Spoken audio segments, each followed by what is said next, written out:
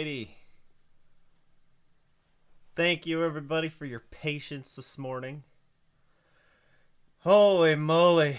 You know, this is what happens. Let's see. Make sure that you guys can hear me.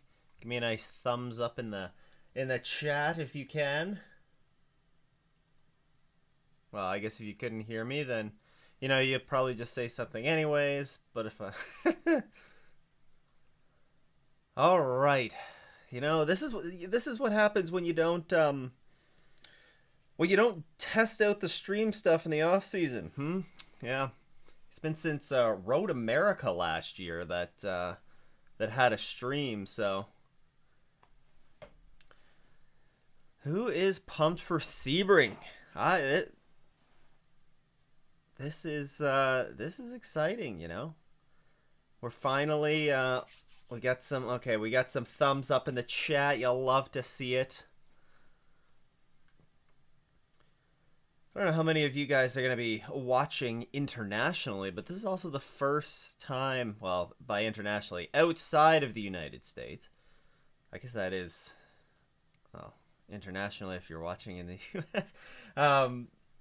It's going to be the first time that IMSA is broadcasting it on YouTube. Yeah, the FAF jersey. Got this bad boy at the Rolex. Couldn't say no. It's actually really nice. I wish FAF does a really good job with their merch. Watching from the Netherlands, FAF does a really good job with their merch. So it's it's hard.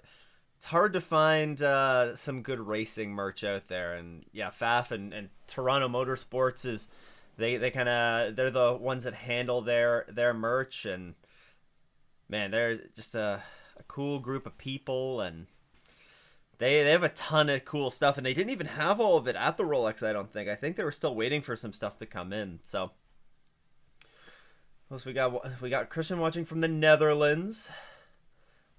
Thank you. Appreciate the channel love. Morning, everyone. Morning. I don't know where everybody's watching from, but 9:24 here right now.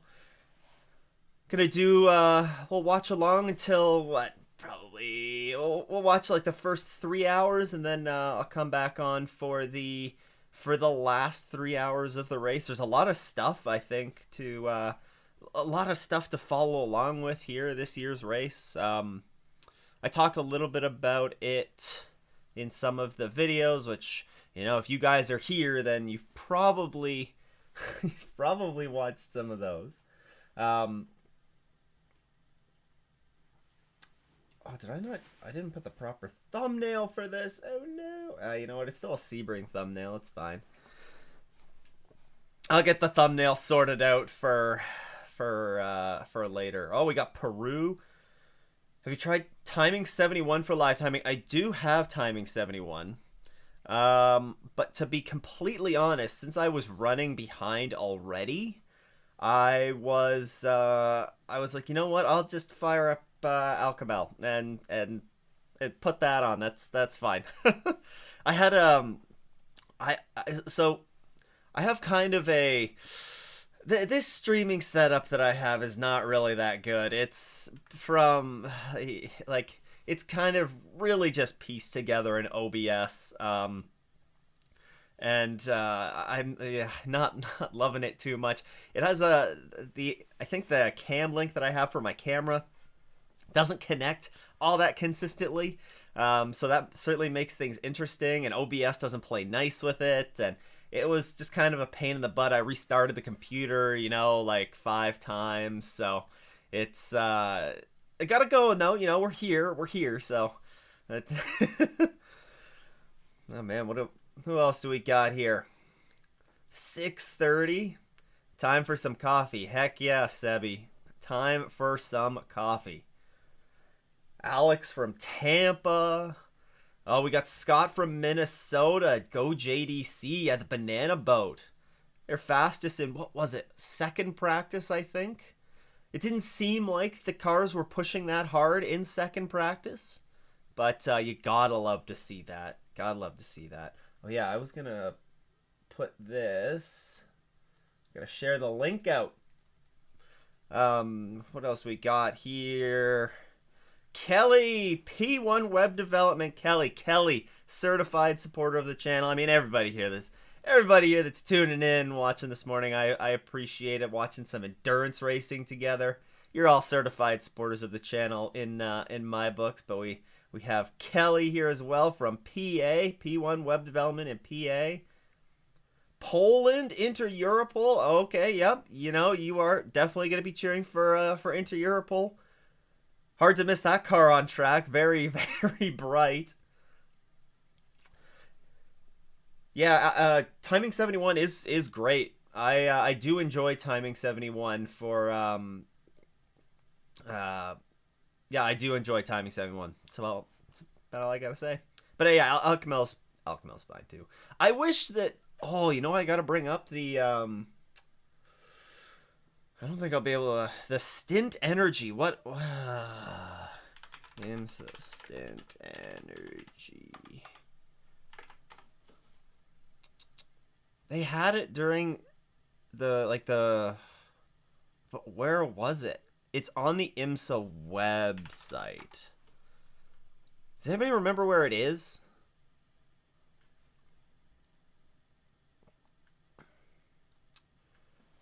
Happy race day, 12 hours. Any keys to the race from our good man Stu? Well, you know, the number one thing is definitely going to be to keep it on track. I usually love to say to keep her out of the cabbage.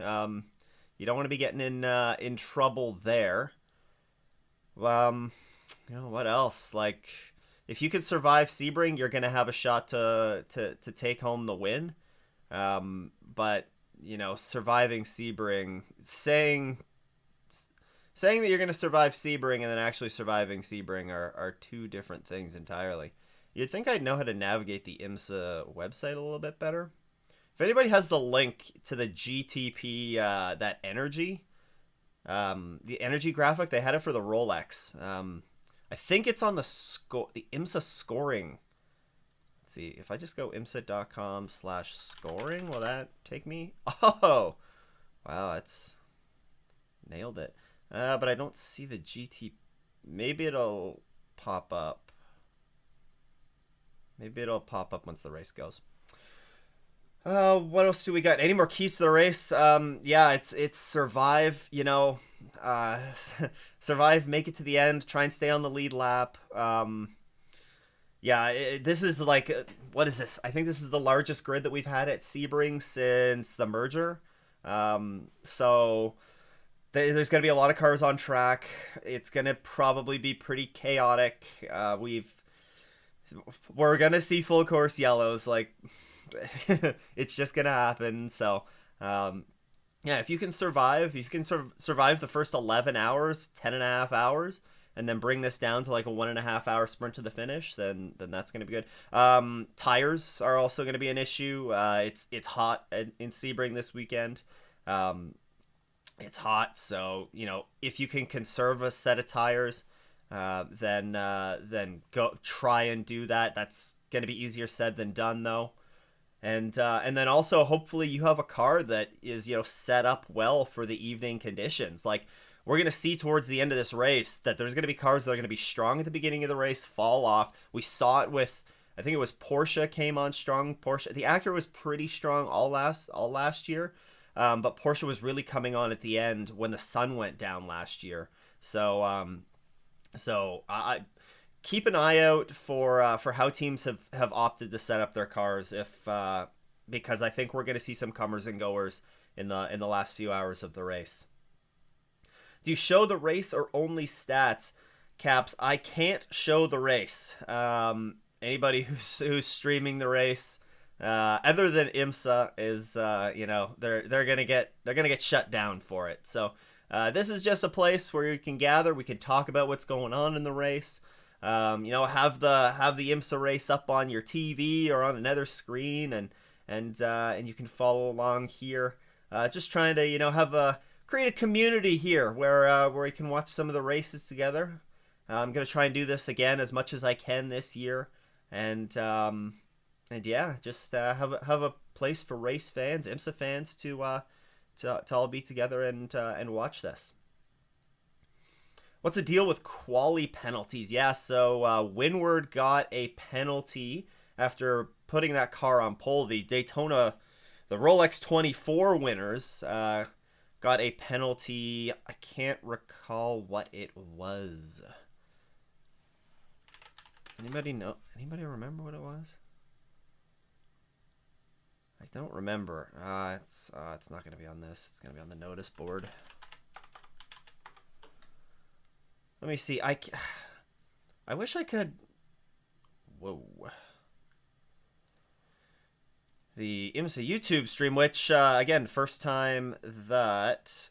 No, that's not what I'm looking for. Whoa. Oh, what? Oh, there was technical inspection. There's a lot of penalties that are posted here.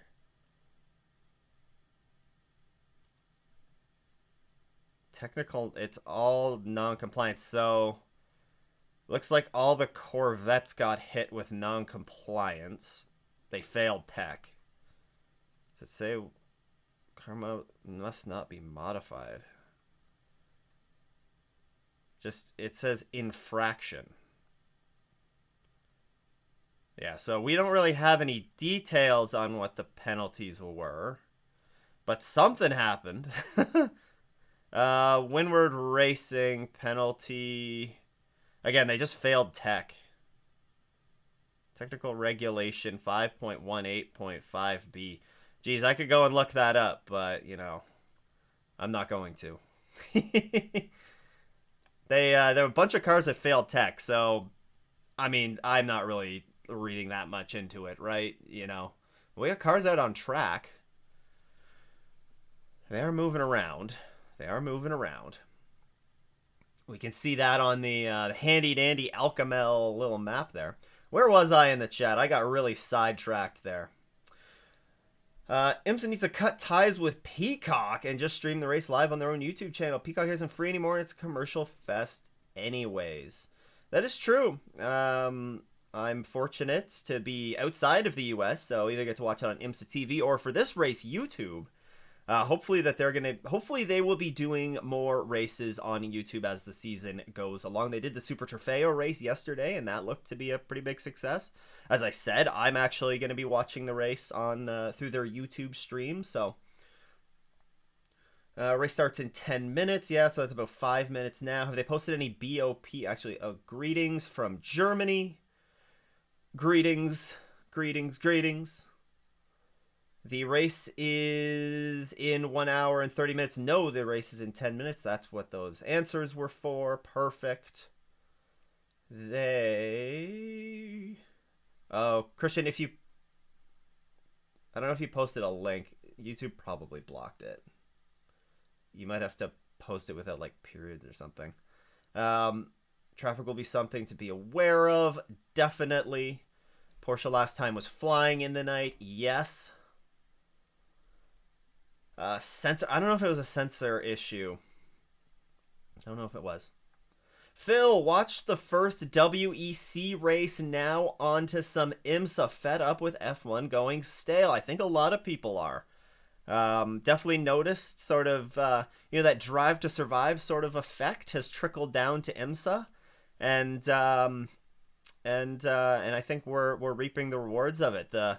When I was at the Rolex, it was insane the number of people that were there, and just it's going to be a great season. It's going to be a great season. I can't wait. And we're happy to have you along, Phil, as well. Thank you for popping in. Appreciate these. Please do more of them. Please do them when you can this year. I definitely will. There's going to be a number of races that I'm going to be at this year. If anybody else is going to be heading to Watkins Glen, CTMP, and Road America are the three other ones that I'm 100% for sure going to. I'd always love to try and add on Road Atlanta at the end of the year, but It's a little bit far out to plan for. Well, it's not too far out to plan for. I'm gonna try, but that's kind of a question right now. Acura was extremely good in the short runs as they usually do, but this time I don't know if they keep that advantage. BOP is pretty harsh for them. They actually, I think they were pretty pleased with where they were sitting, BOP wise, coming into this. Well, I don't know. Is anybody really ever truly happy with their BOP? I don't know. Acura, you can't rule them out. That's the thing. Actually, BMW is actually like look solid too. I mean, they qualified fourth. I'm taking these qualifying times with a grain of salt just because the qualifying session that we saw yesterday with the red flag for the Porsche that wrecked, like I don't know, you can only read into that so much. Like I think Pipo Derani probably had another few tenths in that car. If they had got another couple laps to get that up and going. Do you need a VPN to watch it? You don't need a VPN to watch it on IMSA TV unless if you're within the US. I'm not going to encourage anybody to go out and get a VPN, but YouTube is geo-blocked as well, their YouTube stream. So it is only in audiences that do not have a TV contract with IMSA, which is basically only the US. They're rolling. Let's go Cadillac. Agree. Peacock is horrible. I used to have it on NBC when the commercials, they showed racing with no comms. Yeah, you would think, at least if you were paying for Peacock, then, you know what, if they don't want to have the comms during those commercials, or during those commercial breaks where it's just quiet, like, that's fine. But yeah, it's kind of annoying if they completely cut to commercials. Hello from Australia, down under. Hello, Luke. I don't know what time it is there. It's got to be like, what is it? It's got to be pretty late. Is it late at night, I would think? Yeah, it would probably. Well, I guess it's like evening, maybe. IMSA TV just started the broadcast. They sure did. We'll see you at the Glen. Yes, we shall, Kelly. We'll be in the same camping spot. Set up at the bus stop. Rent a golf cart for Road America. It's just going to be me going to Road America, but I'm driving there, so I'm thinking I'm probably just going to bring a bike.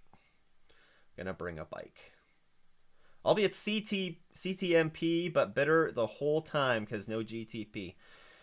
I agree. It sucks that GTP is not going to be there this year or next year. Are we going green this time by? I think we are going green this time by. But we got to look at it from somewhat of a positive perspective. I think the LMP2s are going to put on a show. I think they are going to put on a show. What are you watching on Viaplay? I've never heard of Viaplay. The YouTube stream is live here in the UK, which is awesome. They should set up a paywall sub and a good web stream app. I think IMSA wants to try and keep it. I say this, but then they offered it's on Peacock. I think they want to keep it as accessible to as many people as possible at a low price, but you know, we're going green.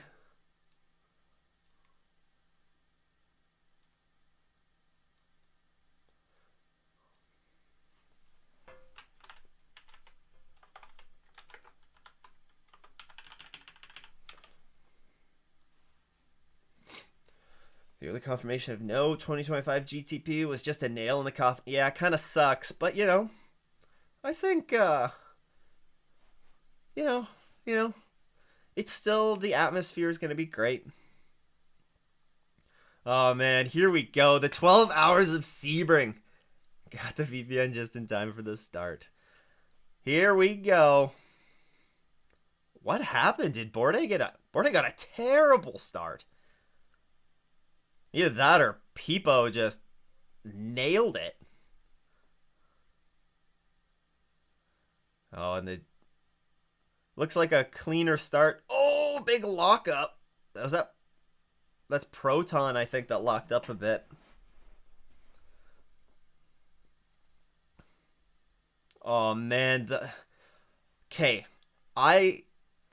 14 Vassar Sullivan Lexus has to be one of the best looking liveries, that gold and black, that I've ever seen. Oh, no! Oh my god! Oh, that was insane. The Ferrari. How did nobody hit him?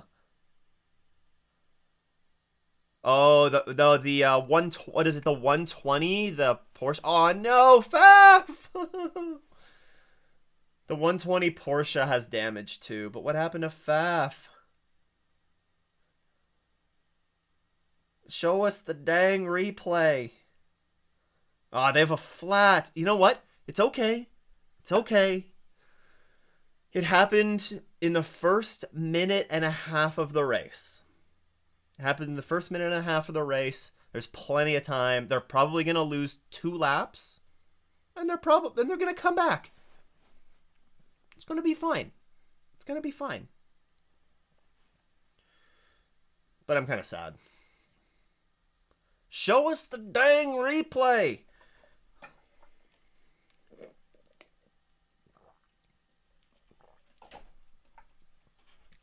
Show us the dang replay.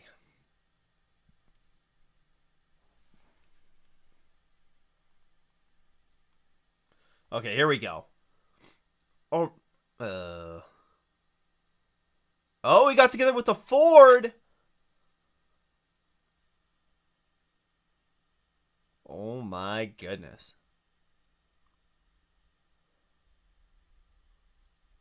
Both McLarens are off. Are they?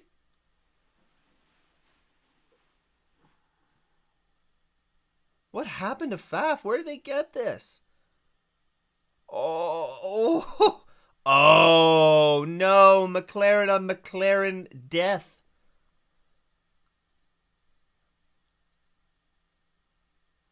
Man. That's tough. But you know what? It's fine. It's fine. I'm just going to keep telling myself that, okay? It's fine. Yeah, that's a tough situation. Like, I mean, Inception did nothing wrong. It was Faf that moved into him. But like, I don't know, it's accident avoidance. That's just super unfortunate. Oh my god, that Mustang just barely squeaked through though.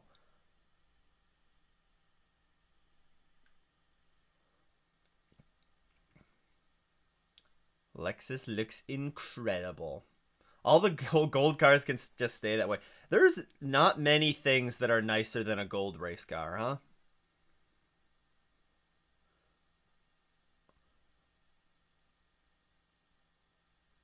They have a new bumper cover to go in the car. I think the FAF car doesn't look damaged at all. Like it's just the tire it looks like. Honestly, like look, maybe there's a part of the front hood that is come unclipped a bit, but yeah, it looks fine. Oh yeah, they doing the little. They're fine. They're fine. Get the freaking cameraman. Give some dang space. They're fine. They touched each other. McLaren on McLaren action. Not what you want if you're if you're an enjoyer of either McLaren teams.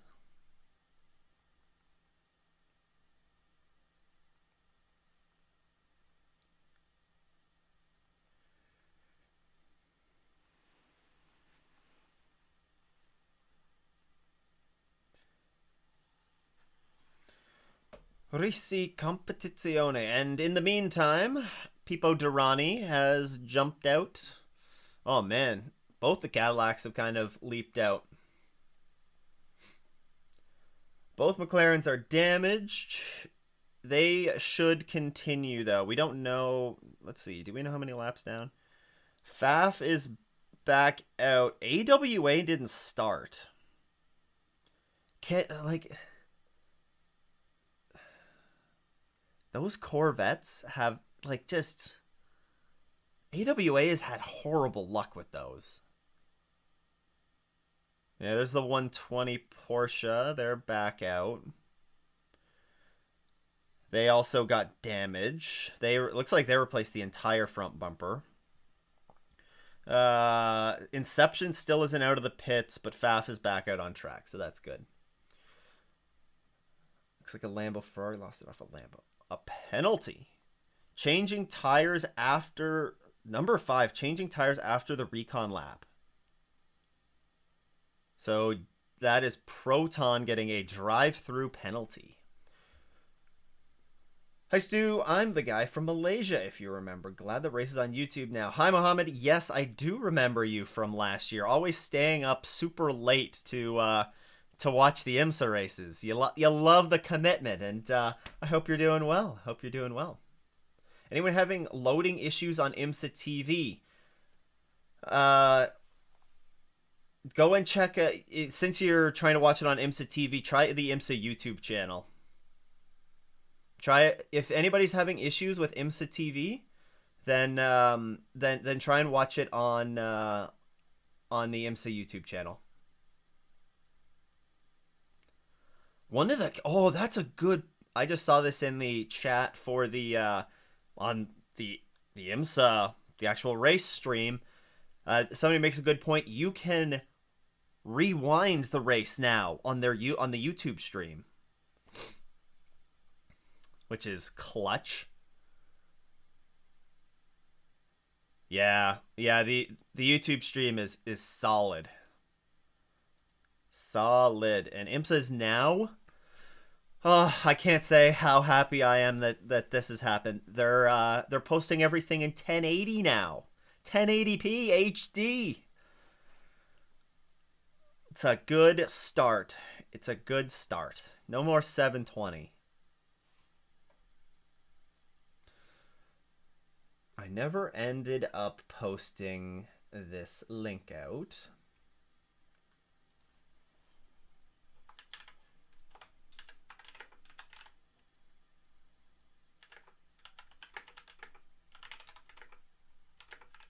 No!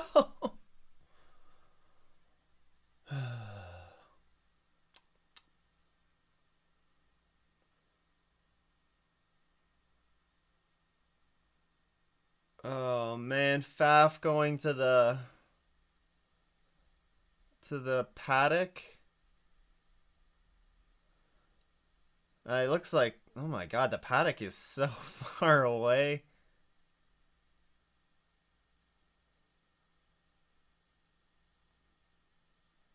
There goes the gold Corvettes. They don't look that gold in the broadcast. Man, that sucks for Faf. I genuinely think, for both of those McLarens, I genuinely think that those McLarens were going to be on for good results here. And then we have Inception's back out. They're 2 laps down. Man. Inception's not done. Inception's not done. But that was my pick for GTD. That was my pick for GTD. Tough one. Tough one. Yeah, rough start for the Canadians today. That is understated. Understated.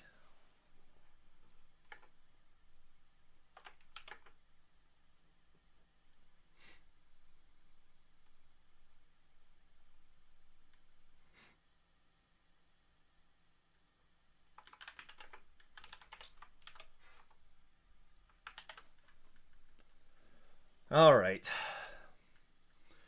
What else do we got going on here?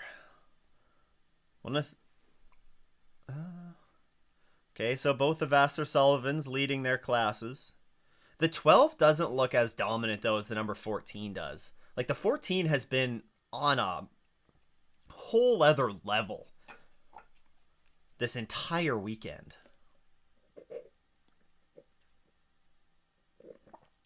What is Windward up to? Ooh, Iron Dames and Reese.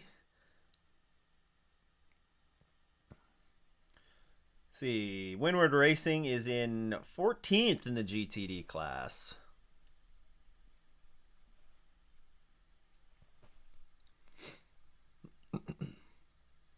Hey, this is already a much, even though there was that issue, on the opening few corners, it's already cleaner than it was last year, right?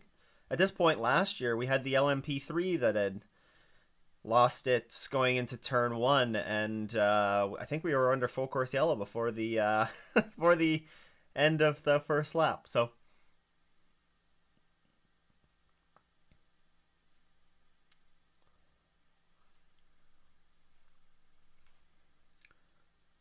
they're already encountering. Wow, did that? Nazar got so close to was that the 13 AWA Corvette, I think? Man, oh man. Proton Porsche is broken. No, Proton had to serve a drive-through penalty. Car number 13, that AWA Corvette got a penalty for a jump start. It's a drive-through penalty. That's a tough one. That's a tough pill to swallow. Jump start, and you were starting at the back of the grid and you jumped the start? What are you doing? What are you doing?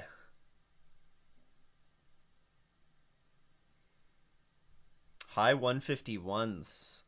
Yeah, they're gonna really be easing in the tires, right?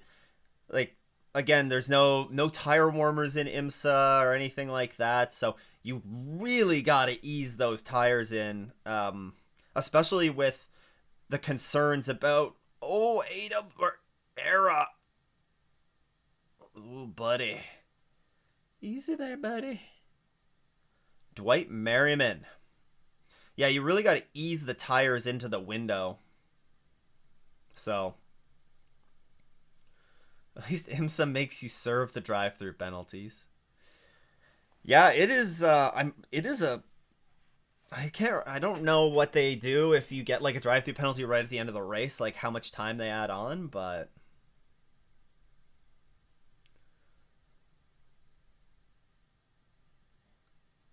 if this is, I know there's probably a fair number of new people that are in the chat. Maybe you haven't done one of these watch-alongs last year. First of all, welcome.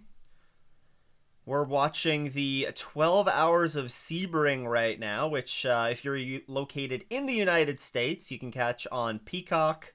And if you're outside of the United States, and you can catch on the IMSA YouTube channel.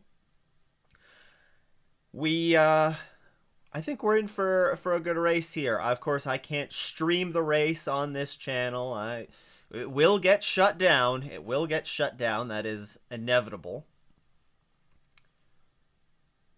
Oh, that 31's going to get held up a little bit in traffic here. Wow, held up a lot. Ooh. Yeah, probably wise of the Heart of Racing to back out of that little battle with Iron Dames. But yeah, I'll be streaming the first 3 hours of this race, so up until about 12:30 Eastern time today. And then I will hop back on later tonight. And we'll stream the final 3 hours of the race, probably around 6:30 Eastern time. I've considered doing all 12 hours, but I think it's probably best if I take a little bit of a break. Probably gonna put IMSA radio in the ears and take the dog for a walk at some point. So.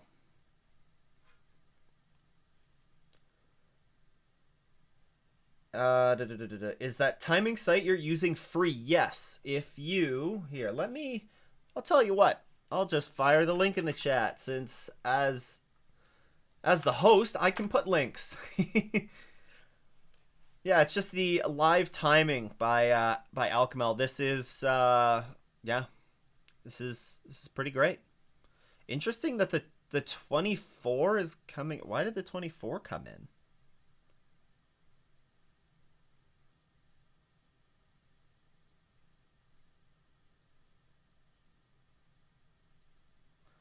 Oh, they thought they had a puncture maybe. Front right on the 24 BMW. Um, Donald Gold, howdy folks. How's it going? Welcome, welcome. Thanks for dropping in. Oh, I missed about the Lamborghini. That Lambo is way off the pace. Look, Lamborghini, I mean, they're only 9 seconds off the lead. Their best time right now is a 151.9, which these times are all are pretty far off what we saw them run in, in qualifying but considering that they're in the same time window right now. They're in the same time window, so I don't know, like they're here to get some experience, right? This is the toughest track that they're gonna have over the course of the season. So, Donald Gold, $10 super chat. Thank you, sir. Much appreciated. Thanks, Stu. I'm more than happy to host these. I mean, sitting and watching a 12-hour endurance race by yourself. I mean, you can't really go wrong, but it is nice to be able to watch it with some fellow motorsport fans and fellow IMSA fans. So if I can play even the smallest part in that, and then if there's any questions or anything, that's what I'm here to do. Just really at the end of the day, I'm just a big race fan. Just a big IMSA fan. Well, not just an IMSA fan. I'm a big race fan. I can't wait to be at the track again. It's was it March, April? Oh man, I'm still like 2 months away from being at the track, but the first race weekend of the year for me is going to be at CTMP. They have like the Canadian Sports Car Championship, which is just GT4s, TCRs, and then they have these what do they call them? They're like, I can't remember what the class name is, but it's a step below TCR. It's like Honda Civics, but they're not just like thrown together half-handedly in it's like they also race them in SRO America. I can't remember what they're called. I can't remember what the class is called. If anybody can think of, but so it's like Honda Civics that are like proper done up Honda Civic race cars. They're slower than TCRs, but so they have like 3-class system, and it sounds like that their GT4 class has actually grown quite a bit this year. So hopefully, looking forward to that, and then of course a bunch of IMSA races. Planning right now, as of right now, going to 4. So, once again, Don, thank you very much. I very much appreciate it. Had to miss the first 15 minutes of the broadcast because the streaming service didn't start the broadcast in time. No way. I mean, I didn't start exactly at the time that I wanted to either. I was, maybe 5 minutes late from what I planned to start the stream, but I built in a buffer before the start of the race, so it wouldn't take away from the start of the race, But that sucks. Glad that the broadcast is up for you, though, now. Do you think the Caddies have a good chance at winning Le Mans this year? Oh, no. Is that CrowdStrike? CrowdStrike is slow. The 0-4. Oh, they have a rear punch. Did they, not do the sweep of the track this morning or something? Either that, or I wonder if there's, carbon bits. I mentioned somebody asked me for what they thought my keys to the race were at the top of the stream, and I said saving tires. I didn't think it was going to be saving tires because you were going to have punctures left, right, and center. I don't think this was a problem in practice or qualifying. Oh, no, that already happened. He wasn't clipped by the 24, or is that the 25? I don't know. No, he didn't clip the wall.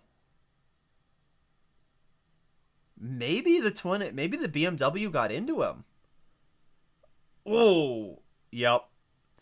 Yeah, no, but it was on the other side. The BMW would have got him on the other tire. That's weird. That's a strange one. Um, the Lambo is going to need some. Sorry. Do you think the Caddies have a good chance at winning Le Mans this year? I think they do. I think it looks like the WEC, the LMDH cars were naturally going to be faster this year because they have a year of data under their belt. But there was also BOP work that needed to be done to actually make them halfway competitive. I think that I think we're in for I'm very much looking forward to man, ads. I'm very much looking forward to watching Le Mans this year, and I will be cheering for the Cadillacs. I will not beat around the bush about that. Okay, Lambo's going to need to run some miles before they worry about pace. Exactly. There was a good interview or like little segment on the IMSA YouTube channel from Marshall Pruitt was talking to Romain Grosjean, and he was saying, we're just trying to finish the race. Like, that's their goal, right? Right now they're 10. No, they're not. Right now they're 11 seconds back of the leaders. You know what? They're not running that much slower. Like, they're just trying to survive. So that's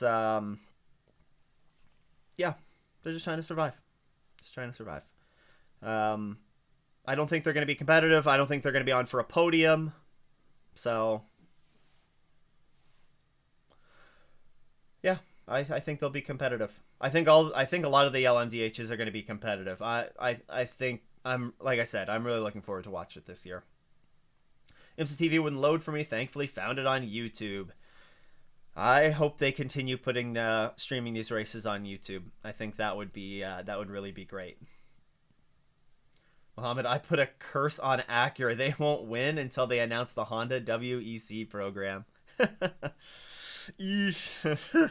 Well, in that case, I might not win again, but now the most recent bit that I heard from a Honda WEC program is it's still being evaluated, whatever that means.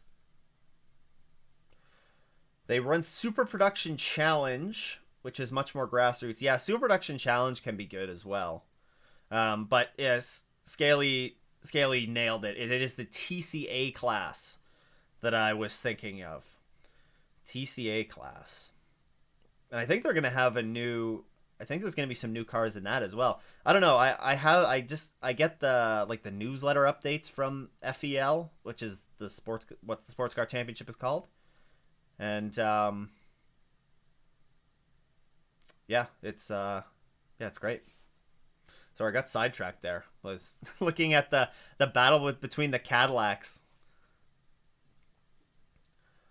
A lot of tire issues, need a broom on track. Yeah, anybody want to volunteer to go to Sebring and like sweep the track down for us so we can stop seeing these punctures?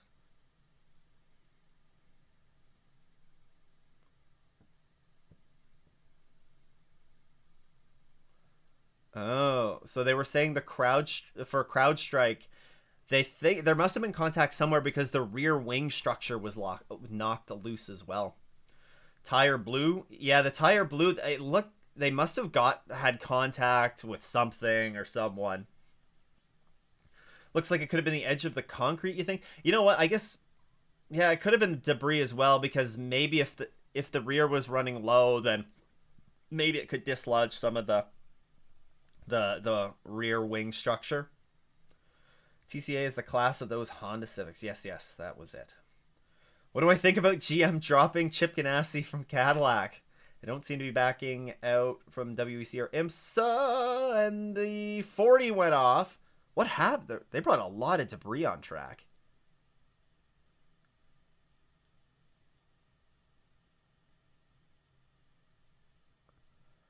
Car 04 penalty. Too many crew over the wall. Considered working on car drive-through penalty. Womp womp. Yeah. So what do I think of GM and Chip Ganassi Racing parting ways? I'm gonna. The indications are that it's, at least right now, that it's mutual. Mutual. So, you know, mutual parting of ways, and I I don't know what to think of it, to be honest. Like, I thought Chip Ganassi, like, I don't know why Chip would want to leave that. And all indications are that they're still looking to remain in IMSA. Um so it's kind of weird. Like, I don't know, just kind of unexpected news. Maybe they just couldn't come to an agreement on like terms and stuff, but I really don't know. I think maybe it's just that Action Express Racing, like, there's got to be stuff behind the scenes that GM knows about as well, and they wouldn't be. It looks like they're probably going to be giving that second entry to, the what's that, Nasser, and no, that's the six, isn't it? That's Jamey and Delatraz passing each other. That was close though. Yeah, look, Cadillac is going to be fine. If Action Express Racing is running two cars, they're going to be fine. If it's Action Express running one and some other team that they bring in that's running the second one, they're going to be fine. I hope what this ultimately means is they're going to run two cars in the WEC. So I think if we see United take over the if we see United Autosports take over the this is a battle for the LMP2 lead between the two United cars. Speaking of United, how about we calm down, gentlemen? Ben Keating, Dan Goldberg, and Ben Keating gets it done. And then Inter Europol is right there as well. LMP2 is severely underrated. Nobody talks about LMP2 enough. I try and talk about LMP2 as much as I can, but I still don't give it the respect that it deserves. Like, it's so underrated. We don't get to watch enough of that racing. But about Cadillac, yeah. If you said you hope United takes over their WEC effort, if United takes over that effort, I think it's a nail in the, like, just one of the final nails in the coffin for a McLaren LMDH, right? I think at that point you can kind of put those thoughts to bed. Obviously, Zach Brown in United, and being the, what is it? Is the owner? I don't know if he's the owner or just the manager of that, and then also Zach Brown, McLaren, obviously,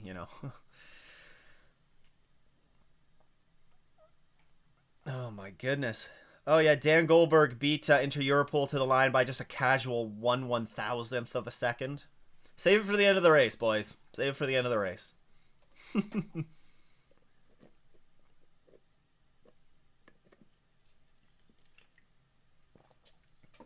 the Oh man, I I have this stream chat side by side with the IMSA YouTube chat, and said the Mustang looks good, and I'm like, I mean, it visually looks good, yes, but where is the top Mustang right now? Sixth in GTD Pro, and then Proton is eighth in GTD.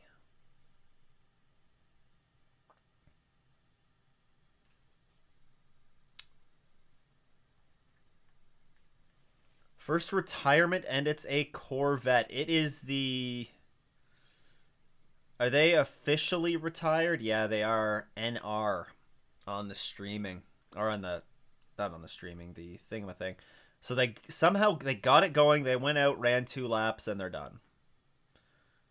And Faf is still in the pits.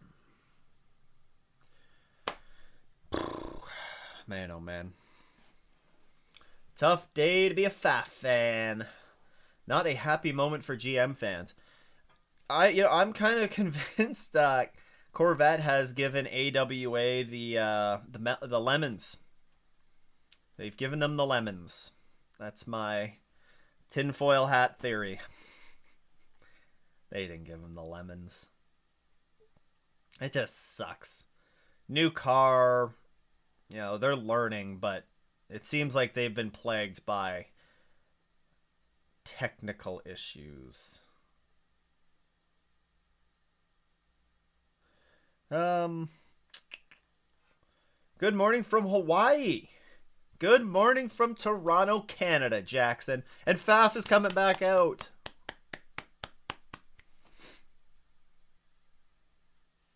Let's go, Canada. Let's go, Plaid.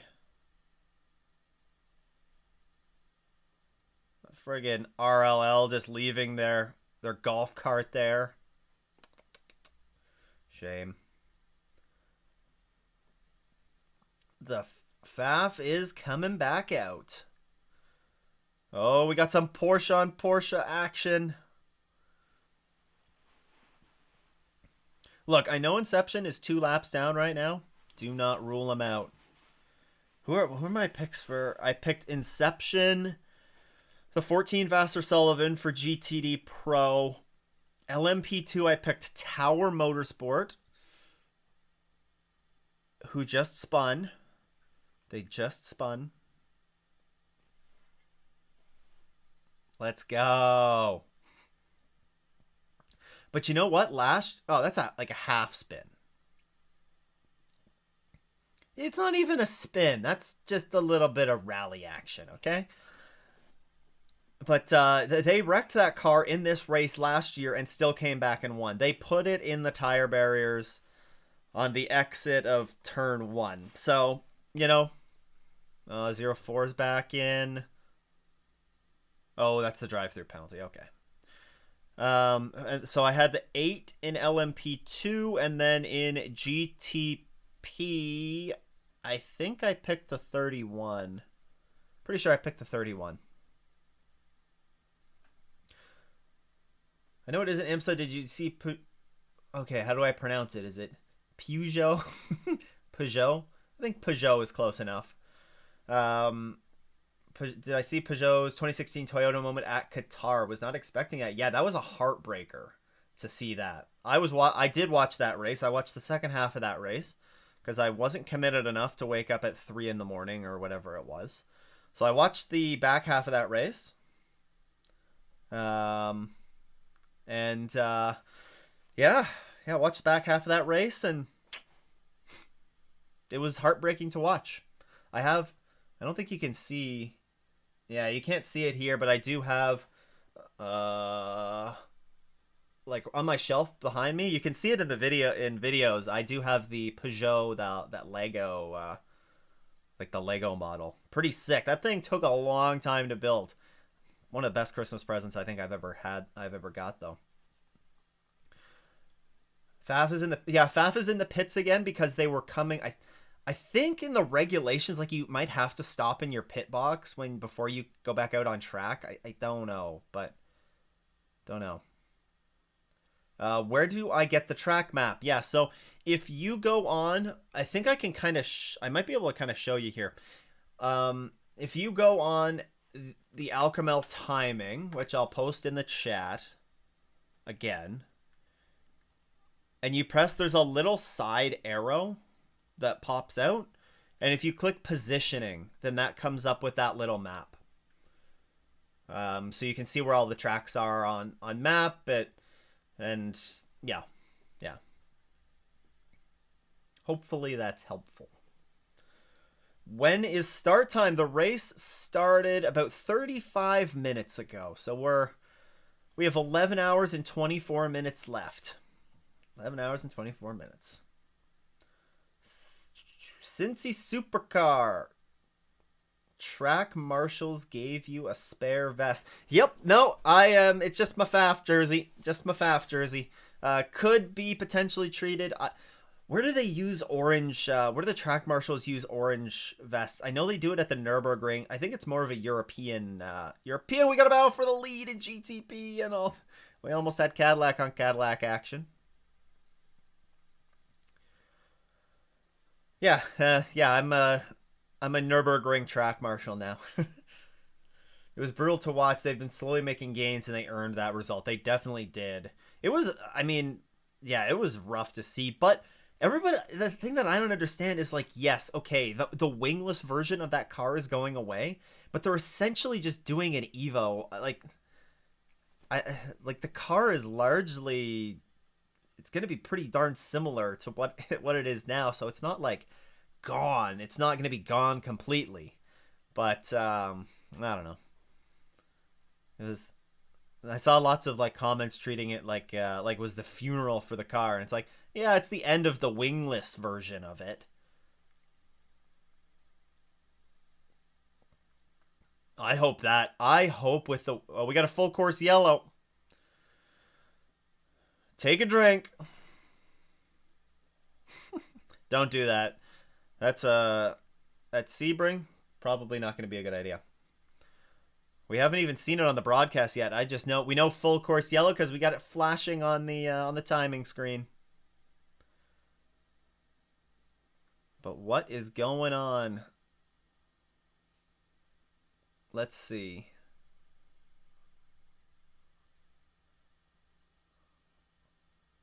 It's not for that. There is a lot of debris.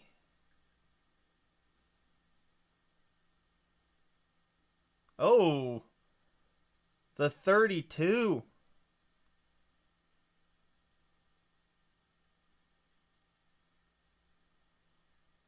The 32 is behind the wall. What happened to them? What is this is it can't just be for that debris, right?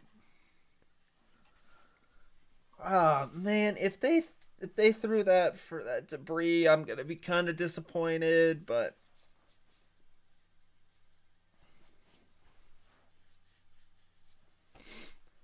okay, so it's a full course yellow for debris. Yeah, posture check. Um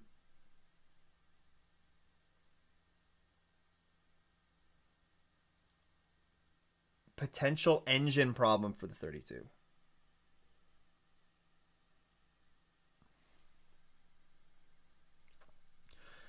Potential engine issue for the number 32 Korthoff Mercedes. That sucks for them.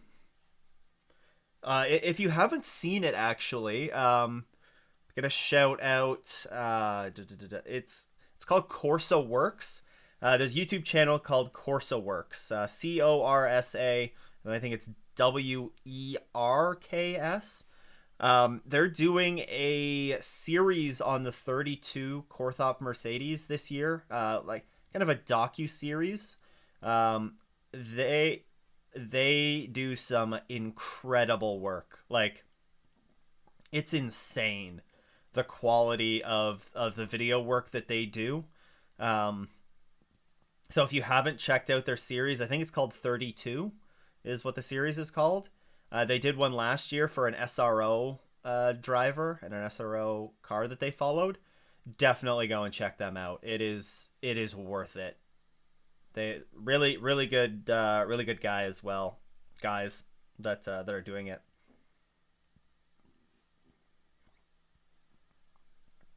Um, okay, I missed a few.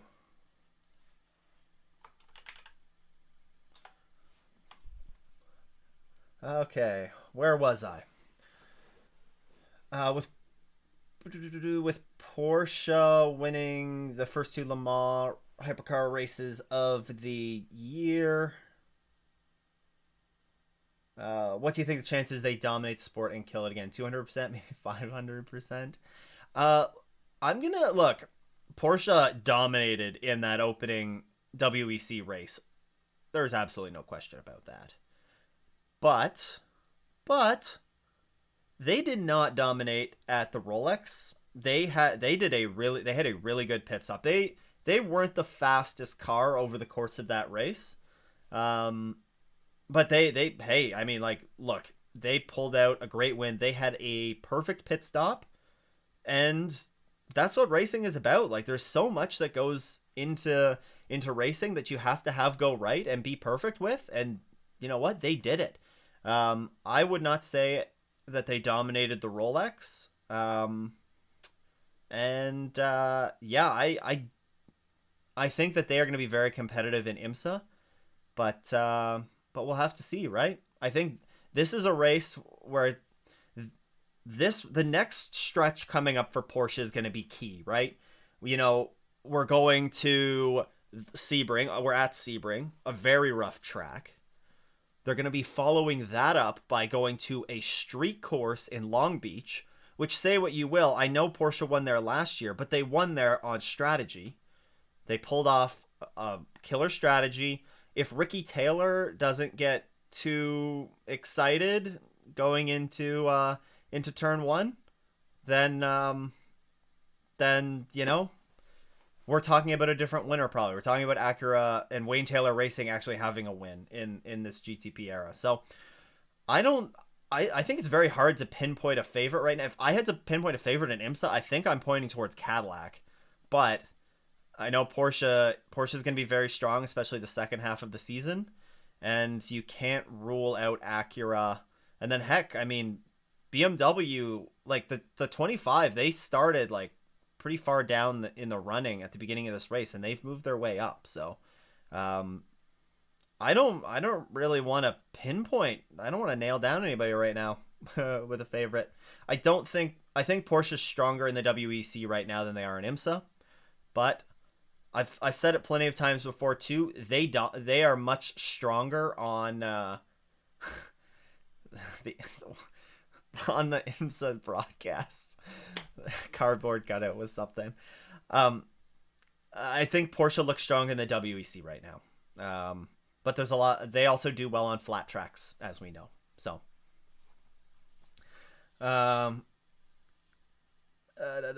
posture check, full forecast yellow. Anybody know why no Daniel Morad in the Windward Racing GTD? Yeah, Daniel is not in that car. He was only driving with the team in the WeatherTech Championship for the Rolex. Guy absolutely deserves to have a full season ride in IMSA though. It is. I think it's silly that he doesn't have a full season ride in IMSA. I was kind of low key hoping that Windward might add like a second car to the grid, but yeah, I don't know. Honestly, you know what they need? Mercedes needs a GTD Pro effort again, and I think you could point to Windward Racing to run it. I mean, Korthoff is a very strong option as well, but you look at what Windward does. They race in, is it GT World Challenge? I think they're, yeah, because Morad's running in GT World Challenge, the endurance races. He absolutely deserves a full-time ride in IMSA. He proved that last year in Michelin Pilot Challenge. Just casually gets in the car, goes out and wins a Rolex again. He deserves a ride. I love both, but I didn't even answer Cincy Supercars. Why IMSA over WEC?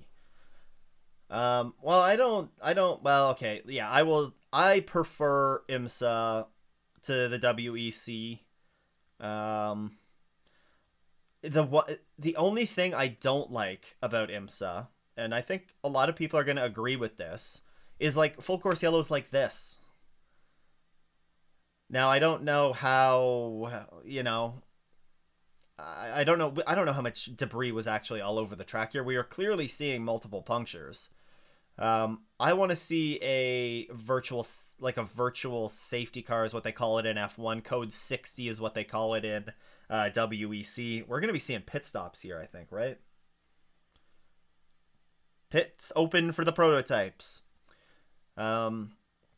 Yeah, so I think I want to see a virtual safety car, code 60, whatever you want to call it, implemented here, because there are a lot of incidents in IMSA that require the full course yellow to be deployed. If a car's stuck in the grass, like you don't have that in the WEC because you're racing on mostly F1 tracks, and there's you got 16 football fields worth of parking lot as runoff on every single one of the corners. It's ridiculous. I hate those tracks. I can't stand it. Um, I can't stand it. If I were to put a reason as to why I hate, I don't hate the WEC, but if I had to, like, a difference maker for me is the tracks. Give me IMSA's tracks over the WEC tracks all day, every day. Give me the old school circuits that actually punish and penalize a driver if they make a mistake and go wide. You know, I don't want there to be I don't have it be determined by a painted line. That's my thoughts. That's my thoughts. And that's why I really love IMSA. Okay. Where was I? Oh, I love both, but WC just seems more historical and more important. That's interesting.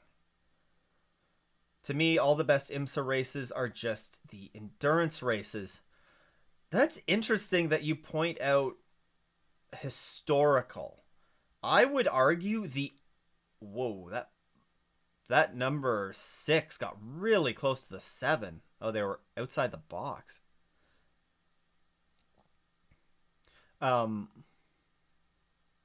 Interesting. The GTPs aren't changing tires. Double stint to start here. Was it interesting that you say historical?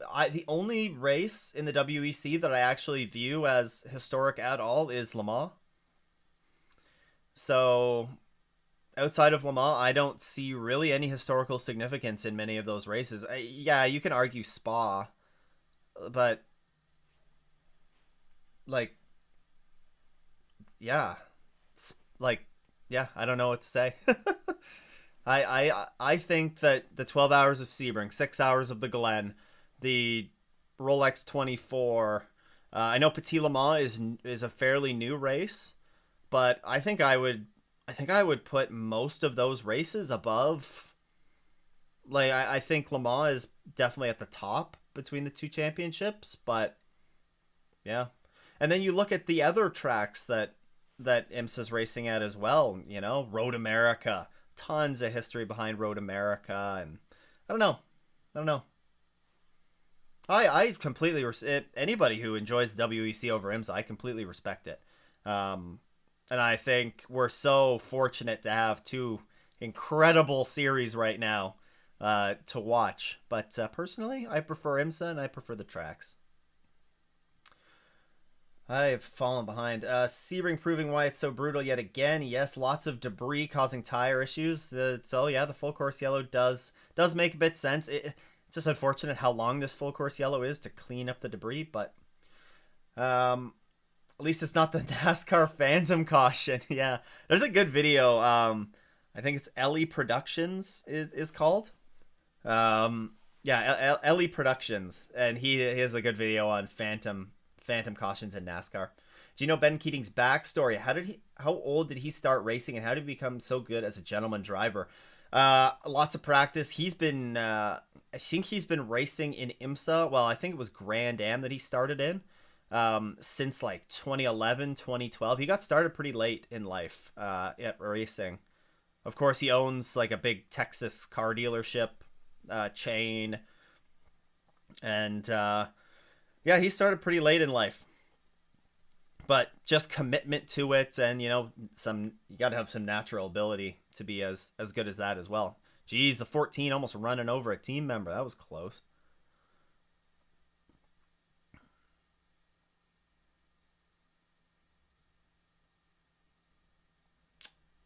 Alrighty. Oh no, the Lamborghini stalled on pits. Uh-oh.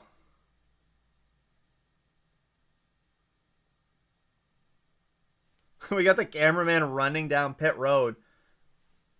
Oh, that cameraman is gonna get in trouble. You can't just...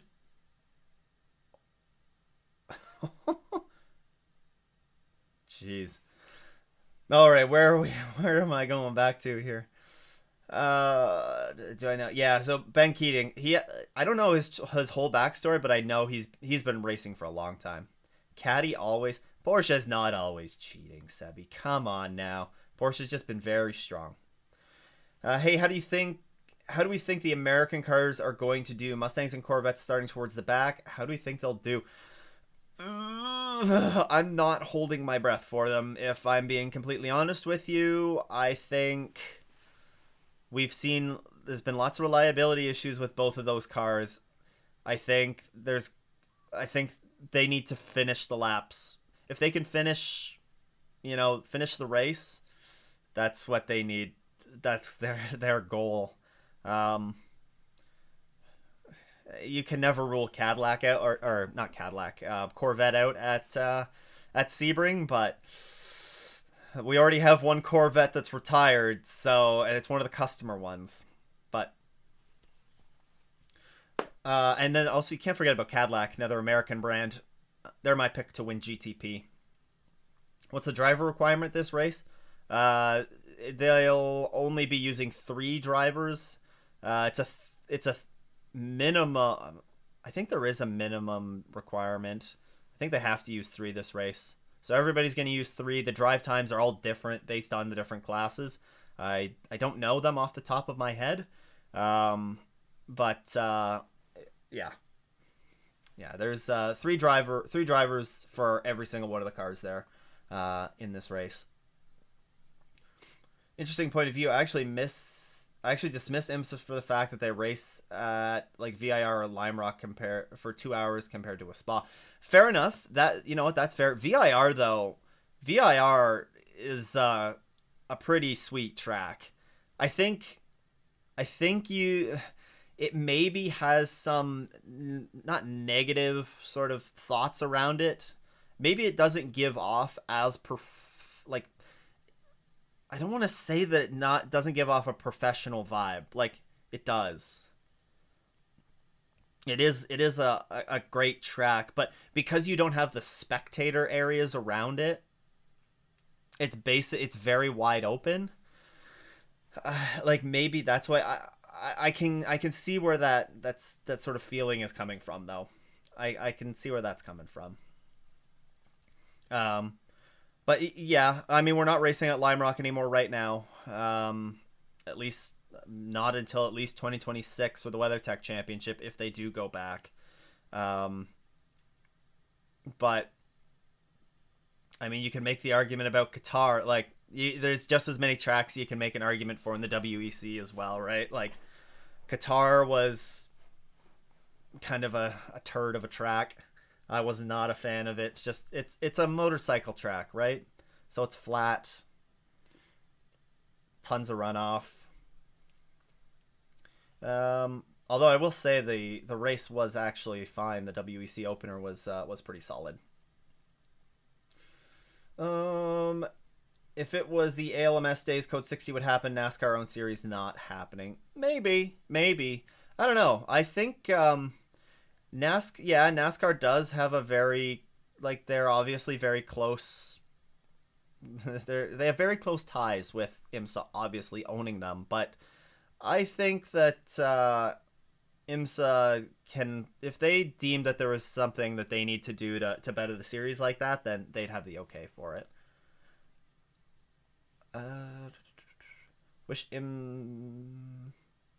All I'm saying is nobody will remember a 2-hour race at VR, but they will remember the 6 hours of Spa. Correct. They will. Yeah, that is. I will. Yeah, 100% give you Spa and Spa the track. Not so much the 6 hours of Spa. I don't know. I'm thinking like the Spa 24 is higher in that regards, in my book, anyways. I wish IMSA would go back to the Ring or Silverstone instead of adding more Middle East tracks. You mean the WEC? I wish that they would go back. I wish they would go to Sebring, or not Sebring. I wish they would go to Sebring as well. Silverstone. But there's a lot of money that's coming in for motorsports from the Middle East, and you're gonna go where there's funding and where there's money. Like, I understand it. I agree. I don't agree with it. Like, you look at the in-track attendance at some of those tracks, and it's not what you would get at Sebring. It's not what Super Sebring was last year. That's for sure. So it sucks, but I mean, you need money to put on a racing isn't cheap. Racing isn't cheap. Got to go where the money is.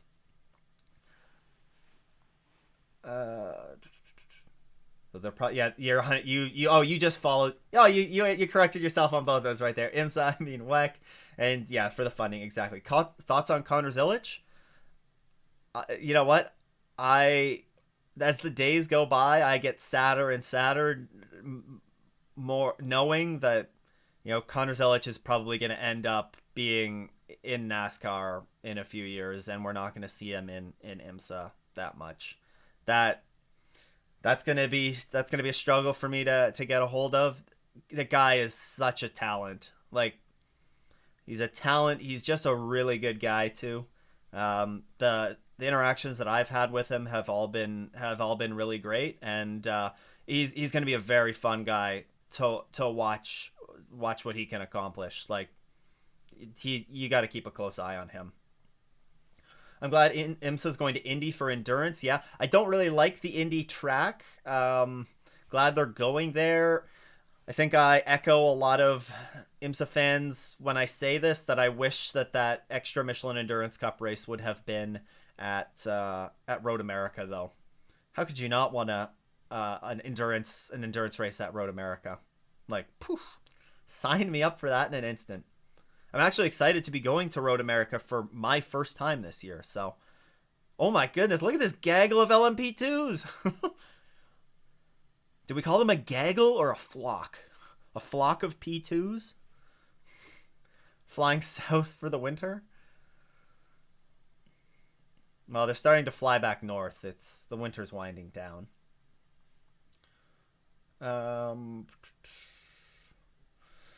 The Lexus almost took out a pit crew member. Yeah, that was close. Trouble. What happened to it's the Iron Lynx. The Iron Lynx. Where are they at? That is the number 83. They are 11th in class right now, and it looks like Sarah Bovey is behind the wheel. We got a bunch of penalties there, too, as we got some action going on in the GTP class here. BMW 25 and the 5 going at it. Look, BMW looks racy here right now. I know we're only an hour in. But BMW looks racy. We're gonna have to keep an eye on them as this race goes on. After I poo-pooed on BMW a little bit, saying that's like they need to figure it out, but maybe they figured it out. Where are these penalties? Car 33, penalty improperly served emergency service.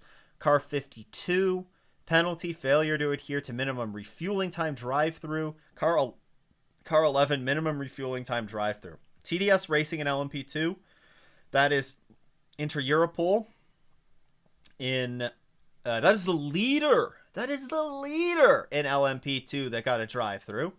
And then car 33, improperly served emergency service. Who in the... I don't even know. Oh, 33, Sean Creech. They are on an outlap, so they've served that penalty. VIR is a country club. Yeah, it's fair. It needs to be a profitable business for them. Look, VIR has it's a beautiful looking track. Like, it's and it's a fun track to drive. If you've ever driven it in a simulator at all, fun track to drive. Hello, Cole. Hope you're doing well. We got green flag. VR is too small for a 42 car grid. Yep, that's why they have the... Well, what will it be? It'll be like 30-ish cars probably this year for GTD and GTD Pro. Car go brrr. IMSA needs a return to San Antonio. I did not know that IMSA raced at San Antonio, Bruce. A murder of P2s. A murderer's row. Yeah. What happened to the Porsche Penske cars? Well, what was it? The number 6 started at the back because they crashed in qualifying. And the number 7, they picked up. What happened to them? They have a. I can't remember if they got a penalty or.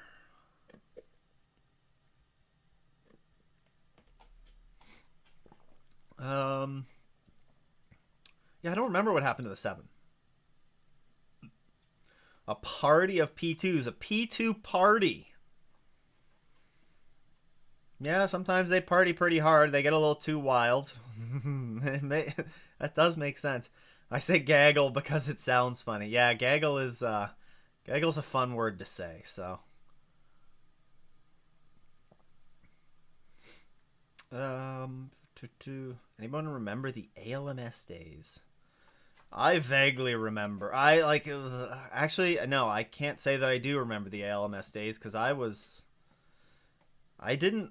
So we would get back when I was a kid. We wouldn't get many of the races up in Canada. We didn't get many of the races. So it was more Grand Am that we would we would get the Rolex 24. That was pretty well the race. One of the only races that we got on TV. I do remember going I think to CTMP once when Grand Am was there, or I think ALMS was running there. Yeah, because ALMS went to Mosport, I think. Glad we still have the dentist LMP2 Ligier. Oh, the 0-1 takes the lead? Interesting. Did people just mess up? Oh, no. Wait, but people's leading again. Huh? Oh, no. It's probably because the timing hasn't updated. But, okay, there it goes. Audi doing work and Patron on everything. Slow pit for one of the Porsches. Was it? Okay. Okay, what's your favorite race car of all time? Okay, so I think I'm getting the year right, and I think it's the 2001 Corvette. The 2001 Corvette. The selling point for me on it was seeing it in real life. Seeing it in real life at it was at the Rolex this year, and man, that thing was freaking cool. Also, it's hard to go in terms of this probably has some recency bias behind it, but it's hard to go against the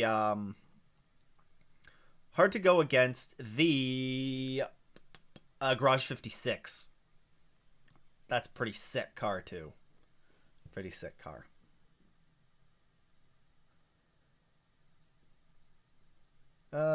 Can't believe Hindy is still on the air, an endurance announcer in more ways than one. Hindy is on the air for NBC? Wow. I wonder when he's... They've done that before, though. They had... I feel like it was a couple of years ago. They had Parker Kligerman. Parker Kligerman was racing. It might have been for Vassar Sullivan a few years ago, and he was up in the booth, and then he went down and was like doing stints for the Rolex, and yeah, I think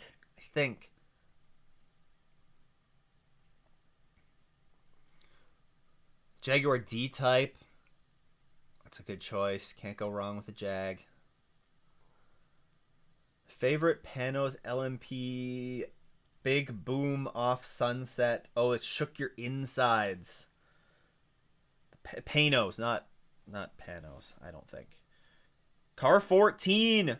Car 14, drive-through penalty, run over hose, tool, part, person in own or other pit box, drive-through penalty. So the crew member, I think that's got to be for the crew member that they hit. So that is a drive-through penalty for the GTD Pro class leader. That will give it to the heart of racing right now. Oh, easy there, Ben Keating.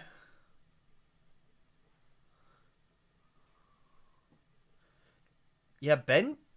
Oh, there's the Dragon Speed car off as well. Whew. All right, Ben, keep her out of the cabbage, buddy. Keep her out of the cabbage.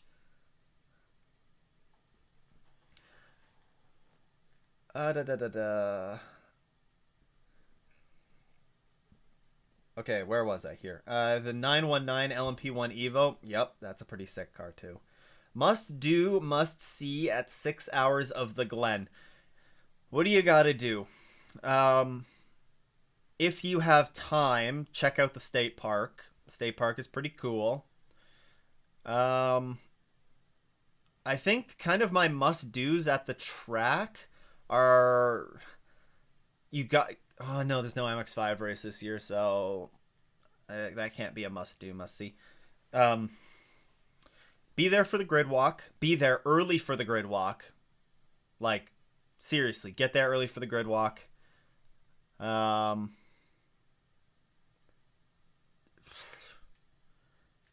real must-dos. Like, just, check out the track. Don't just go and sit in one of the grandstands if you're not camping there or anything. Like, go there, check out as much of the track as you possibly can. Plan out your days, what portions of the track you want to check out on what days. Like, have like half the day out checking out a certain portion of the track, and then another half of your day kind of near the pits, maybe hanging around the paddock. One of my favorite things to do is just walk through the paddock, see what's going on, get the feel of the race weekend. Absolute must do is that.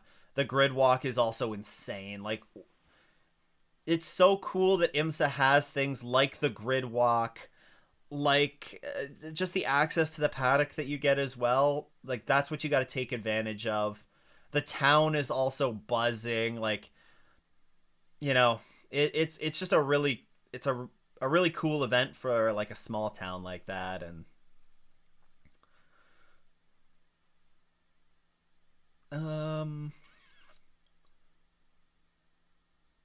And then, of course, say hi to me at the Glen. Yeah, let's put that on your must-do list. Okay, where was it here? Not on TV. The 2009 GT2 Corvette for you. Can't recall that specific one, but I don't think you can really go wrong with a Corvette, to be honest. Where can I watch the race for free? I live in Europe. Go check out IMSA's official YouTube channel. The IMSA YouTube channel is broadcasting it right now. This is the first time that they've broadcast the race over on YouTube. Go there if you're not in the US. Go drop a comment over there and say that you love that they're doing this on YouTube. YouTube, I think the YouTube stream for them is... Like, I think that's how they should go forward in the future. Personally. And then, yeah, you can also watch on... I know we see the IMSA app, IMSA TV.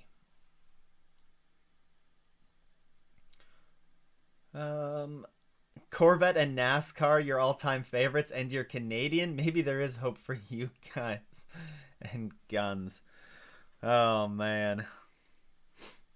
I grew up watching NASCAR as a kid. Big Dale Jr. fan. I have a whole bunch of junior die casts. Actually, I don't know if... you can't see them. They're directly behind my head. Yeah, I loved watching NASCAR when I was a kid. I watch races when I can now. Oh, yeah, the bar at Seneca Lodge. Can't forget that. Best sounding BMW LMP. Best looking Porsche 962. There you go. Can't see. Where's the number 63 Lamborghini? They are 11th overall. That is last in the GTP class, but they're on the lead lap. They haven't had any issues yet, which is more than my Faf boys can say. Is Faf back out? Yeah, they're 13 laps down. That's unfortunate. Korthoff is still in the pits.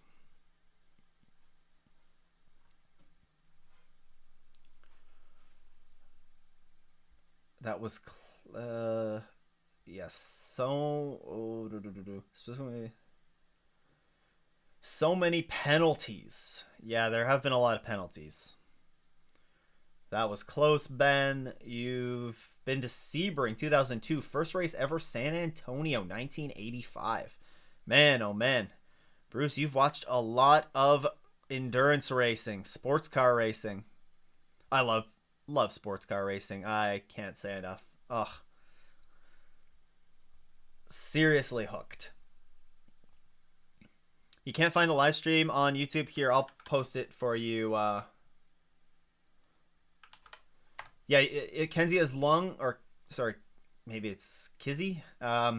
If you're outside of the United States, then I just posted the link to watch it. It's gonna be geo blocked if you're in the US and try and watch it. So you can check out the link that I posted.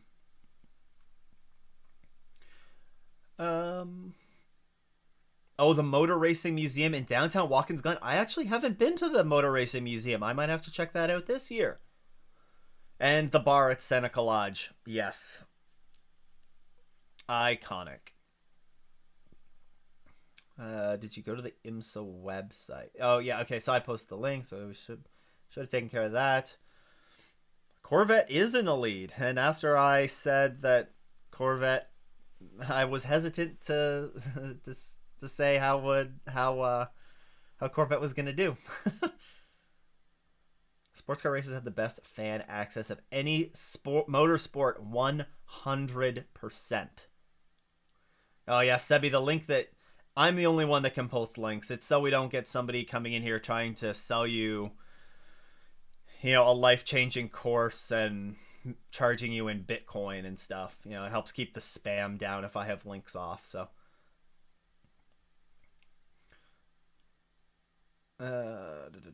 I've heard of Walking Glen Museum.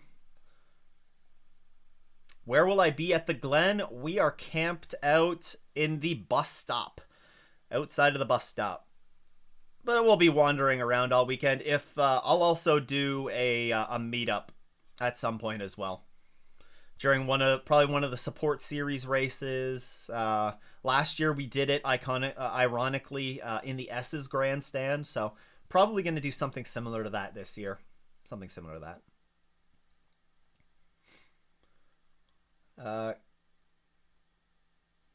Oh, so Kizzy, if it says video not available, you live in Denmark, you must have unless you have a VPN on right now that thinks you're in the US, but there must be a TV deal for you then. And did you say that if you're not able to watch it on IMSA TV?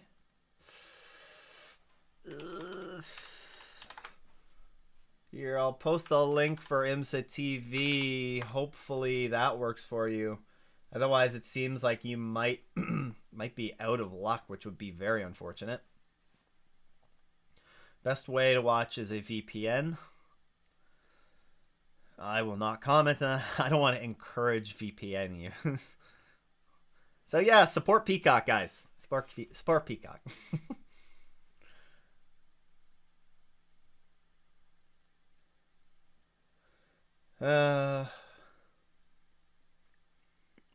Tobias reported. What's reported? Maybe I missed your other comment. Maybe I missed another comment from you. U.S. residents need Peacock Premium in order to watch, but non-U.S. residents can watch for free. What do I drive? A Volkswagen Golf. Nothing too exciting.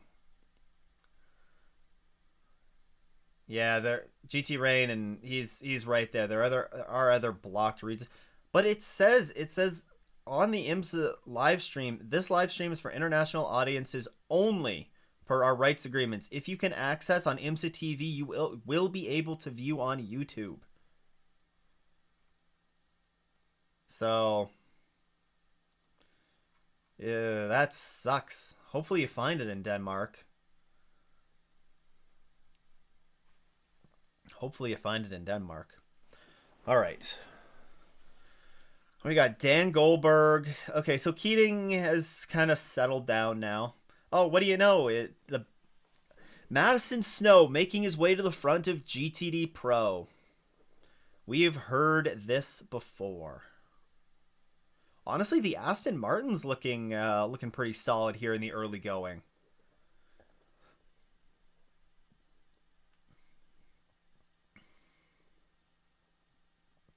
Peacock is $6 a month. Watch a whole IMSA season. You're spending like $54 to watch commercials. Spam us with ads. Let's get you a Golf R. I would love a Golf R. I would love a Golf R. I hear they're pretty hard to come by these days, though. Yeah, when I went to when I bought the car, I got it used. It's like a 2017, so it's not brand new or anything. But the dealership that I got it at had they had an R, the Type R there, and I was very tempted, but I don't think my girlfriend would have appreciated me coming home with that instead of what we agreed on.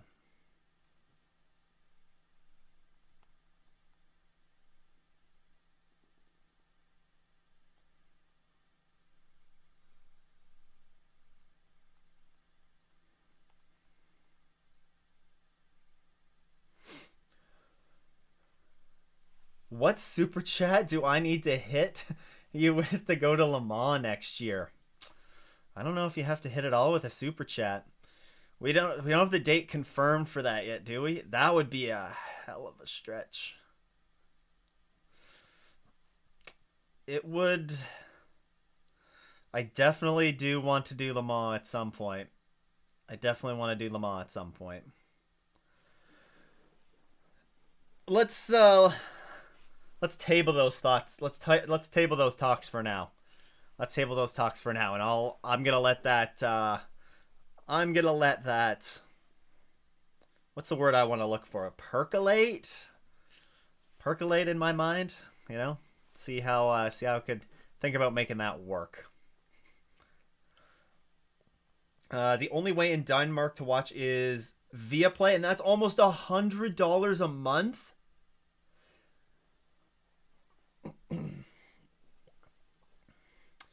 Man, if I were you, I would be tempted to go another route than that. Like maybe you get these free trials of certain softwares that can help relocate where it thinks you're viewing from. But you don't want to do that though. You gotta support your local TV deals, even if it's something ridiculous like that. I hope you may want to explore alternatives. May want to explore alternatives.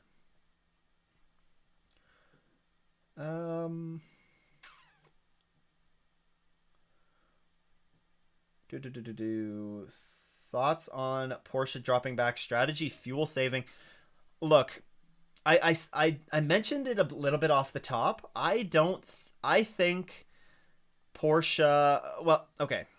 Porsche came on very strong in the second half of the race last year. When the sun started to go down, that's when they came alive. We're going to see cars that are strong in the first part of this race fade in the second half of the race.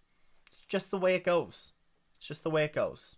So, I wouldn't worry. If you're a Porsche fan right now and you're seeing them running 7th and 10th, I guess, and 8th and 9th, 7th, 8th, 9th, 10th. Oh, they are really not doing well. Yeah, don't be afraid. Don't be afraid. They'll be fine. They'll be fine. Look, wait. Wait until later comes up. One of the other things I said, conserving tires is going to be key as well. All these cars are double stinting these tires right now, so maybe the Porsche just isn't as strong on the double stint. uh, Look, I'm not ruling. You can't rule Porsche out. Not after how they probably 8 million Canadian dollars for the Type R. Yeah, probably. It was about that. It was about that, which is like what, like 1,000 US. VPNs are like $50 a year. You can also get monthly though, and usually they come with a pretty wicked upfront deal. Not that I've ever used it before or anything. Damn internet. Spike the Dragon takes the lead of LMP2. Yeah, they look good. Like AO Racing coming on really strong here in the opening couple races of the season, Like, I'm impressed. I'm impressed. If you really want to watch it, and I would never condone this, but there are some scallywags on places like Twitch who stream races. Again, definitely not condoning. You're right. You're right. I have seen them before. Oh man, the list of countries that don't get it. Geo-blocked countries, that's silly. RIP Antarctica. There's no way Antarctica has a TV contract. There's no freaking way. I guess maybe it... Like, why would they even geo-block it? That doesn't make any sense. Doesn't make any sense. That's wild. Anyways, poor Antarctica. The caddies are fast right now, so they might get slower later, just like the Rolex. So Dropkick Lab, I don't agree that the caddies got slower as the Rolex went on. The caddies were good over long runs, right? The caddies were strong over a long run. And that last run was short. So the last run was short. What happened to the 14? They were leading the class. They got a drive-through penalty because they basically ran over one of their crew members. Basically ran over one of their crew members.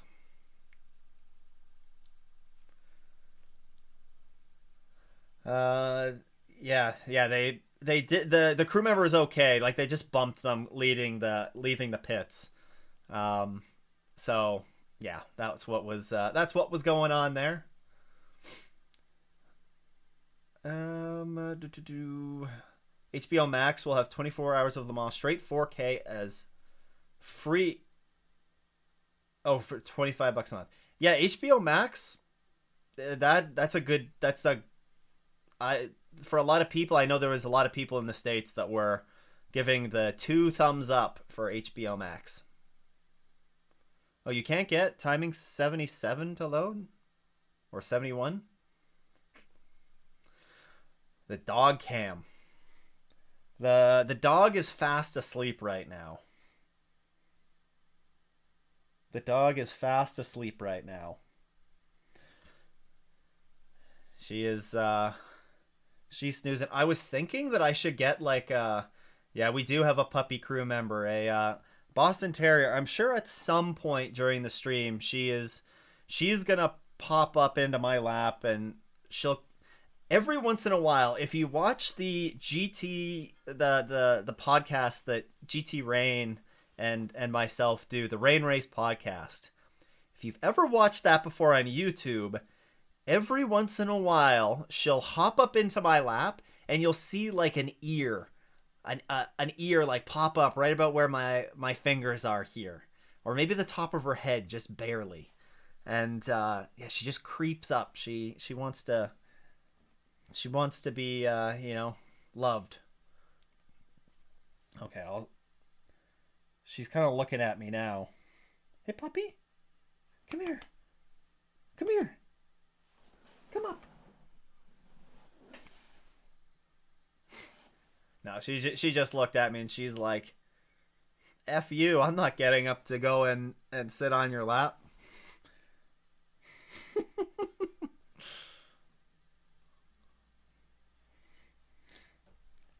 I wonder if all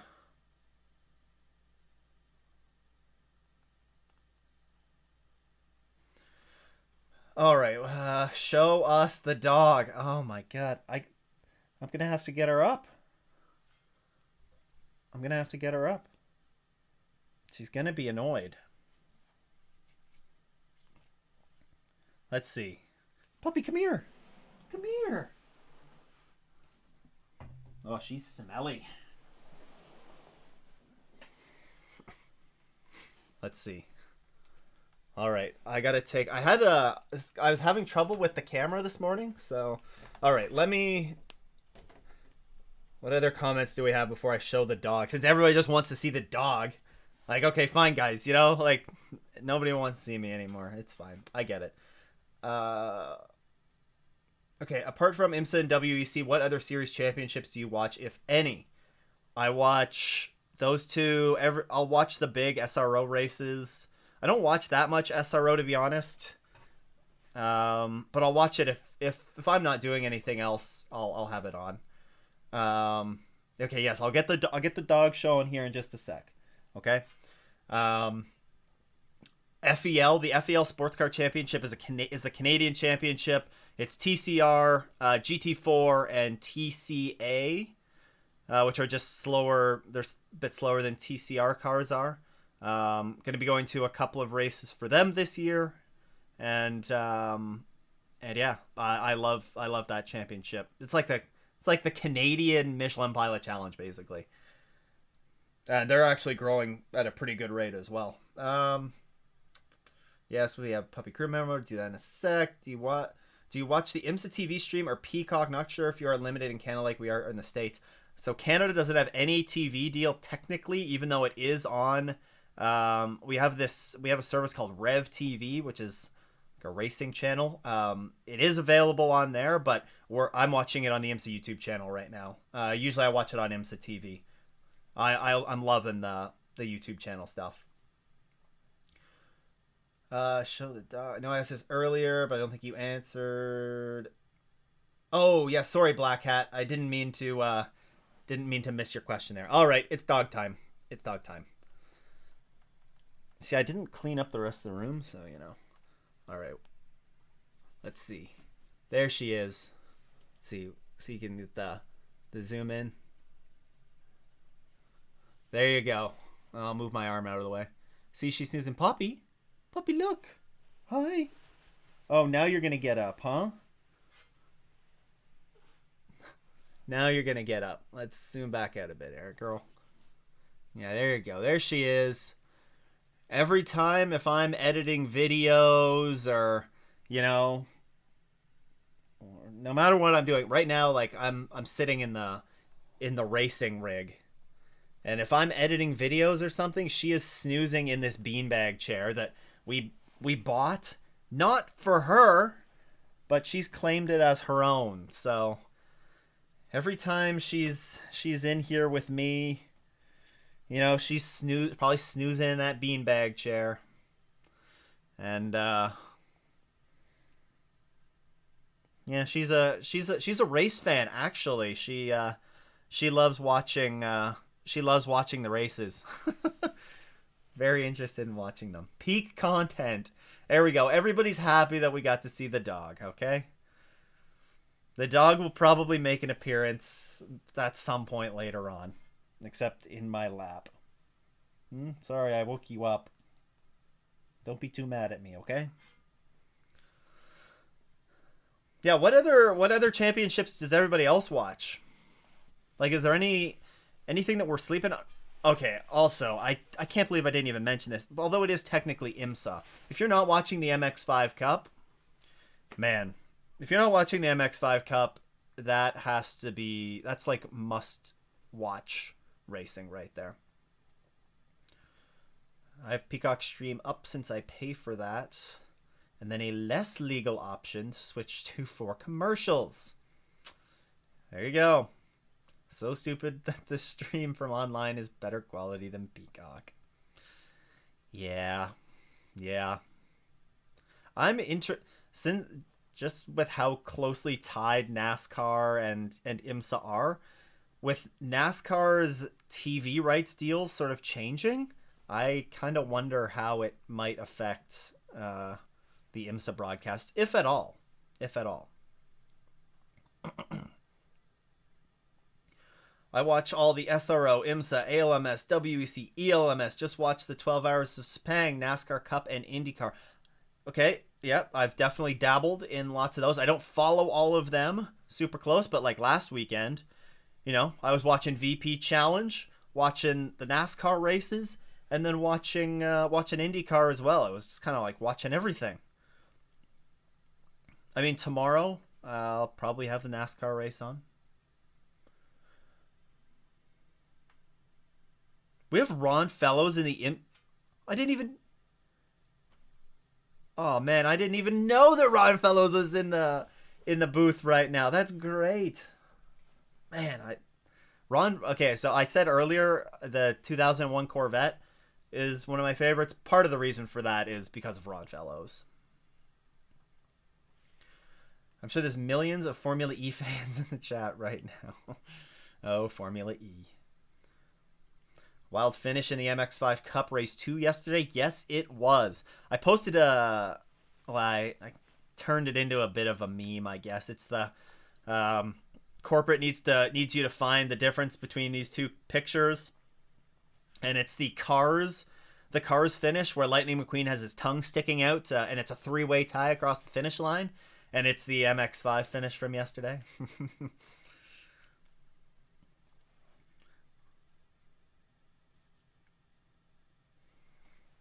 Wild finish in the MX5 Cup. You're the one who got me to watch the MX5 Cup.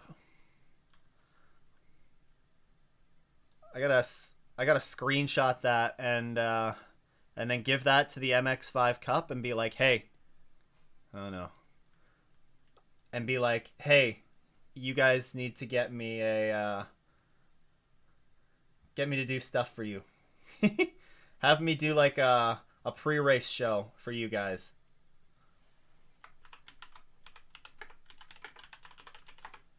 How sick would that be? That'd be pretty wild. O and F1. Yes, F1. AKA F Max or Max 1. Savvy. Yes. And they stream the races live on YouTube, even for US folks. Yes. Andrew H. Yes, the MX5 Cup. Yes. Yeah, they have it on the Racer YouTube channel, and it's on IMSA TV. It's great. I hope that they broadcast it on the IMSA YouTube channel, too. That'd be sick. That would be sick. Oh! The 88, the AF Corsa LMP2 is off. Is that AF Corsa? Yeah, it is. Right? Richard Mill. Oh, it's Richard Mill. It's not AF Corsa. That sucks for them. He's back going. He's going to have to nurse that back to the pits, but I love a good Cars meme. Everybody loves a good Cars meme. IndyCar, IMSA, sprint car racing, lots of local dirt tracks. It has been far too long since I've been to a local short track. We don't really have many great ones around here that I'm aware of.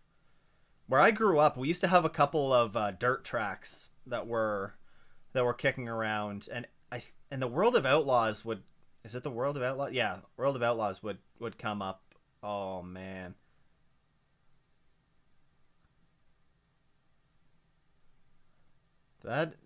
Hindy, that is not a carbon copy of Matthew Jamey. Like, John Ferrano, I don't know if it was Ferrano. The number 8 Tower Motorsports entry did this exact same thing that the 88 just did last year. They hit the fence on the same side, and they went on to win the race. So, maybe we won't can't count them out yet. The debris is all off track, so Unless if he's dropping pieces on the way back to the pits. I've been watching longer than Max was alive. That, you know what? Like, so you've seen a lot of good race of good championships over the years. That's for sure. Part 1, I watch all 3 NASCAR series: ARCA West, judge me, IndyCar, IMSA, all the IMSA stuff. I follow F1 but don't like watching. I do follow F1 as well. Honestly, like I don't want to. I'm not gonna poo on F1.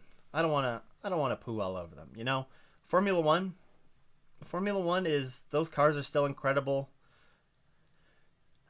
But what I would much rather watch sports car racing than Formula One, especially right now. Oh, that's not JDC. That's Proton. It's gonna take a while for me to get used to saying Proton as the Mustang sampling car.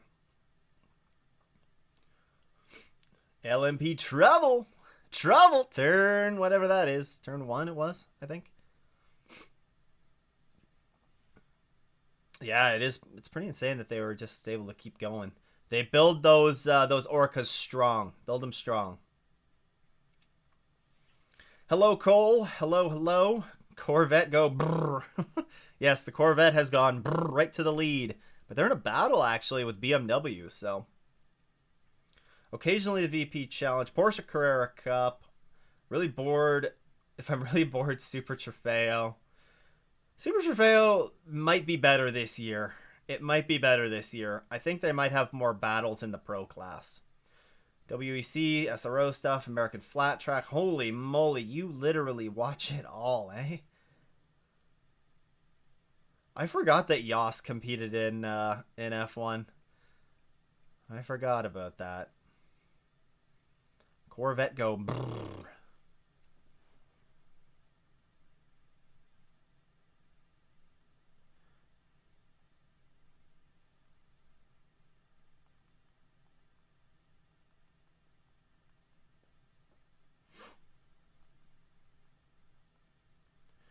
Okay. Oh, we actually have a natural cycle of pit stops. Is the number 17 out? The number 17 is out. Yeah. And you're right, Cole. The battles do make it more interesting. Like, I think we kind of got robbed at the Rolex of what the GTD Pro battles really could have been, because we had so many reliability issues, it seemed like. So I have high hopes for this race. Also, the 2 Cadillacs are still nose to tail. LMP2 is, well, Nico Pino is kind of running away right now, but pits. I want to change this to since last pit. What? Last? No, that's the last pit time. Since last pit. That's what we want. Okay, so we're going to see the rest of the GTPs battle through or go through a pit cycle here momentarily, I think. Actually, they can, since last pit, they were the prototypes pit first. So they're probably, I don't know, they still might be 10 minutes away, most of the prototypes. Like, sorry, the GTPs. Oh boy, we got IMSA official in here. Trouble. Trouble number 1. You guys are supposed to be hosting your own race, guys. We love the I'm loving the YouTube stream though. Cannot go wrong with it. Cannot go wrong with the YouTube stream. We've had there have been a few people that unfortunately haven't been able to watch it. You know, it was we got to the bottom of it though. It's because we didn't know Denmark was not in one of the approved countries, but you know what? Everything looks pretty smooth over there. Healthy viewership, too. Where was I before before IMSA so rudely distracted us. Sheesh. Oh yeah, there we go. We have Kizzy. Yeah, I can't. Yeah. Oh man, the seven got pushed off a little bit there. Yeah, your watching habits are quite insane, Black Hat. Quite insane. Liam Keen, you mentioned. Is there anywhere I can watch this without a VPN subscription? If you're in the United States, there is not. If you're in the United States, it's only on Peacock. It'll be on USA Network starting at 4 p.m. Eastern. Did I see an LMP2 with a door open? No, so it's just the wrap. If you're outside of the United States, though, you can watch it.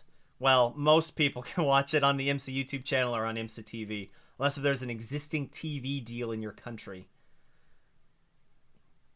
Did I miss anybody else? Insane race habits. Number 88 went for WEC Peugeot. Dropped the rear wing. That's like the third different way I've pronounced Peugeot this stream, so good job to me. Yeah, we got Sneaky IMSA. You want to see an Iron Dames hypercar? I love it. That's the thing I didn't need. I didn't know that I needed. Didn't know that I needed that. The Iron Dames hypercar. F1 is horrible. You know, listen, it's not always the most exciting races, but look, we don't. If somebody likes F1, you know, they like F1. I think I've kind of noticed it. I think there's the drive to survive effect is trickling down to other forms of motorsports, and there's the GTP telemetry. IMSA just posted it in their stream. Here, I'm gonna do you guys a solid so you can see the stint energy. This is a really cool thing that they released. I can't pin it because there's the emotes are over it. That's stupid. That link has energy remaining. I was looking for this. Okay. Oh man, that's too bright. Where do I put it? I have like 4 screens and I still don't have enough.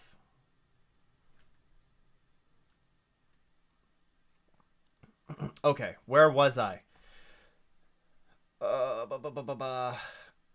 Yeah, you know, it's fair enough to not be a huge F1 fan, but you know, it's still great.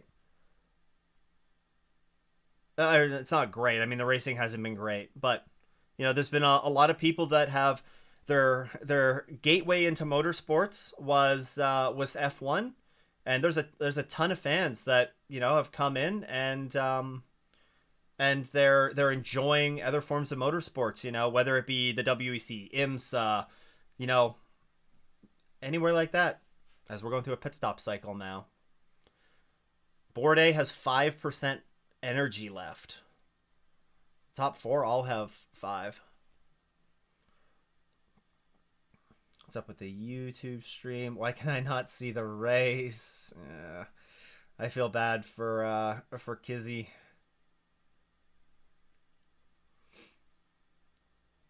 Is there news of the Caddy Blackwing joining the Pilot Challenge? That would be interesting. That would be sick if the Blackwing joined the Michelin Pilot Challenge.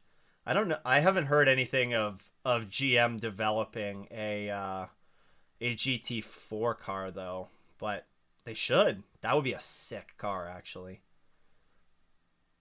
It's amazing how much racing you can watch when you don't watch any other TV. That is true. It's like Netflix and racing. Ooh. Sebi, are you going to go to Long Beach? Are you going to Long Beach next month? That would be pretty awesome. Trying to get into MotoGP, World Superbike, Moto America, all the motos. The IMSA live stream on IMSA TV doesn't work for me, but the live onboards do. Dark, if you're in a country, if you're in the United States, I think you can still get the onboards for free. Or, well, not that you have to pay, but anyways, but I think you can watch from the onboard cameras without any geo block. I think. Since Chip Ganassi Racing's contract is up with Caddy, what team will be the new Caddy team in 2025? So nothing is confirmed yet. It seems like Action Express Racing will kind of just assume that role. Um, well, yeah, we'll assume that role, but I mean, it's obviously not confirmed yet, so we don't really know. But yeah, it seems like Action Express Racing is going to run two cars in IMSA. That's kind of where it looks like it's leaning right now. Philip Philip Eng is apparently out of energy, according to the graphic. Oh no, it's at 5% now. Oh, so it just goes down in 5% increments. Oh, but oh, Bourdais in the pits. Um, yeah, I'm thinking. I'm thinking. I think Action Express makes natural sense here. It makes sense for them to take it over, but I don't know. I'm gonna put a video out on it next week. Um, yeah, so I'll have some more thoughts on it. My gateway was SCCA local races at Indianapolis Raceway Park. Nice.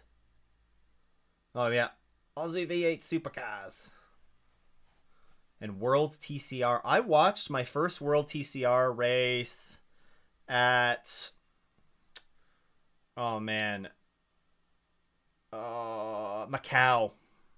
At Macau, that was the first one I watched. They're joining up with IMSA at Mid Ohio this year. Good to see that. Have a ton of TCRs in the paddock there, that's for sure. F1 was my gateway to racing. Made me watch IndyCar, which led to IMSA. There you go, Ranch Sauce. It's, you know what? F1 is so easy to like casually get into. You only have to commit to like what, an hour and a half or 2 hours to watch it. It's like watching, a baseball game, or it's shorter than a baseball game, shorter than a football game. So it has a really low barrier to entry for fans, relatively easy to understand. There's lots of coverage of it as well. So, but then once you get in and, maybe it's not the best racing that you were looking for, it kind of trickles down. Kind of trickles down to other forms of motorsports. Is anyone having problems with the main broadcast? I get an unknown error has occurred. Are you watching on YouTube? Yeah, if you're watching on YouTube, then maybe refresh. It's working fine for me. And I'm watching on the YouTube stream right now from Canada. I'm hitting Long Beach for sure. Good man. Good man. I love to hear that. Eagle, your parents were working the corners when you got into racing back at Indianapolis Motorsport Park or Indianapolis Raceway Park, or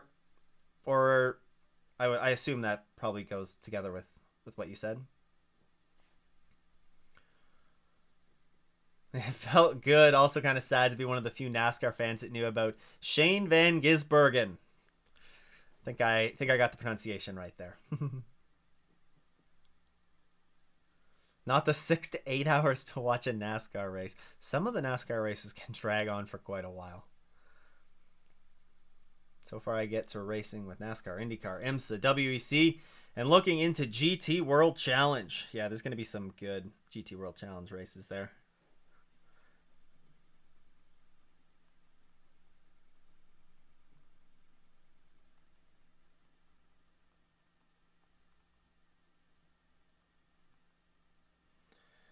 Sorry, just a sec.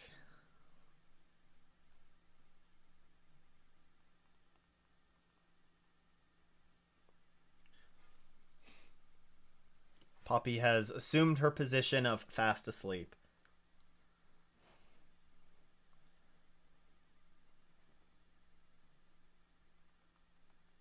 Sorry, just need to fire a response back here. What do we got? Oh, we got a battle for the lead brewing. Battle for the lead. Also, I know I need a haircut. I don't want to see any comments on that. I know I need a haircut.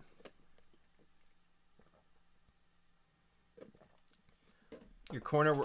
Oh.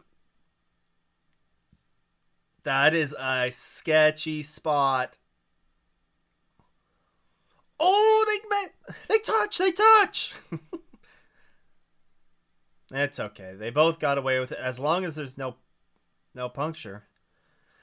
You know what? I wonder if this would be going on right now if Chip Ganassi Racing was gonna be a Cadillac team next year. It makes you wonder, doesn't it? They're not gonna be that friendly, maybe? Maybe? We're gonna cycle through the GT pit stops now. Full course yellow.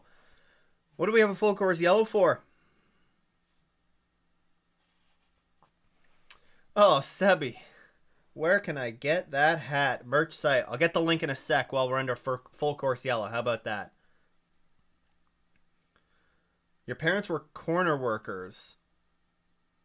Where is the full course yellow? It just goes to show how far behind the broadcast is, eh?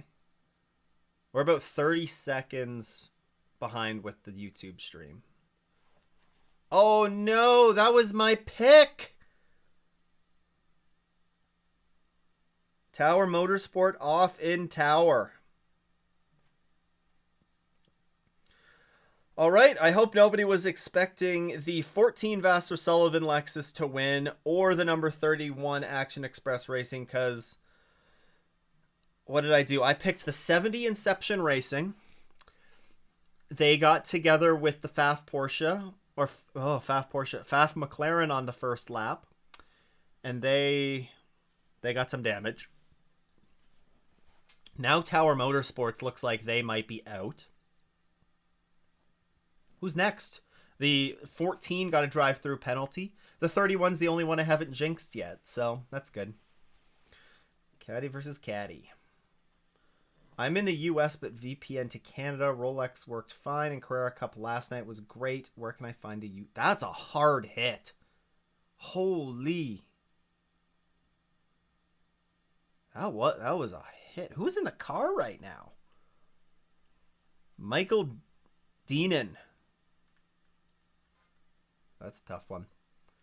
Where can I find the YouTube? Oh, if you won't be able to watch the YouTube stream if you're in the US, although sounds like with your current setup you might be able to. I'll post the link again. Oh, I'm going to pin my GTP telemetry message as well.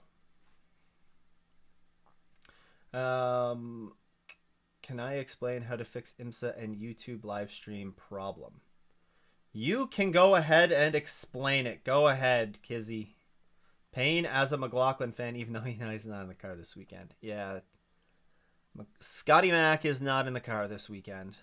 Sebi, you wanted the hat. Ooh, on the Twitch stream. I did the gasp and Poppy was it's like, what? What?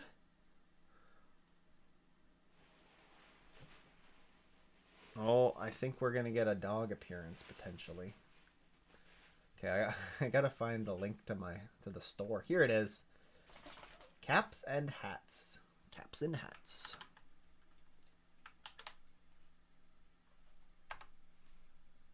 There you go. There's the hat link. There's like a bunch of designs. I don't even remember the one that I have on this hat, to be honest. This might be the LMP2, or is this the P3? I can't remember.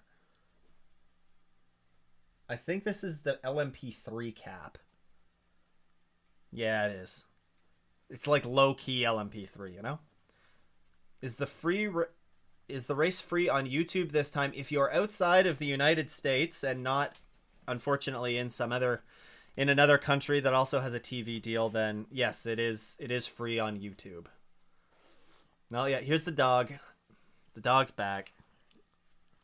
Except she's licking my hand now, so I think she's gonna sleep in my lap, potentially.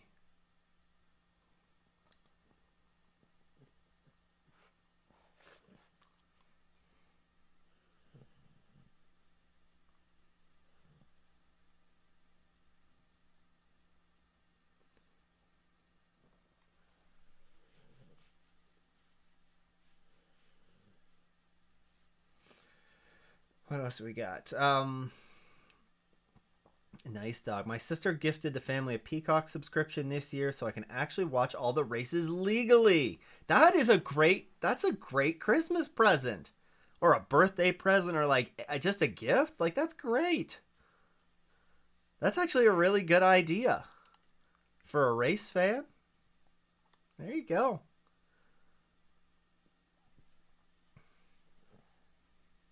Doggo. Yep, she's back. She's back. Oh, now she's going to go and lie down.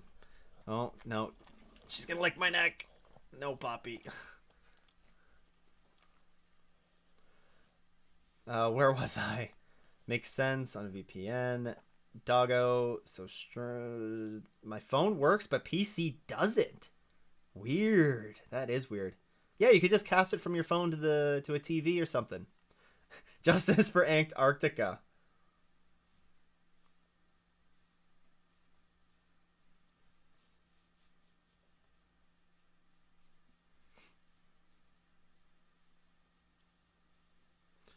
All right. While we're under full course yellow here, guys, I gotta get this very bright screen off this side. Works the same on my phone.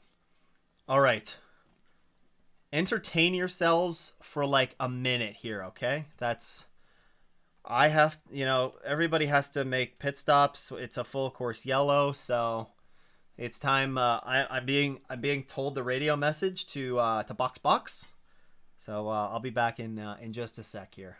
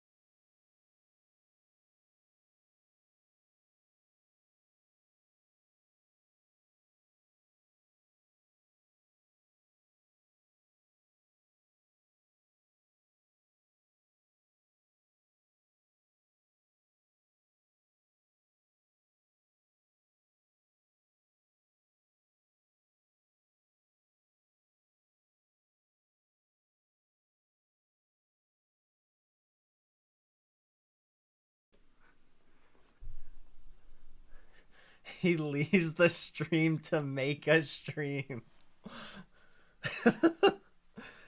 That's gotta be one of the best comments I've ever seen. That's good. That's good.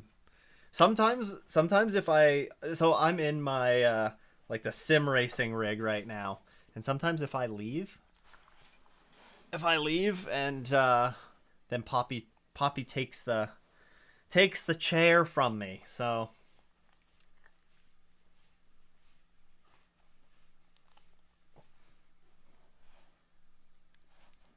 whoa.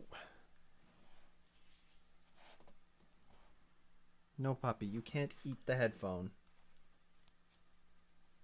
Hmm. Pits are open for GTs. Alrighty. I guess we didn't see many of the prototypes pit, did we? I guess LMP2s more so came in.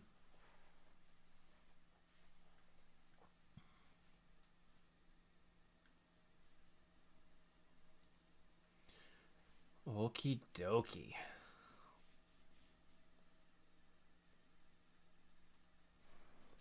Let's throw a comment into the IMSA stream here. You know, they need all the positive comments that they can get.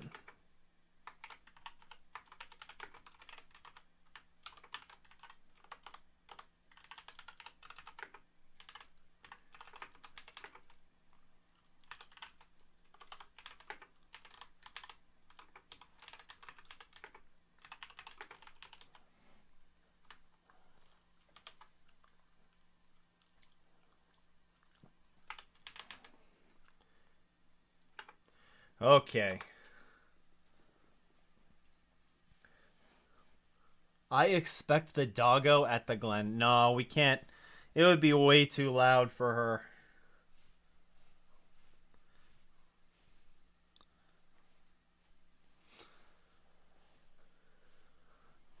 All right. Expect the doggo. Yeah, sorry, Sebi. No dog at the racetrack. We don't have the hearing protection for her. Plus, with how hot it gets too, it's like, and she's a short-nosed dog, so it's already like we're pretty fortunate with her that she doesn't have breathing problems. But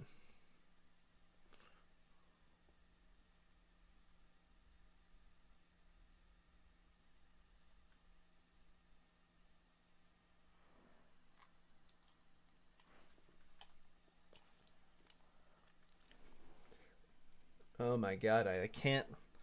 The way I have my camera set up right now. Eh.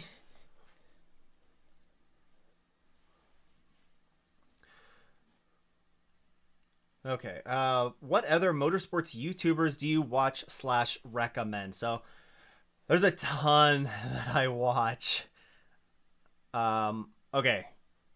Formula Jonah. If you're into sports cars, you probably already know about him. If you know my channel, you probably know Jonah's. Like, let's be real. Um, the who else? I know I mentioned that I do watch some NASCAR when I can. I love Eric Estep. His channel is great. Love watching his videos. Yeah, love what he does. I guess like GT Rain. He doesn't post that much, but obviously I do the podcast with him, so you know, Chris is great. I don't know if Chris is still kicking around in the chat, but the videos there are fewer and farther between, but like top notch quality for sure. Um, let's see. Yeah, there's more sports car racing content that is coming out for sure. You have like Ewan Wayne is he's posting more videos too, and of course he's got a lot on Twitter or X, whatever you want to call it. Oh, I just had one cross my mind. Okay, I've watched some. I think his channel name is Grooved Slick. He does more of like follows like does the in car stuff. Yeah, in car race stuff. I've watched some Aiden Millard. I think it's Aiden Millard. Probably not pronouncing the name properly. I think he's British, so I might be butchering it. But David Land, yeah, I'll watch David Land stuff. I'm not as huge into IndyCar. Like I will watch IndyCar, um, but he had a good interview with Connor Zilic from yesterday, and then from a couple days ago with Sean Creech Motorsports that I thought was really well done. And glad to see that Sean Creech and Lance Wilsey were getting, it was a good conversation, there. Yeah, lots of people watching Eric B Sports channel for technical analysis. Yep, you're right. B Sport is one. Oh, oh, I can't remember. It's a weird. It's like tie dye racing or tie dye gaming. He does a failed streetcar or failed street race series, something like that. Um, man, I think it's yeah tie dye racing or something along those lines. Um, yeah, so that's a I love watching those. Those are great. Wait, did my last comment go through? What does watching YouTube quote mean? I know. Oh, sorry. I didn't. I missed your comment there, Black Hat. Yeah, sometimes it's easy to miss comments. Sometimes I apologize. I apologize. I know I can't watch the IMSA stream, but I wish I could comment because I love the idea, even though I can't watch it. That's that's true. I think that is unfortunately a limitation on YouTube, and not on. Yeah, yeah. Yeah, I can see your comments, Black Hat. I don't know if you're saying you commented on the IMSA stream. There's a lot of comments going on there. But yeah, sorry, I just missed that one. Yeah, it would be nice if you could at least join the chat or something like that. But that's kind of I don't know. That's kind of one of the reasons why I have like have something like this. It's great that now there is that YouTube chat over there. That you can chat with fans, which is pretty cool. Stopped watching David Land. Fair. You know what? David Land can be polarizing. I don't mind. I don't mind him.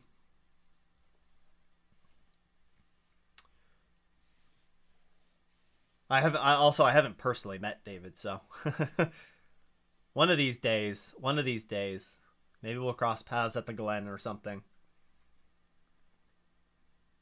What does watching YouTube quota? Did I say watching YouTube quota? Oh, I actually didn't see about. Oh, the comment that didn't go through. Okay. The IMSA stream is geo blocked. Yes. On the YouTube, if you can watch the race on IMSA TV, then you're able to watch the race on YouTube. Otherwise, you're not able to. Because you're in a country that has another TV deal. Comment that didn't go through is basically saying I respect David and watch him, but he kind of runs me the wrong way. You know what? That's fair. There's a lot of people that kind of echo that sometimes. I think it's like yeah, David he's a polarizing guy. Like you either enjoy his stuff and watch what he does, or you're not a fan of his. And like you know what, that's fair. Whichever side of the fence you land on with that. But one thing that can't be argued is how David has done a lot to push the boundaries of what content creators and and video creators can kind of do at some of these motorsport events. Um, yeah, I think there's a lot that he's done to push for whether it's pushing buttons for people and annoying them, or like there's a lot that he's done on that front, which you can't really deny. So one of the first people that was really creating like sports car content. So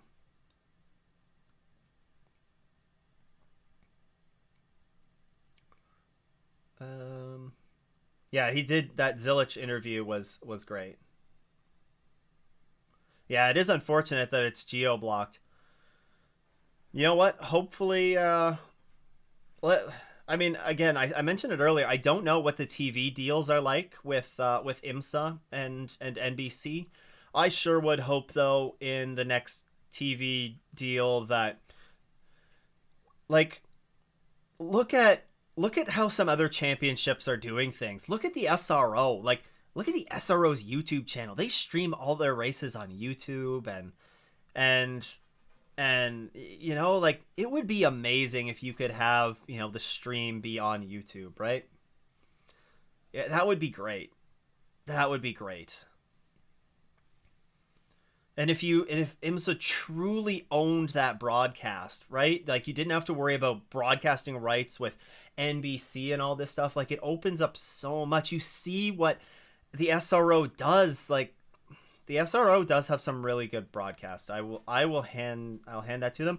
And IMSA has really good broadcasts as well. Like, it's just they're different. And the biggest downfall to the IMSA broadcast, which, I mean, I don't share the same pain as a lot of you guys do, but is just the whole geo blocking aspect of it, right? But it's the way that the TV deals are. Reaching quota limit might just mean that you were commenting too fast. Yeah, it may have been that you were commenting too fast. Hey, I love an active chat, though. This has been great. You guys have been great. Yeah. Yeah, Eagle. Polarizing for sure. Polarizing for sure. But definitely has done a lot to you know, try and progress things forward with different motorsports, and, you know, cannot be denied that.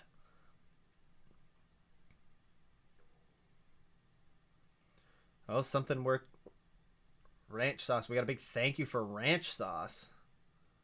Oh, so maybe using Firefox worked.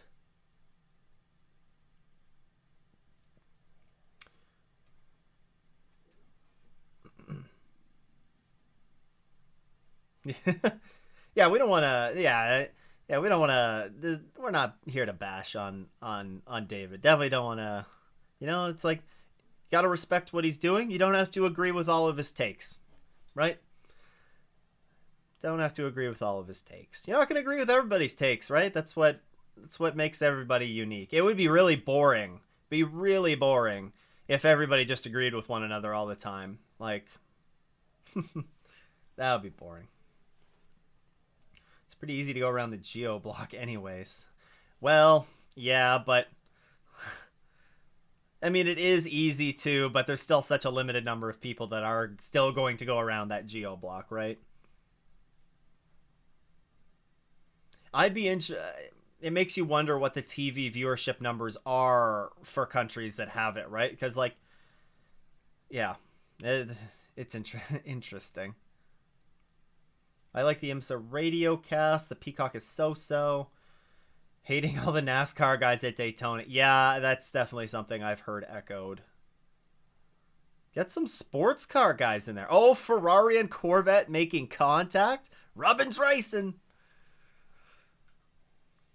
Is this for the lead? No. No, 62 in the 4.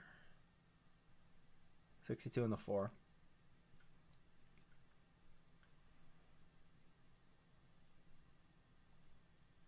Oh, there you go. You're able to pull it up now. It's a proper watch along.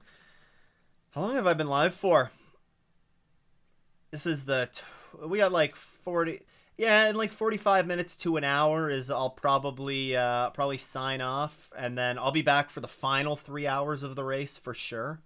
I need a little bit of definitely going to need a bit of a break. You know, got to take the dog for a walk. Put IMSA radio, which is top notch. I absolutely agree. Put IMSA radio in my ears. Go for a little walk, and get some lunch. I guess get some lunch slash dinner. For anybody that does sim racing as well, I don't know if you've noticed in the broadcast the advanced sim racing banners that are around the track. Like, they're sponsoring races. That's pretty awesome. That's pretty awesome.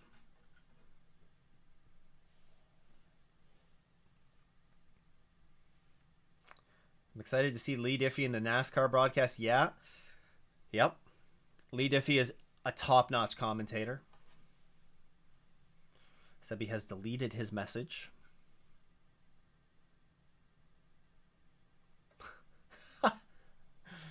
There's a message that's held for review. I am going to show it. Because the context is fine. It's funny that YouTube flags that. I guess I know I do have, it is strict on what the comment moderation is. Take a shot every time Giant Hindoff says Rexy or Spike the Dragon. Listen, you're not making it 12 hours if you do that. You're not making it 12 hours. Little late, but just made it. West Coast living. Oh yeah, but to circle back, I will be taking the 6 hours in the middle of the race off. I'm just going to be chilling around.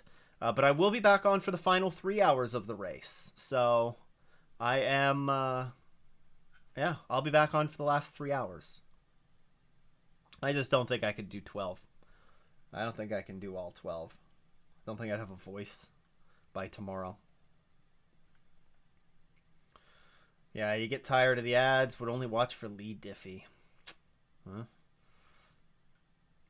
I forget their names, but the MX5 broadcast team is awesome too. Is that I think John Hindoff and Shay Adam. Shay Adam is the pit lane reporter. Shay Adam, good old Canadian as well. What is advanced sim racing? They make it's like sim racing, like cockpits or rigs out of aluminum profile. So that is what I'm sitting in right now, is the racing rig. It's the racing rig from Advanced Sim Racing. Not an ad. How have I been managing the new iRain? I've done some racing in the rain. Honestly, I haven't had much time to race in it yet because I was doing some prep for Sebring videos, which took up a fair bit of spare time. But I'm hoping that maybe I'll do some, maybe a bit of racing tomorrow or through this upcoming week. Might try and log on and do some races. I don't get on as much as I used to. Ford in the lead, you're right. The 64 of, is that Chris Meese, I think? But, you know what? I was complaining about the LMP2s not getting enough airtime. Great battle. Also, look at this. GTP 1 second gap to the lead. LMP2 half second gap to the lead. GTD Pro half second gap to the lead. Even GTD, it's under 5 seconds. Like, you gotta love it, right? Like, this is I friggin' love sports car racing for this reason. Like, give me 4 races to watch at once. Yeah, this is asking a lot, but imagine if we had a different broadcast, one focusing on the GTP and one focusing on the GTD battles. Like, oh my goodness, how incredible would that be? Oh, we got Ben Keating on the IMSA broadcast now.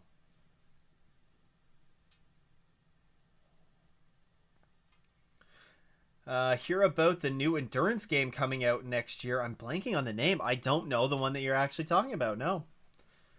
As long as I know Le Mans Ultimate just came out, I think it's called. I've heard overall positive things about that.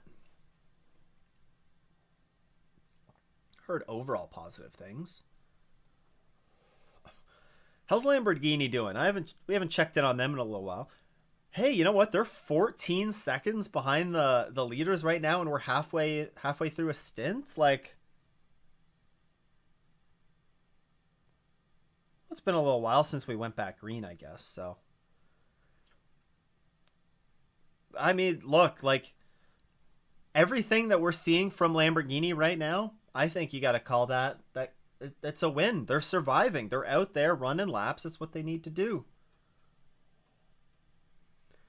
Hey, I'm from Sebring. Are you at Sebring right now? Useland? We'll call you Use. Or Uz.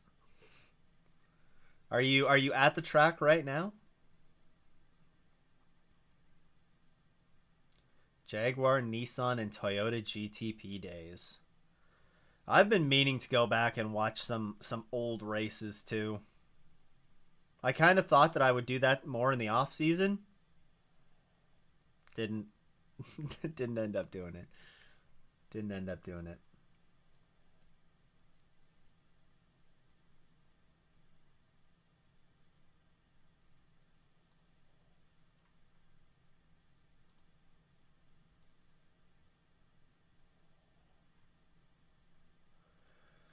All right, yeah, definitely a nice day.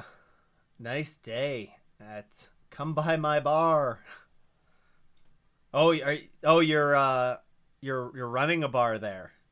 Wait, who's that Porsche? Oh, that's the Andretti Porsche that spun.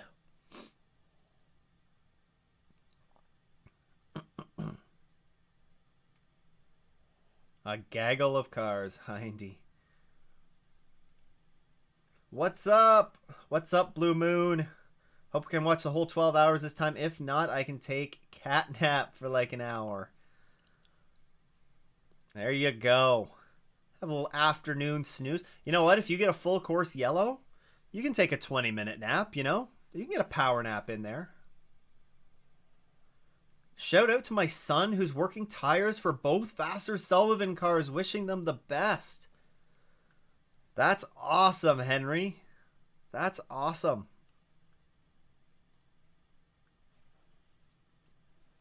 Hopefully, did you see where there was one of the Vassar Sullivan guys almost? Well, it was a close call on pit road. The 12 or the 14 went to leave a little bit early. And there was a crew member still in the way, wiping the grill. That was on the pro car though, so. Or unless if you mean he's working tires, like he's running the tires, like going to Michelin. Maybe that's what you mean. Because that would make more sense that he's doing them for both. Because I'm like, what if they both pit at the same time? That's awesome. That would be awesome to do. Got to be a wild experience. Is he doing other races later this year?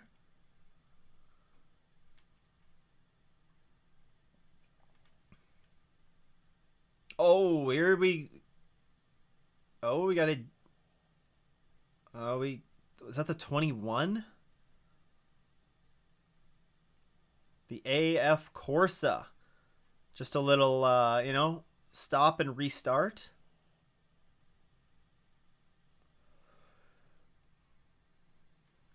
It's taking the long way around turn 1. Okay, he's running the tires. That's awesome. Your family booted you from the TV and turned the race off? Boo. Boo. Hopefully you're still able to watch it. Hopefully still able to watch it.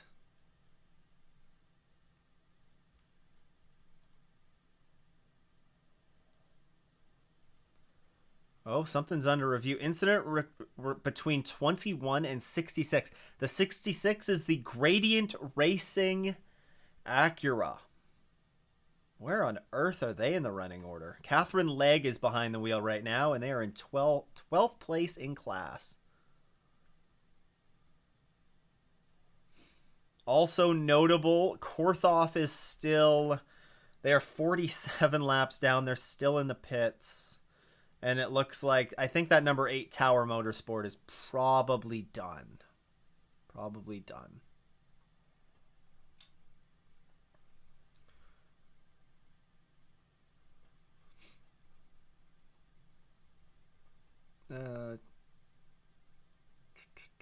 Just make sure you don't find a Twitch stream or something.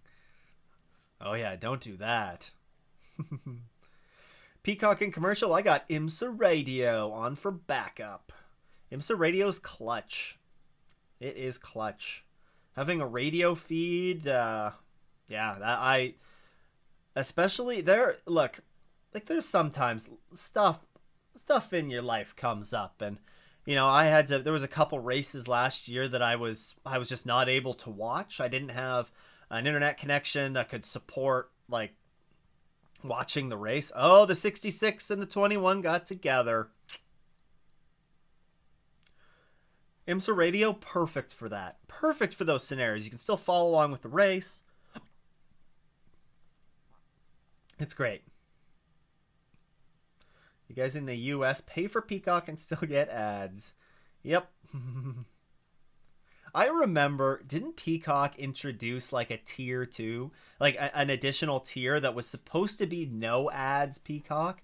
And then I remember people saying last year they still got ads on that. I think I remember hearing of it. Something like that.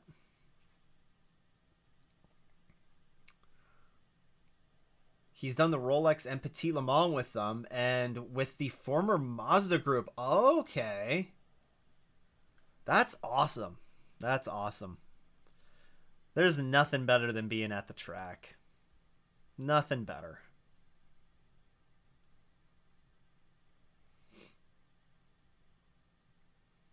Nine and a half hours to go. We're just 2.5 hours into this race. Stream is coming in clutch, my dude. I'm glad that you guys are enjoying this, like, yeah, like I definitely want to, is that a raindrop that's on this Vassar Sullivan camera right now? Or maybe it's fluid from a car?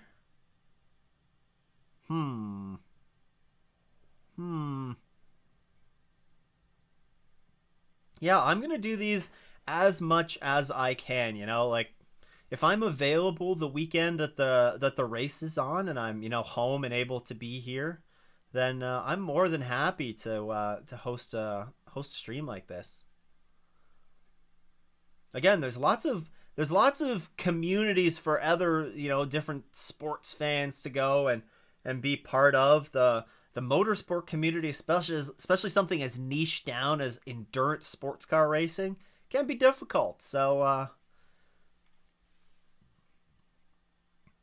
yeah, you don't have anyone to talk racing with, so it's nice. Exactly. That's what it's all about. It allows, I really enjoy it too, because me being able to, hear directly from the community, just what your guys' thoughts are on things as well is good for me to keep a pulse on, what what you guys are interested in right now, and I really enjoy it. I enjoy doing these streams. Does anyone know how to actually become a driver for one of the teams? Well, you need money, and there's no way around that. You have to be an exceptional talent to be able to get funding, but then even still, like, you need some money to just get to the track to get noticed in the first place, right? I think I want to kind of point to, I know somebody mentioned Connor Zilic earlier. I think Connor Zilic is an interesting example of how you could, with, I don't really actually know the level of funding that Connor's had throughout his life, but you look at Connor. Connor was like, he was young, 16, 17 years old. Is there a drive-through penalty for the 66? Or are they just pitting? Car 66 penalty, instant responsibility, drive-through. Okay, that's why they're in the pits. Look at Connor Zilic. He did some Spec Miata racing, went to the Mazda, the shootout that they host every year at the end of the year. He won the shootout, and it got him like $100,000 or whatever it was to put towards, which got him a season basically of MX5 racing. He went out, absolutely killed it in MX5, and then the season after finished second to the championship, darn near won the thing. It was like 1 point. It was an incredible finish towards the end of an incredible finish towards the end of that season with Jared Thomas and Connor, like right down to the final laps at Road Atlanta. Um, and then yeah, he progresses from that last year. You know, he still did a bunch of MX5 races, was doing some Trans Am, yeah, doing some other races. This year gets signed by Trackhouse Racing. Like Trackhouse, of course, if you're not familiar, a NASCAR team, but they've also recently expanded to MotoGP. Justin Marks has the owner has raced in IMSA in the past, so he has a sports car racing background. Does some racing in Trans Am. Connor's racing at Coda this coming weekend. I think it's Friday. Connor Zilic, who's running in this race, is going to be racing at Coda in the Truck Series, the NASCAR Truck Series. Like that guy is a talent. He's paving his way. Black Hat also mentioned Ross Chastain, Raja Karuth. It's crazy. William Byron in NASCAR, who's come through iRacing. Another one of those guys. You're starting to see these sim racers that are getting these opportunities in real life motorsports, which is really cool. That's honestly probably the best way, especially if, like, funding limited, and sim racing still is not cheap, but you can do it for much cheaper than going real life racing, and you can do it on much more of a budget. Yeah, it's tough. It's tough, but the alternate route to go as well is maybe you can work your way to becoming like a crew member. It's not racing the cars, but you're still really involved in the racing. There's a lot of ways that you can be involved in racing that's outside of just being a driver. Of course, everybody wants to drive these things. Who wouldn't want to drive one of these, right?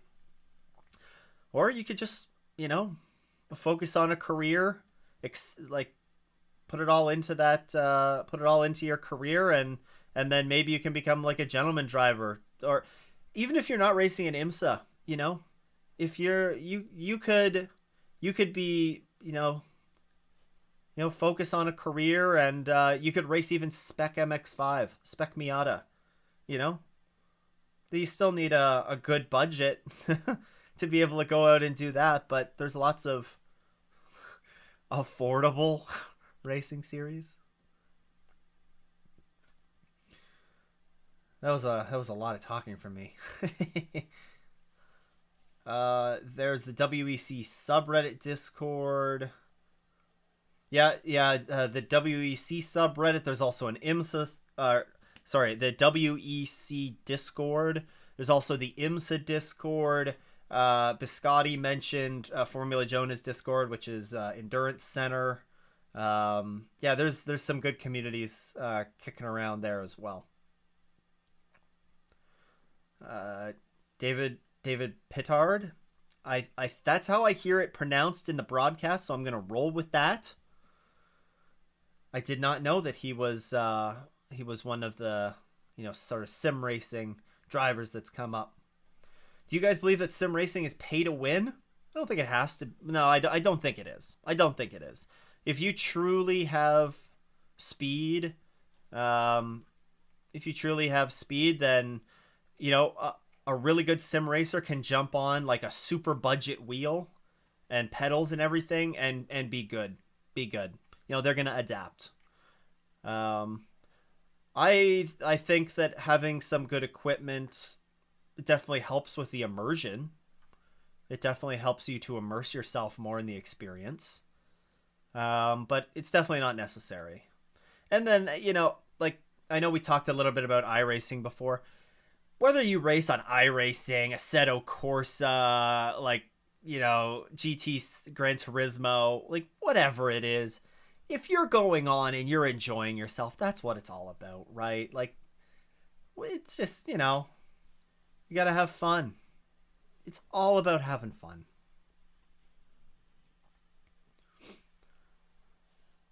Get ripped and become a NASCAR gas man. Good.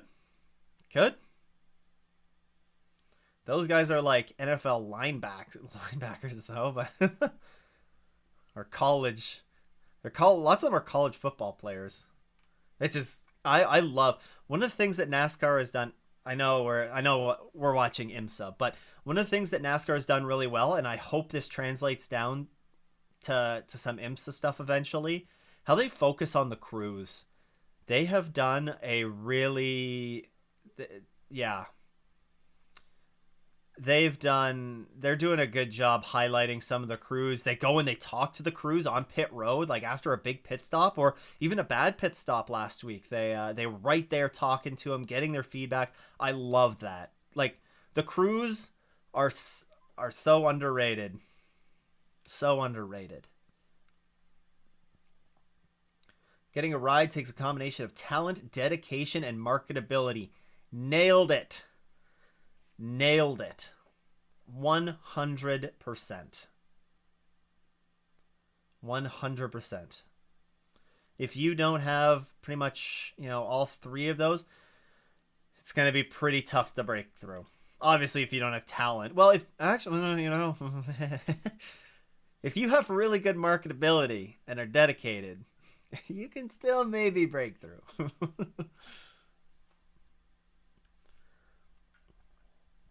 They got the Ford, the onboard there. That GTD Pro battle is still really close. They're side by side right now, aren't they? And we're not showing that on the broadcast.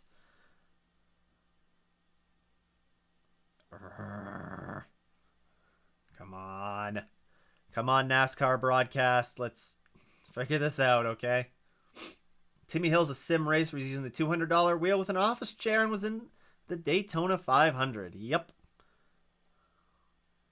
Bingo. Okay, now we have... There's the Paul Miller.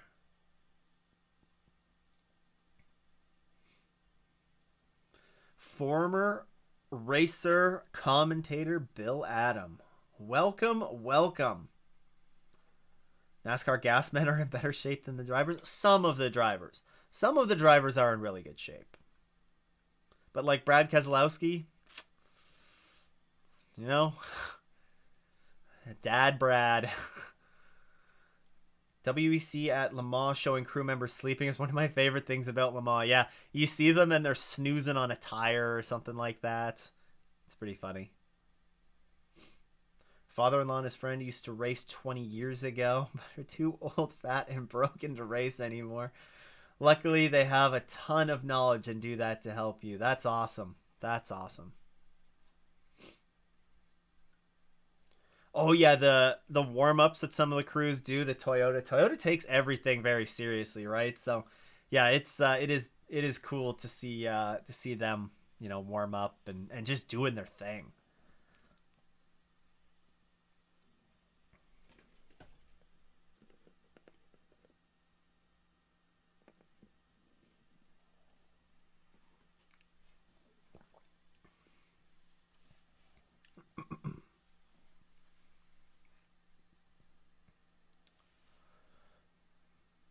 Oh, that's an interesting point from the broadcast.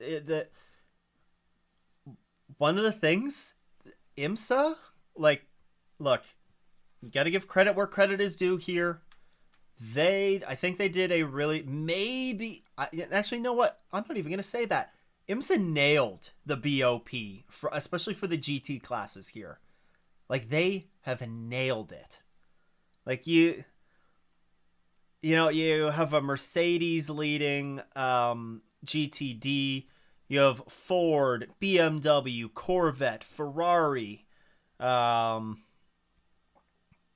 Vassar Sullivan's running in 6th right now in GTD Pro. They're coming back from that penalty, but like the Aston Martins were up there earlier too. Yeah.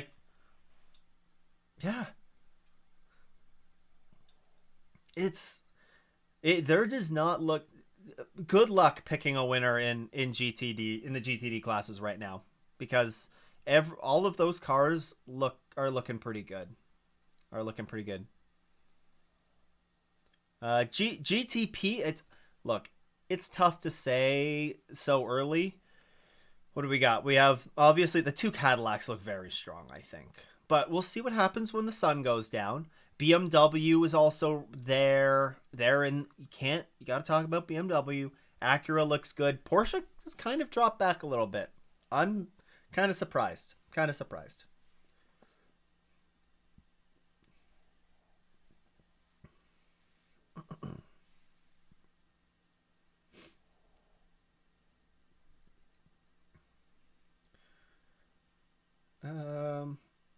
Oh, my YouTube stream just froze. Uh-oh. I kind of was worried that the stream on my end may have died. Oh no. Did it? No. I don't know if you guys can still hear me. Did YouTube?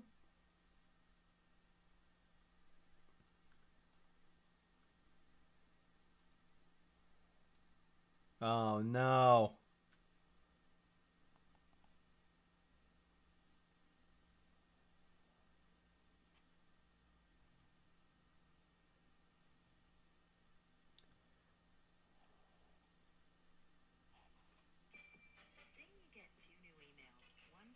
I'm good?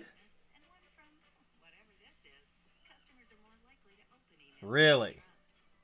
Okay. Okay, that's good because everything is frozen on my end. Let's see. Okay. Okay, good. Good, good, good. Okay, I guess cuz I'm going from yeah, my entire browser. Yeah, no, ads will run every once in a while. Okay, it was Chrome. I'm back. Okay. Okay, thank you. Thank you everybody. Thank you for oh man. Yeah, everything just froze up. Everything just froze up.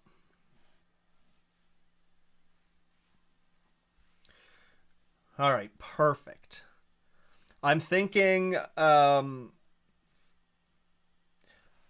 okay, so there I am working on some things behind the scenes to have an another very occasional podcast that happens that would be live on the Off in the S's channel.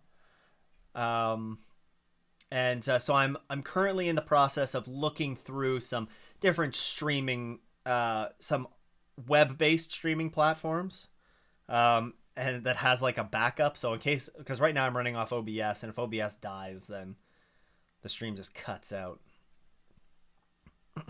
Kind of cuts out. But yeah, working on a few things behind the scenes there. Stay tuned in the next week after the IMSA race for, maybe more of an official announcement coming on that. I'm pretty excited. I've got to be careful that I'm not stretching myself too thin, but I'm yeah, think we have some exciting stuff coming.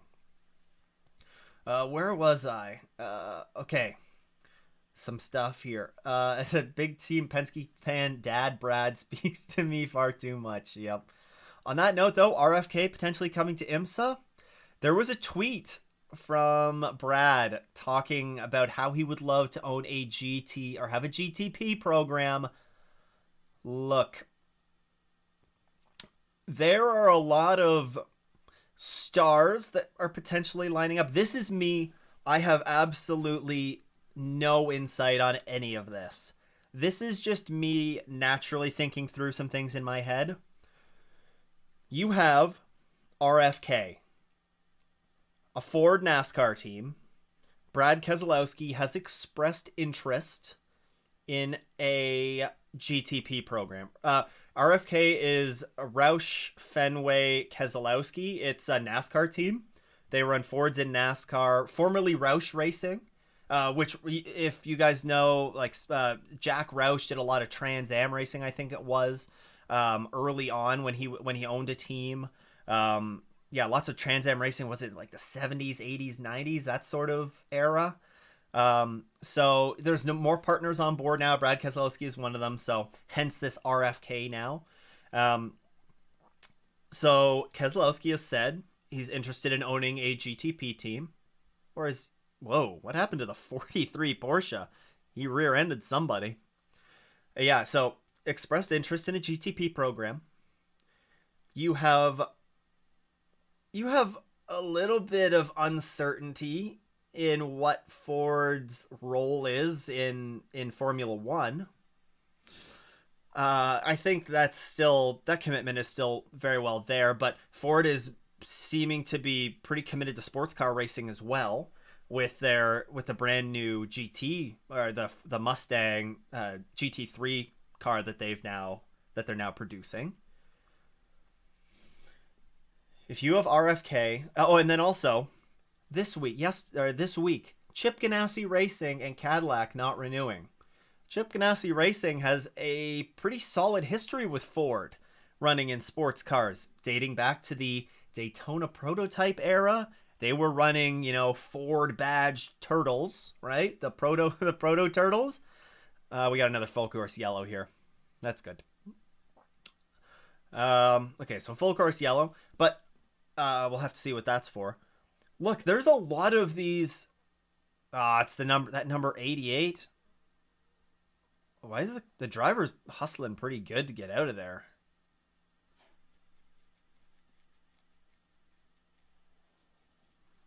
Man. Oh, that's it.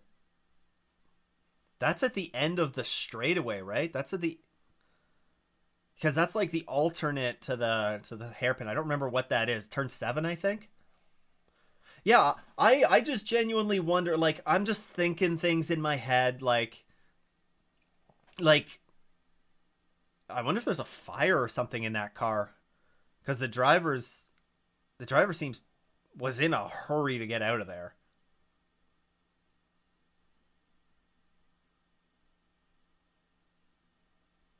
Oh, Leela Wadu was in the car? That sucks. Um, Lunch break. Yeah, there you go.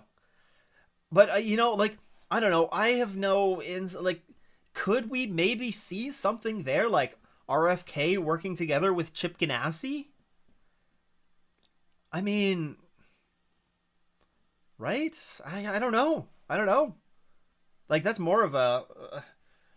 It would be really cool. I mean, yeah. I don't know.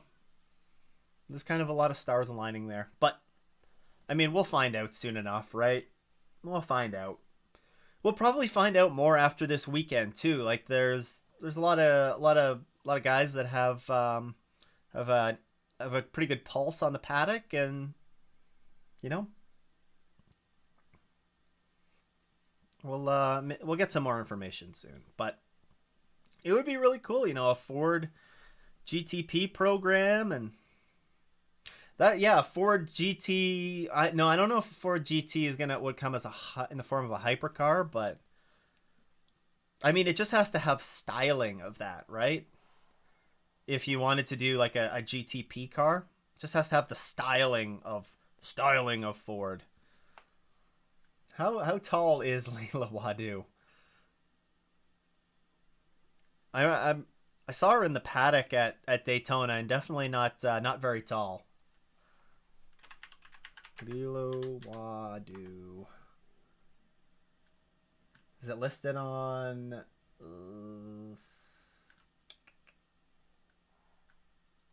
see. Type in Leela Wadu height. I don't think this is readily available. It has birthday. This is driver DB.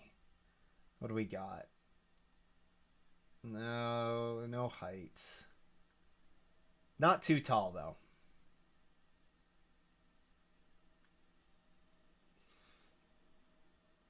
Not too tall. I don't know. Yeah, maybe it's a bit of a stretch for me to put those sort of puzzle pieces together and come to the conclusion of a Ford GTP, but maybe not. Maybe not.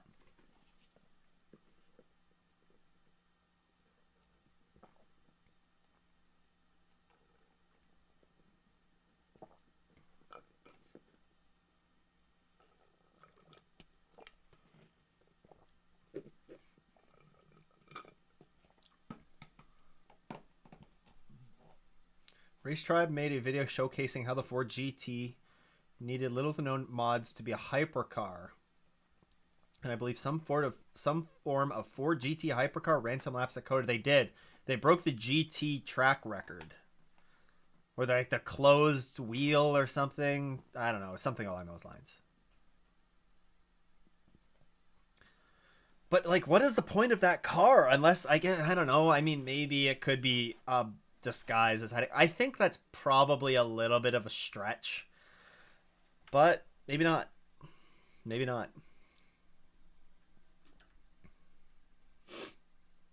It would be cool regardless. You know, see Ford come back into the enter the prototype game at Le Mans or something like that too.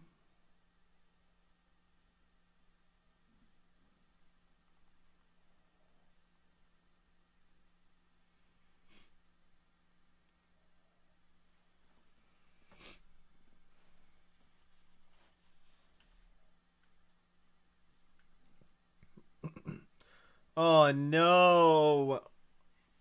That sucks for Spike. Had to make an emergency stop. So, if you make an emergency stop, I think you have to come back down pit road. Is it? Wait, they're talking about it.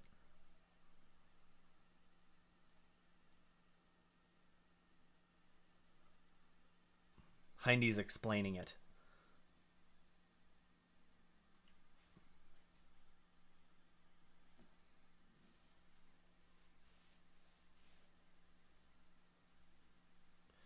Okay, so you can put 5 seconds of fuel in or just repair damage. If it's dangerous damage. Okay, yeah, it's whenever I think I'm associating like teams or teams that do an emergency stop but do more than what you're allowed to do and then they get a subsequent penalty after. So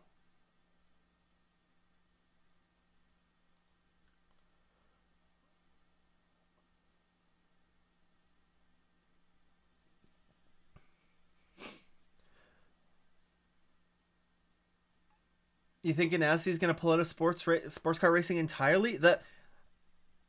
There was I think it was on the Marshall Pruitt podcast that I was listening to, and it I want he had mentioned I don't know if Sebi's still here. We need to get a flagpole for the Glen. Um what was I going to say?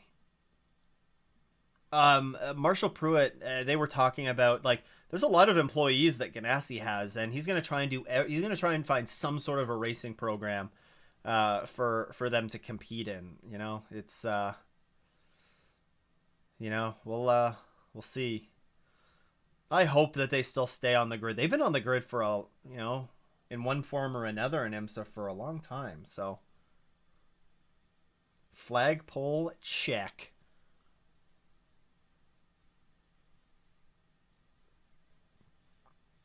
Flagpole check.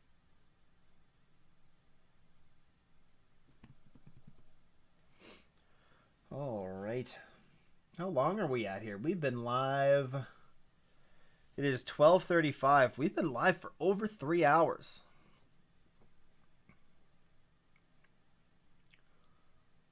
Could always lease them out to another team. You're right. You're right. Yeah, he could, like, there's a lot of things that Ganassi could do, right? Even if it's not with Ford, if it's not with I think it would probably be a factory program that you'd be looking for, but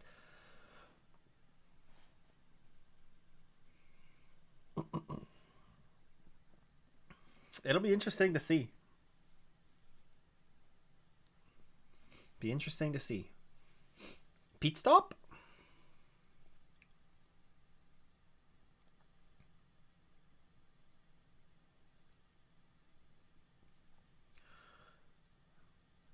Looks like lots of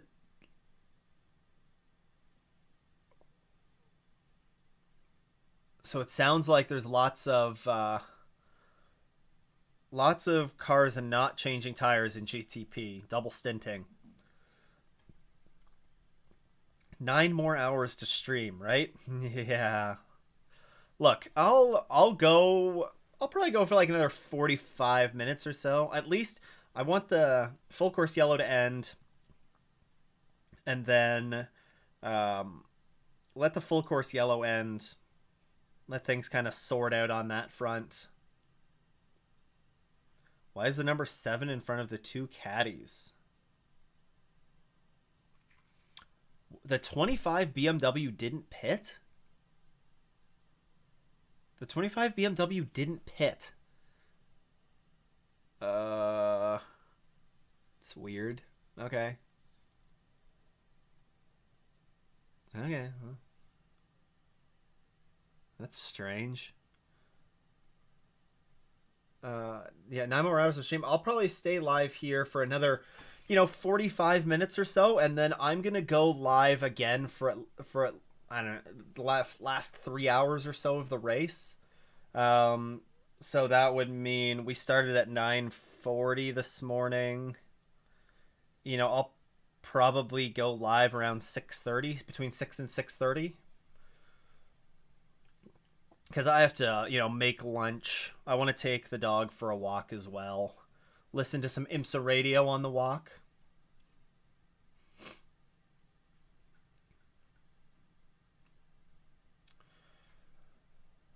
Scaly Shooter, that is a great question. Do they get endurance points at the 9-hour mark? They get endurance points at the 4-hour mark, the 8-hour mark, and at race finish at Sebring. For the 12-hour race, it's at 3 points. It's also the same for Petit Le Mans. It's 4, 8, and 10. And then 4, 8, and 10. And then in the 2 6-hour races, it's just at the 3-hour mark and at race finish. What the fudge is going on? Why is the number 7 in front of the 2 caddies? Yeah, that was just pit cycling, I think. Oh, wait, what? No, they are. I guess the caddies really butchered their stops, right? Another Porsche Penske, a Penske perfect pit stop. That's what I was looking to say. Those BMW Legos are awesome. Yeah, I might have to try and pick them up. 25 BMWs cooking something. Look, that's an interesting strategy. I think they're trying to just go as long as they can, maybe. It is strange that the 25, it has been, you can see here, this SLP time on the stream is since last pit. And it's been an hour and 10 minutes since they last pit. We know that the GTPs can go about an hour-ish on their between pit stops. And they have 10% battery left right now. Or 10% energy left. The pinned comment that I have here is the telemetry from the GTP cars. So they are doing fuel save, energy conservation right now for sure, which is interesting.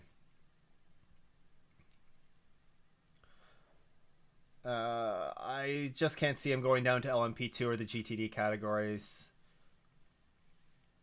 He's not in Extreme E anymore. They shut down the Extreme E, or they sold the team, something like that. Literally, if they're not in sports car racing next year, they will only be an IndyCar team. Which they have 5 cars. I think they're running an IndyCar right now, but it's kind of wild.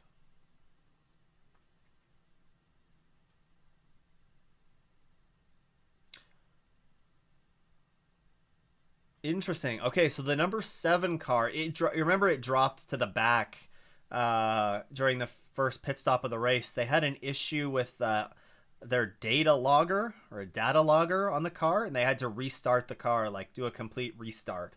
So they've worked their way back nicely. I 25 car, yeah, alternate strategy. They had the early stop for the faulty tire, but that would have cycled through by now, probably. Yeah, they do have 10% energy left, though, so. And it's weird. The number 7 is only listed as having 70% energy. So I wonder if they stopped short. That's kind of weird. Oh, here comes the BMW into the pits. Yeah, so that's why the Porsche is out front, because they did a short stop for fuel. So we're starting to see some fuel game, or some strategy games going on here.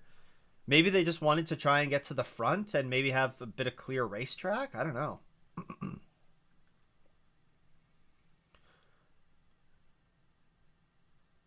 This is really interesting. It's got this has from BMW and Porsche. This has to be some strategy game they're playing. Off to watch the Blue Angels and catch the rest of the race. Catch the end of the race. We'll see you later, Johnny. Hopefully, we'll see you in the chat later tonight. 25 might be leaving the roast in the oven too long and overcook. They didn't overcook it. It's all good. What are they doing, the BMW crew? Huh. Is it really worth it to short fuel for track position? I mean, there's 9 hours left in this race, right? You're not really losing anything by trying something. But what if we go on a long green flag cycle for, what if the next 3 hours go on a green flag run? You end up lapping like half of the class, and you find, like, you catch an opportune caution or something. Like, this could be big, but I don't know. Maybe they're just trying something with strategy.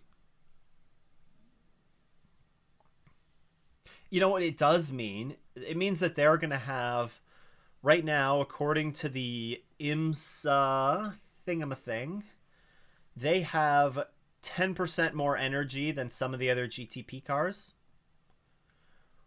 Which, maybe on your next stop, if you do what Porsche did here, if there's another full course yellow or something, and you short pit, like you have a shorter pit stop, then maybe that's where it kind of comes into play. You can make up, maybe you make up like a few seconds. It's not going to be that much time, but you make up a few seconds and you catapult ahead of a bunch of cars. Maybe, I don't know. It's got to be a strategy play. Oh, actually, no. You know what it is? No. We have.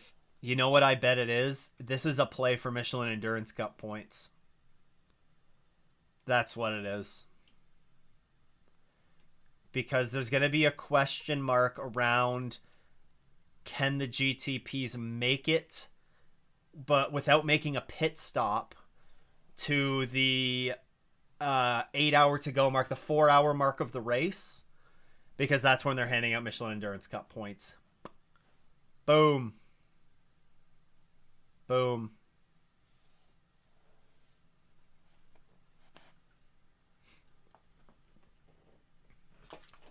So this could be just a big play for Endurance Cup points. So that's got to be it. Surely 55 minutes is too much. Whoa. The GTD field is stopped. Why? They're running again, it looks like.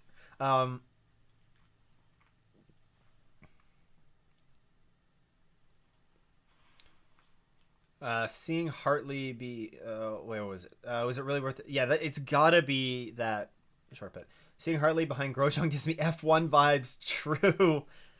Shonkrich Motorsport is in third. They sure are. They sure are.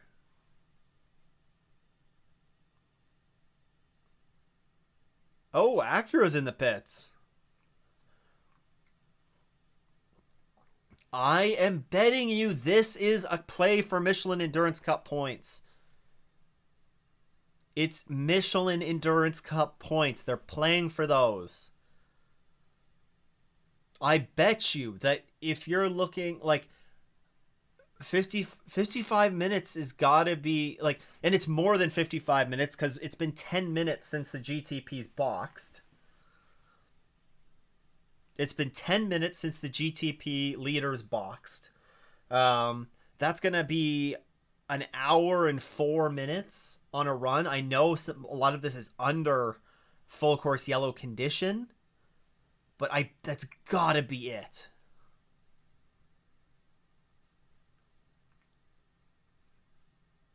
Michelin Endurance Cup. I've cracked the case. Call me Sherlock.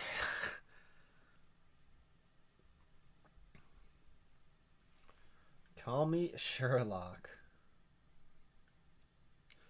Tell you what, I am getting hungry. The dog is looking at me. She was sitting she was sleeping on my lap for a while there. I'm quite warm now. But I think she got sick of me talking. Probably got sick of me talking. Honestly, to be like fair play. Fair play.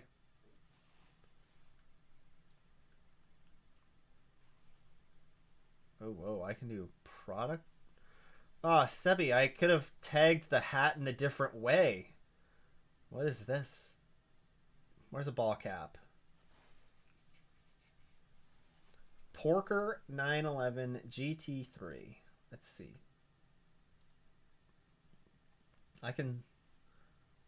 Oh, that's kind of cool. The vet was off. Yeah, but it got going again. It's all fine. It's all fine.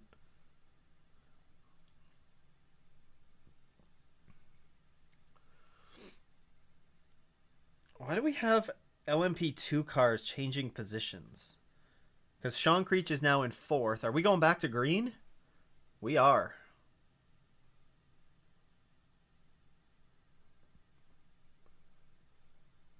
Oh, so that means the Corvette, that kind of sucks for them because they're off the back of the field.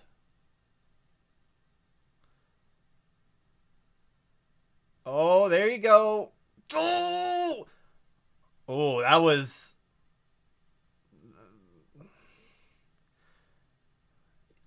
All the time, you must leave it a space.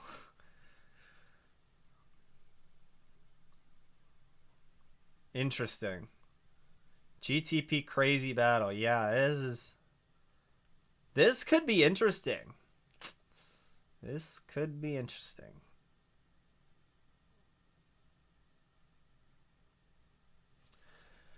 This is not the car that won Daytona. It was the 6. Yes, because it was Jamey and Tunde. Cameron's going to block everyone.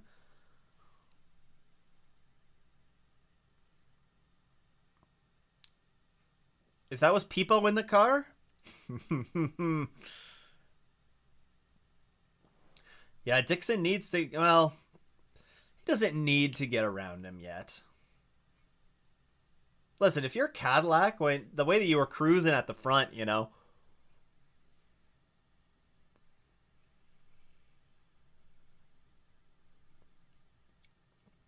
The 7-1 Daytona? Was it? It was, but I thought Nick Tandy won. I should know. I should know.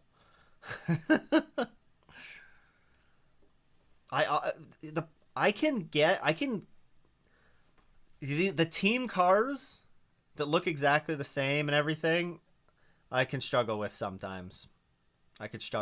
You're right, it was the 7. Dane Cameron, Felipe Nasr, Matt Campbell, Joseph Newgarden. Yep. So I don't know why I thought Nick Tandy won. Just need Bourdais to not mess it up later. Listen, that 0-1 car has probably had some of the worst luck in sports car racing the past year.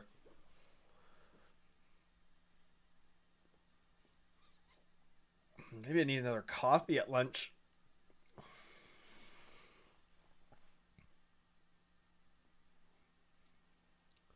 Okay, so now that the time or the energy levels have settled in a little bit, yeah, you have the Acura.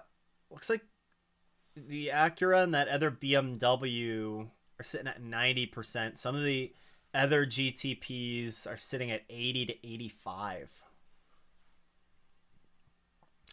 Yeah. Yeah, Nazar, Campbell, Cameron, and Newgarden. Okay. Yeah, maybe that makes sense if they well, they swapped Cameron, right? Cameron wasn't here last year, was it? Because it was Jamey. Is it one of the mats? I think it was Jamey is going to the WEC. I don't remember. See, like, sports car racing is a lot to keep up on. There's a lot to stay on top of. Sometimes it's hard to. I'm the resident Penske fan. I nearly cried when the 7 took the flag, albeit a little bit early. I remember they won. Yeah, there's no doubt that Porsche and Penske won. Being a Penske fan makes watching all sorts of racing really easy. Yeah, that's true. Not many forms of racing that you can watch without seeing Penske there. Bourdais needs to leave the bad luck at the door.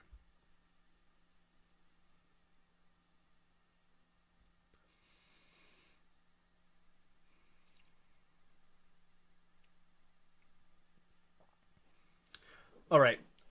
So I've decided I'm going to watch until the Michelin Endurance Cup points are handed out.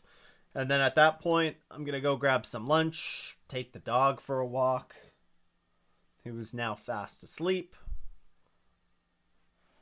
So, car 20, improperly served, emergency service obligation. The number 20 is the MDK by High Class Racing LMP2. The Rolex 23 hours and 57 or 58 minutes was insane.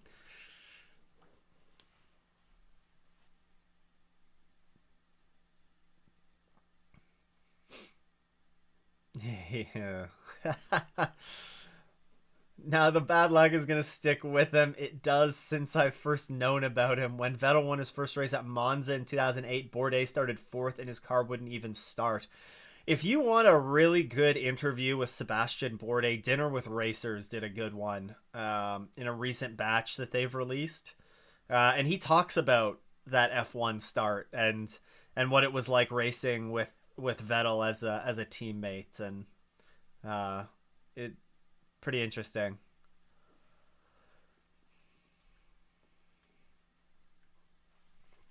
Yeah, I'll be back at the end of the race. I can't.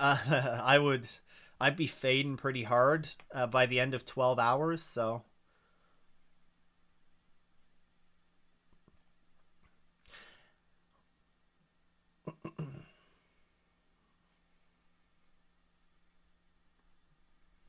Cadillac V Series are struggling to pass them pesky Penske Porsches. That they are.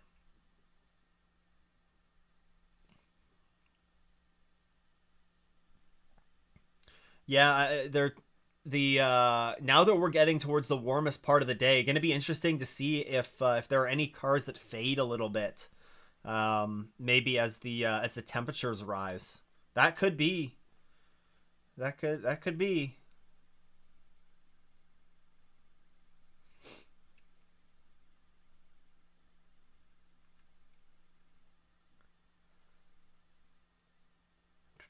Seb Bourdais is a golden guy, truly, just super unlucky. Yeah, I agree. I think he had what it took to compete with Seb, but really, again, if you haven't heard the interview, like It's like 2.5 hours long or something like that. It's really really good, really really good. And like Seb, he just sounds like a really good guy, and yeah. Leave the stream and leave the stream and let us be. It would be like one of those be like one of those like sleeping streams, where people leave the stream on while they're sleeping. Like all right. You guys just want to watch it's a chair stream? Just have the chat. Yeah.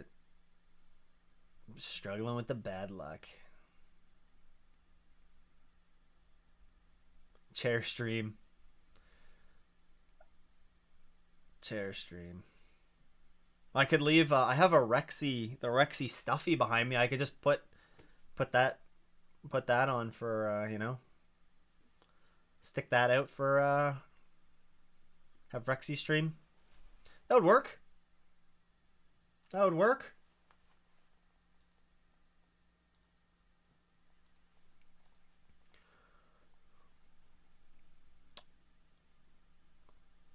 Oh. They're asking about the BMW.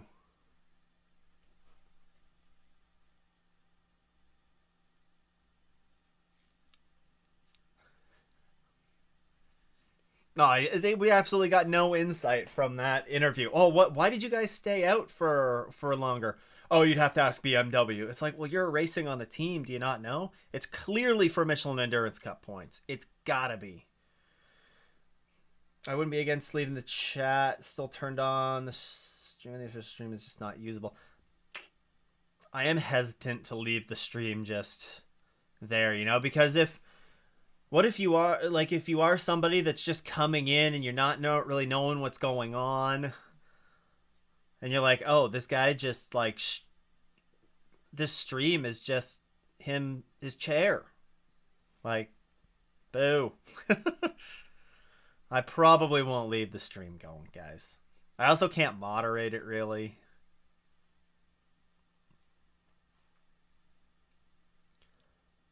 What if I got somebody coming in selling Bitcoin? Going to be another wreckin' rodeo. Oh, for NASCAR trucks. Looks like Windward Racing made their way back to the top. That they did. And yeah, nice. I'm really liking the variety that we're seeing in these classes right now. We have a Lamborghini leading in GTD. Oh no, Windward. I was thinking of the 76. And I was also looking at Michelle Gadding in the Iron Dames is running 4th.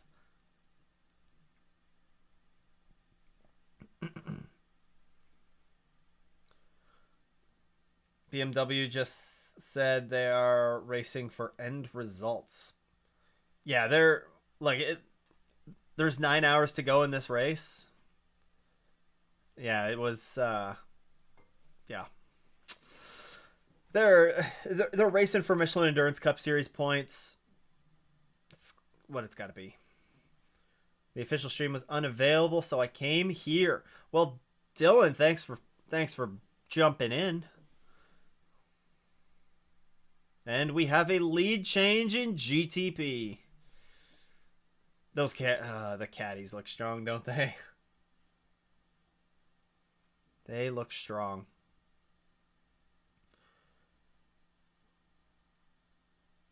Yeah, so I'll definitely be on for like the final 3 to 4 hours of the race. I will gonna take a break at the end of this sort of stint. So in about 40 minutes. What was a podcast with Bourdais you talked about? Can't seem to find it. Here, let me see if I can pull up the link.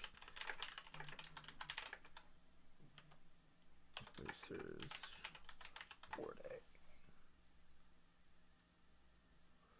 Here we go. Oh my goodness, this website is something. So if you're interested in that interview or that podcast with Sebastian Bourdais, the link is in the chat. It is long. It is 2 parts.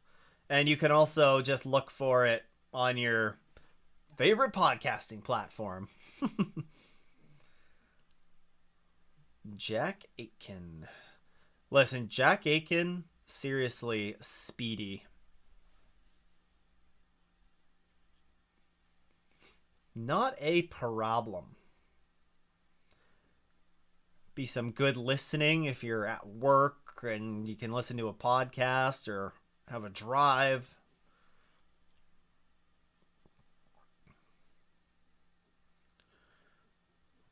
Oh, we have Rexy leading GTD Pro as well. Rexy to the lead.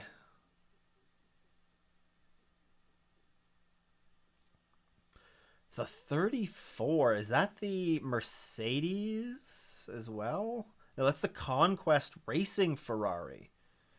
Oh. They're into 4th place.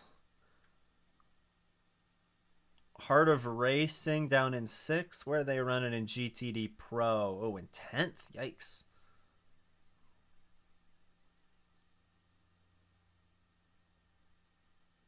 Where did the Corvettes go? 3rd. The number 4 didn't lose a lap at least. That's good. That's good. Did Inception ever... Oh, Inception's back on the lead lap. My pick in GTD is still alive. Oh, yeah, gutted when Aitken binned it. Yeah, lap 1 at Le Mans. Yep. That's a tough one. Oh, Tatiana Calderon is in for the 66. They're running 9th in GTD right now. Looks like Heart of Racing. Ian James just lost one, but he lost him to a...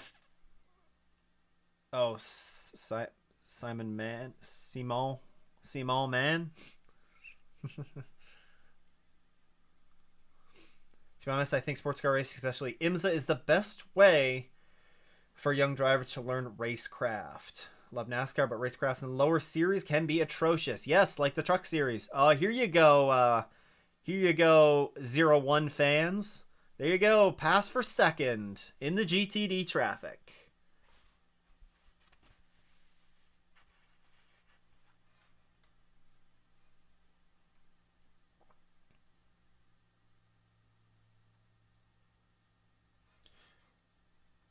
We're seeing LMP2 pit stops right now. We have the 74 of Gar Robinson is currently in the pits. The 20 MDK car just boxed. That's interesting. How much? Why? They bought... Everybody here boxed under the last full course yellow. And it... Okay, no, the LMP2s have a shorter window. They can't go as long, so they know they have to make a pit stop. Now they're within their pit window for it, so they want to make the early pit stop. Okay, this is, again, strategy for Michelin Endurance Cup points. Everyone racing like there's 30 minutes left. Love it, yeah. Look. Points are points. We saw how close the battles were in GTP last year. At the end of the season, any point that you can pick up is, is big. Is big.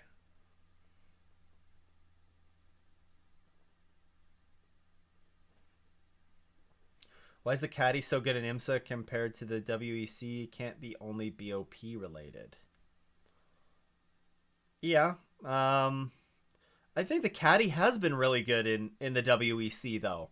Like if you look at them last year, I think they got overtaken by Porsche, I think, in the end standings, but they were, for most of the year, they were the top LMDH car that was in that. Like they were behind the hypercars, of course, like Ferrari and Toyota, but they were kind of the best of the rest last year. So I thought they had a pretty good year. Maybe it struggles a little bit maybe they struggle oh no!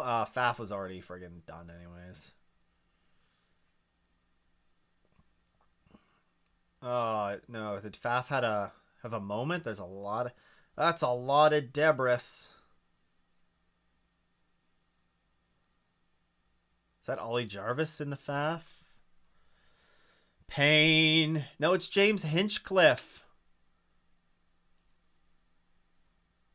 All the pain. I think he probably has like a tire down.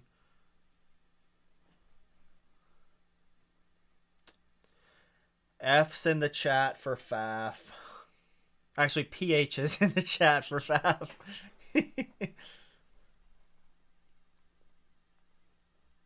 Man. Faf is in a world of pain. Oh, they got spun.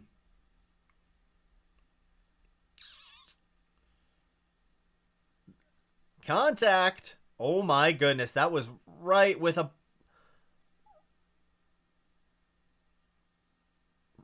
right in the GT, right in the in traffic, yeah.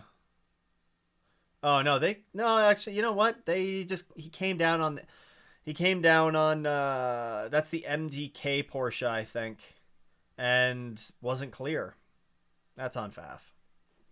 That's on Faf. Pain. You can't spell pain without a P. And P is also in Faf. I wonder if they have suspension damage, maybe. Oh, that wheel is not straight. That wheel does not look straight.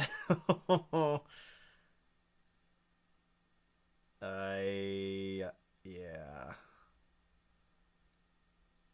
He was not holding that wheel straight. That sucks. All right, what else we got?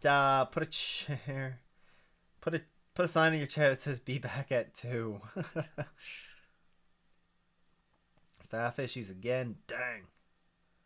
Yeah, Faf is hurting today. Lots of pain.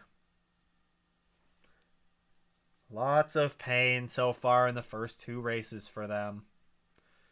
What happened to the Acuras? What do you mean what happened to the Acuras? What happened to them?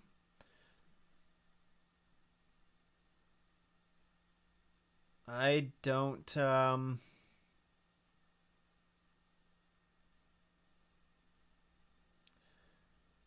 that incident is under review. I think that's probably on 9. I think Faf came down a little bit into him, but yeah, I'm not deflated about Faf this year. Listen, Faf is going to win a race this year. That McLaren is strong. Like, there's a good base for them to build off of there. Your viewer count goes up every time Faf has problems. The pain. The pain. Gotcha. So yeah, Faf switched from Porsche to McLaren. So they have the papaya. I do miss the flat Porsche. That's funny. So now it's black and gray, so it's hard. They do still have plaid on there. Seb, when you see it at the Glen in June, I think you'll quite like it. Quite like it. I've won, but at what cost? Bourdais dropping off. Bad luck at Faf Garbage. Yeah, Bourdais backing off the bad luck. You're right. Oh no, what happened to Iron Dames? Who's in the Michelle Gadding, I think? It is Michelle Gatting. They were running in like fifth or fourth or fifth in GTD like a minute ago. Man. All the way to the back.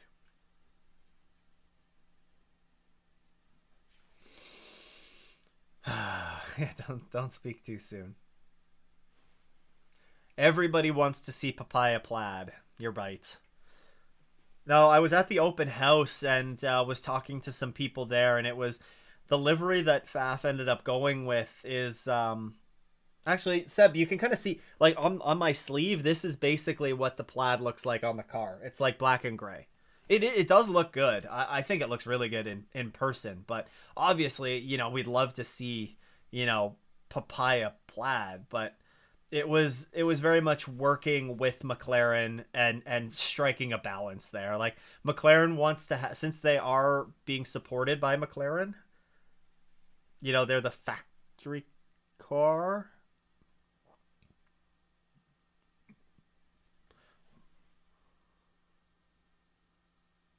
24 into the pits. Oh, 24 getting a new rear deck being put on.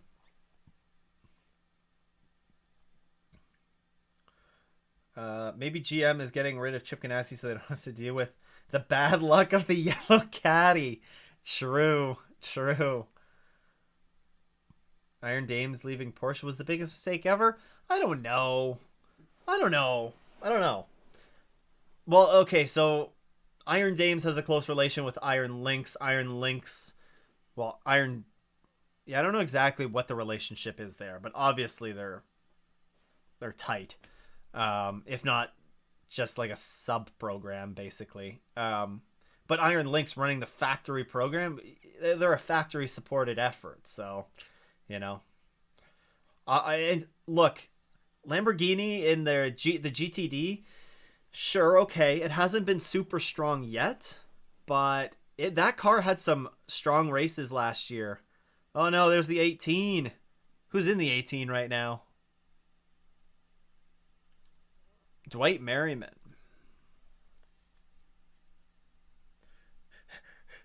Easy with the rejoin, Dwight.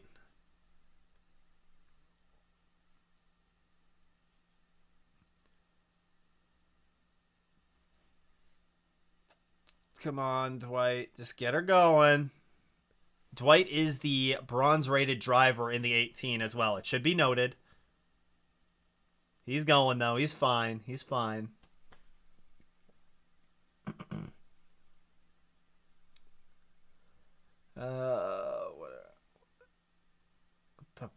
Papaya Plaid would have been second with a Mighty Python Lumberjack song to be the theme song for FAF. 18 off. Yeah, Rexy's been leading for a little while now. Rexy leading confirmed. Let's go, Rexy!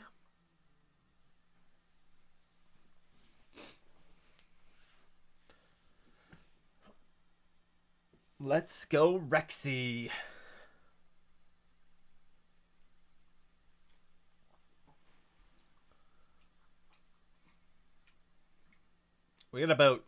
We have 26 minutes ish until we hand. Oh, the 24 got rear-ended by a GT.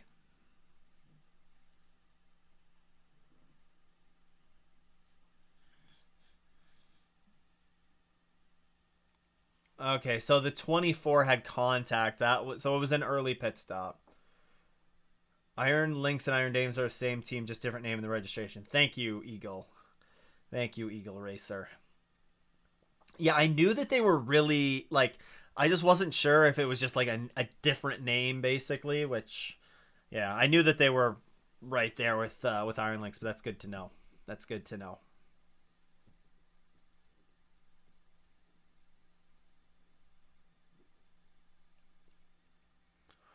Took my sister to 6 hours of spa last year. Never watched any racing before, and is a big fan of Rexy and sports car racing. Yep. When I took my girlfriend to when we went to the Rolex earlier this year, it was a similar thing. Immediately loves Rexy and Spike. Rexy and Spike. I'm a lumberjack and I'm okay. I sleep all night and I work all day. Oh gosh. Wait a second. Where's the 44 in GTD? They were actually doing pretty well. John Potter's still in the car. They're trying to get so. One of the things is they're going to try and get a lot of the AM driver running time out of the way early. Try and just get as much of it out of the way as they can, as early in the race as they can, so that they can have the pros in for a lot of the second half of the race. Faff. Look at all the Canadians in one place working on the car. That sucks to see, though. Sucks. That sucks. I actually don't know the entire rest of the song. I may have to look that up. Oh, I'm out of coffee. I don't think the FAF is coming back out anytime soon. Yep.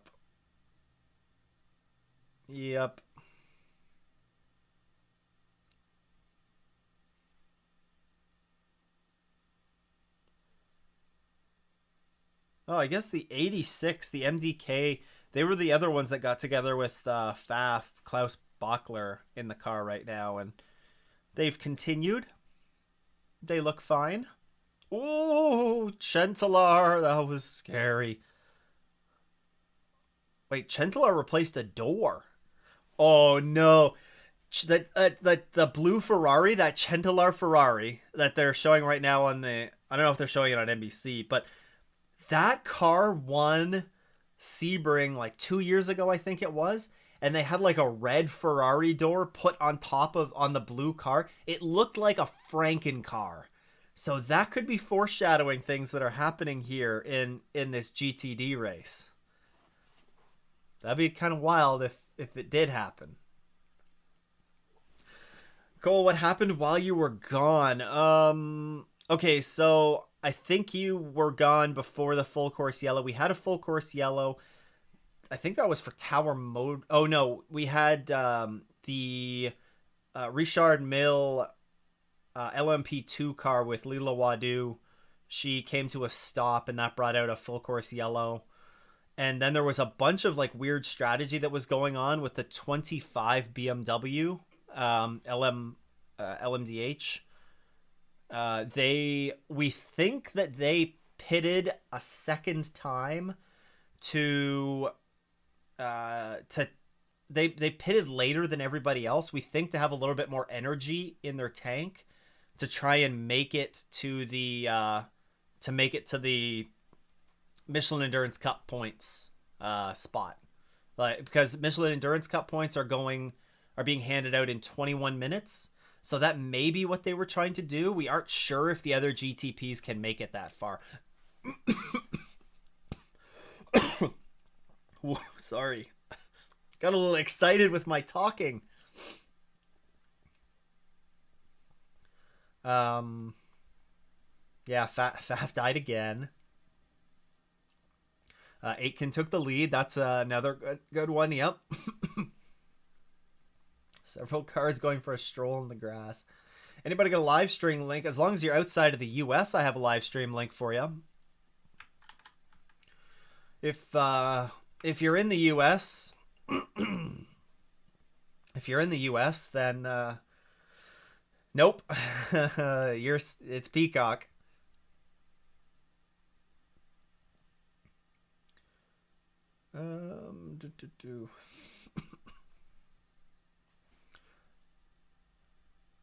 The car speaks English and the crew speaks Canadian. It wasn't going to work out in the first place, eh? That was it. I watched a video that Faf had put out, or like something on their Instagram, and Steve Bortolotti, who manages the team, he said, they're like, "Oh, what have the challenges been working with McLaren?" He's like, "Well, there's a serious language barrier there. They call things like the bonnet of the car is, the hood, and they can't say or they can't say aluminum. It was like funny things like that. The F1 guy Break. Yes, he is working. I think he's an engineer on the Lamborghini Iron Lynx number 63. He's a former F1 engineer and does a bunch of stuff on YouTube. Mostly F1 related stuff. But yeah, he's working with Lamborghini now, which is kind of cool. Performance engineer, that's what it is. Been putting in the work, and the car is still hanging in there. Yeah, OGTV, it sucks. If you don't have Peacock, then it's kind of tough. Kind of tough to watch. Or you have a way to change your location. I love VPN. Not encouraging that, though.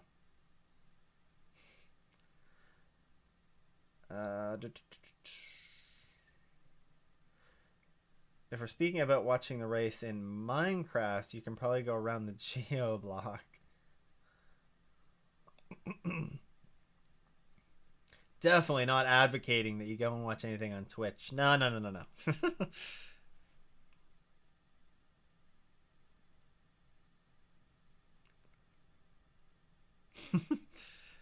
Very against that kind of stuff. Yes. Last year, Iron Dames almost got 2 auto invitations to Le Mans. And there's 1 4-driver team, so commentators will figure out if the invitation went to Iron Lynx car or not. Listen, if they were to get they would... Look at how many invites Proton has. They have 2 for... Well, they have 1 for LMH. They have 1 for LMP2. They have the 2 factory Ford efforts in the LMGT3 class. They're getting an additional LMGT3 that's on the grid. So they have 5 spots. They're going to have 5 cars at Le Mans. And then they're first on the reserve list with an additional LMH entry. Like, they could have 6 cars. It's kind of thought that maybe... like they're not sure if they'd get the extra 963 in time for Le Mans. So the thought is if they do get it in time, maybe they withdraw the LMGT3 car so that the first car on the reserve list gets bumped up, which is them. But man, they have 5 cars on the Le Mans grid this year, which is wild. 15 minutes from Endurance Cup points going out. We got some Porsche on Porsche battling here. Oh, JDC, the little engine that could. I know we have. Who's the JDC fan in here? They were talking about being from Minnesota. Is it Black Hat? Nicely done. Who's in that car? Richard Westbrook. It's a pretty solid driver you got right there. The banana is boogieing, and the number 7's into the pits. Oh, that was the one car that didn't box at all.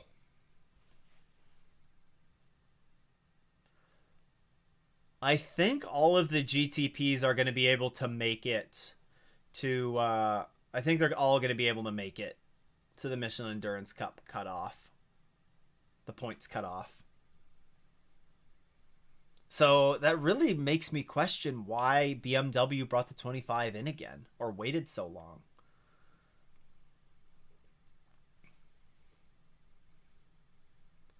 Number 7 ran out of energy. No problem, Cole. No problem.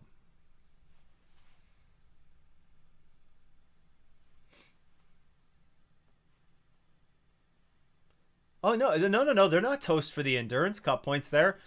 So they're in 4th right now, and they're 3 seconds behind Westbrook in that Porsche. So they are the 25, they're 3.9-ish seconds behind the 85 right now, and if they have more energy to potentially use, if they use more virtual energy, maybe they can get up to 3rd. But at the end of the day, like this, maybe this was just a gamble on their part too, and maybe it just didn't pay off. I don't know. Yeah, they were talking about the number 7. They were kind of confused. The number 7 just had to pit for they needed stint energy. Oh, Rexy's boxing. Are we gonna see? That's kind of seems early. I don't know why they boxed early. Interesting. Don't know what happened there with Rexy. Do you know the YouTuber Dylan James GP and see that he covered the Rolex 24 this year? I did. I've had some conversations on social media with him. He does some good stuff over there. Does some good stuff.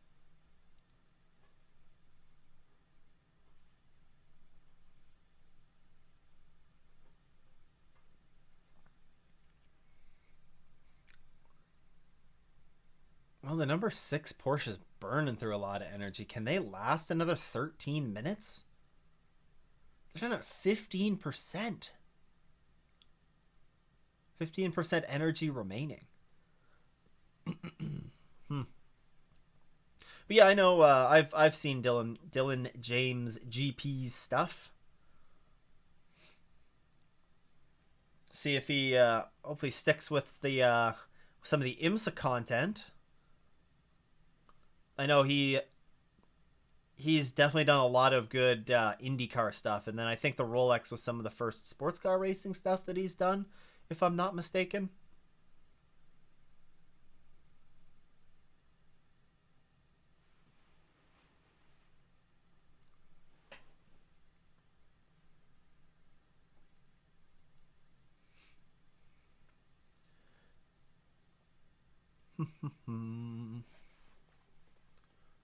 See, I don't think I missed any other questions. No. We have some pit stops in LMP2 as well. Oh, the 63 Lamborghini is boxing. Interesting. Yeah, the number 6 Porsche cannot make it to... They're not going to make it to the Mission Endurance Cup. I wonder if Lamborghini thought the same thing. Like, maybe the 25 is going to be one of the only ones that can make it? It's kind of weird, though. Who else do we have pitting? LMP2s.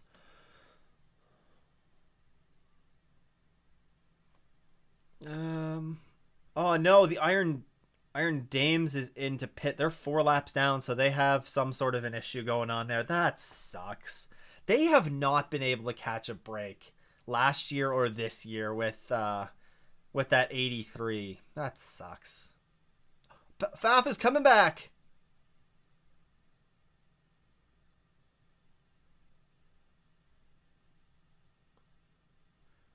I felt pretty good about watching 20 of the 24 hours. And then Dylan casually mentioned he only slept for 10 minutes.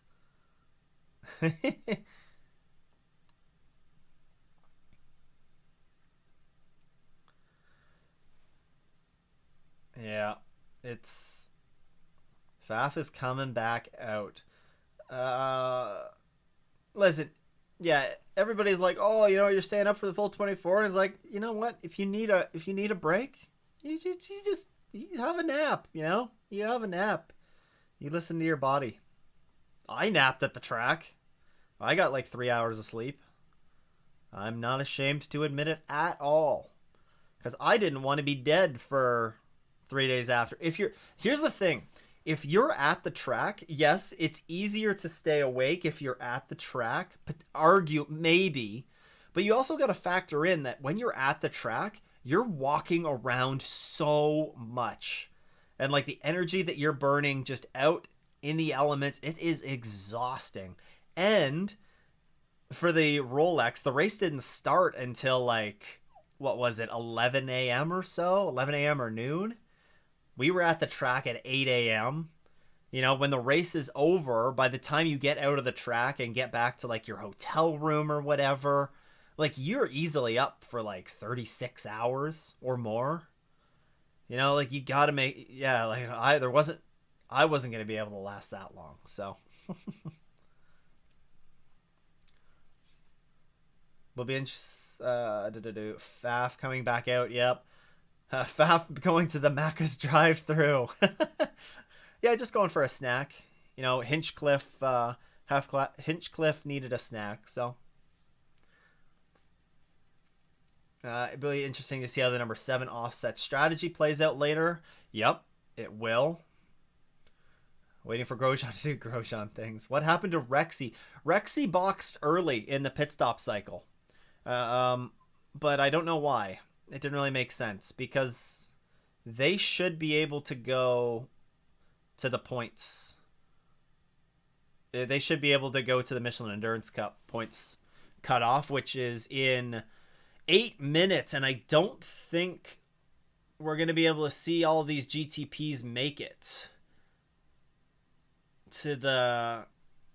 I don't think the 31's going to be able to make it, and the number 6 Porsche definitely won't. Those Acuras seem to have more energy capacity than some of the other other cars.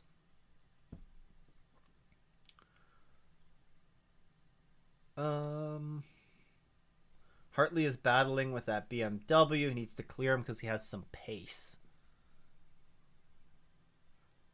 The Acuras don't look bad, but the BMW doesn't look bad either. I never got enough rest at the Glen. Exactly. Yeah, when you're at the track, it can be exhausting.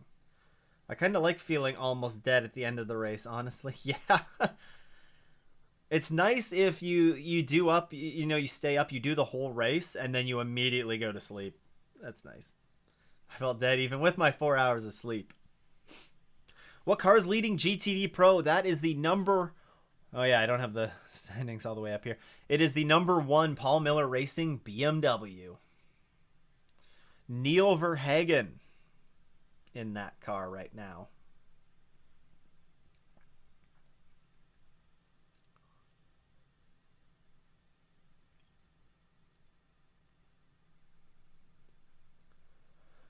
.4 seconds between the Acura and the BMW. They are nose to tail. You are right. And you know what? The 85 isn't that far in front of them.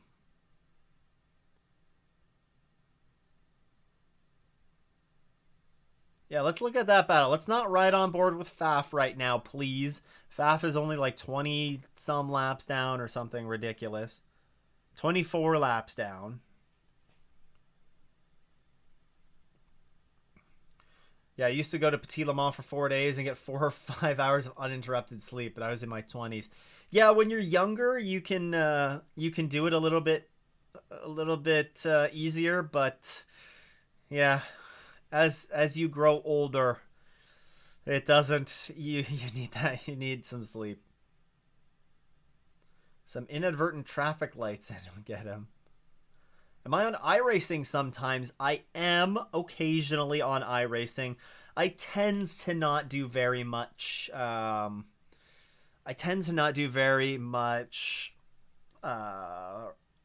Online racing right now. I just honestly, I haven't had very much time. Doing a lot of stuff with the videos. We have pit stops taking place. That's the number 6 Porsche GTP. Man, it is going to be close. There's no way the 30... I don't think the 31... the 01, or the 85 make it. I think Maxime Martin, that BMW strategy might be like big brain. Might be big brain. We'll see, though. We'll see. Acura should for sure be able to make it these final 5 minutes. They seem to be, yeah, easier on the energy. Yeah, I'm on iRacing sometimes. I do league race in well, I I won't be able to do the Sebring race for this league, but it follows the IMSA calendar. It's called VSCA. So we have a team in that, and just some good fun. We're not the fastest. We're not the fastest. We're like the, it's kind of like we're a dentist car. We're fast dentists. We're speedy dentists. We're like what's a fast service oil change place? We're like Jiffy Lube. We're like the Jiffy Lube dentist. Like we're quicker than regular dentists. You get in and you get out. We're not mucking around. But we gain our results based on consistency and keeping the car clean. I liked watching Verhagen race the Nürburgring 24. Shame they only got second last year. Yeah, he's a strong looking driver. I don't know why this Mercedes doesn't want to loop this thing back around in the grass, but I mean he's still looping it around. Oh, I thought he was gonna put it in the wall. Okay, watching FAF onboard so they can figure out what's going on. Yeah, let's watch the onboard again. Let's see if we can diagnose their problems.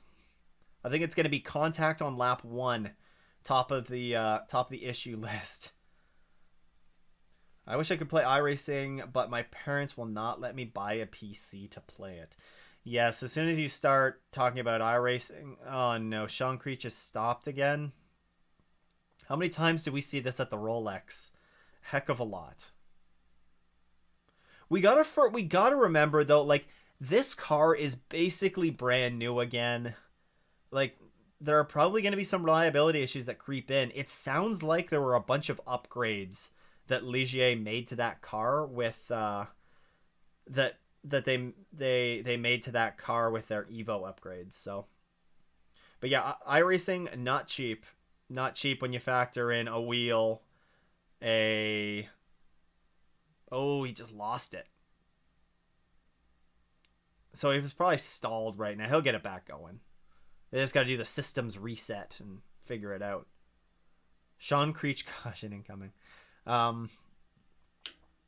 Yeah, iRacing not cheap. Oh, the Acuras, they could have made it though.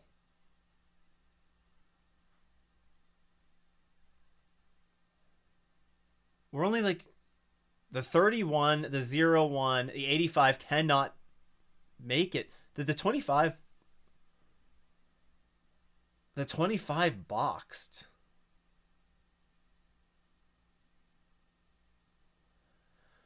Guys, I'm so confused. Full course yellow.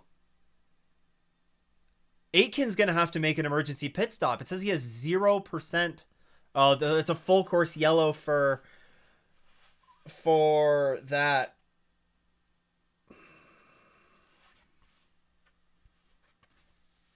Wait, the tower car's already out. I don't... Jack Aitken the 31 is in the pits. I wonder if they got in before pit closed. I don't know how the 01's going to pick up good Michelin Endurance Cup points here, but like, yeesh. Oh, we got friggin' everybody stuck everywhere. The 80 is stuck. Sean Creech is stranded. Goodness gracious, guys. Come on.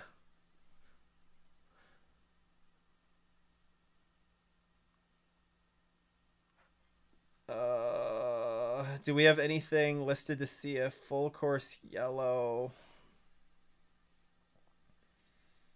We don't.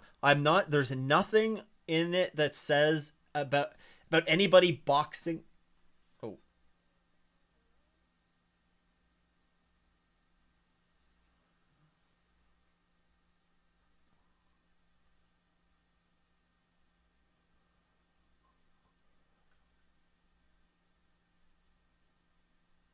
Wait. Okay. So it sounds like the 31 was trying to come into the pits. They entered technically a closed pit lane, but he didn't stop. He drove right through. But he has no energy left. He's probably gonna the 31 is probably gonna have to make an emergency pit stop. But they picked up the Michelin Endurance Cup points. So the Michelin Endurance Cup points, it looks like the 31. Oh yeah, let's see this replay here.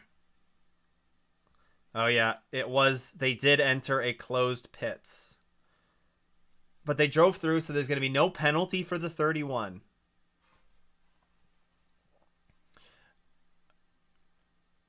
Okay. So the 31, 01, and 85 are going to pick up nice Endurance Cup points because the top three get slightly different points. Everybody else running will pick up a point, but it's 235, I think. You got the number 11 leading in LMP2 from the 52 and the 81. The 81. Dragon Speed. Oh, yeah, I forgot about them. Good for them. In GTD Pro, you have the BMW Paul Miller Racing, the Corvette, number 3, and then the 62 Racing Competizione. And then GTD, you have the 57 Windward Racing, the 023 Ferrari, that's Triarci, and then the 34 Conquest Racing Ferrari. Look, Ferrari looks like they have a pretty strong car. Ferrari's going to be tough to beat this year in IMSA. For sure. No big brain move for the 25. Do I have an off in the S's livery? There are. If you look for, I think it's there if you look for off in the S's on like Trading Paints or something. We run the Ferrari. We run the Ferrari in VSCA.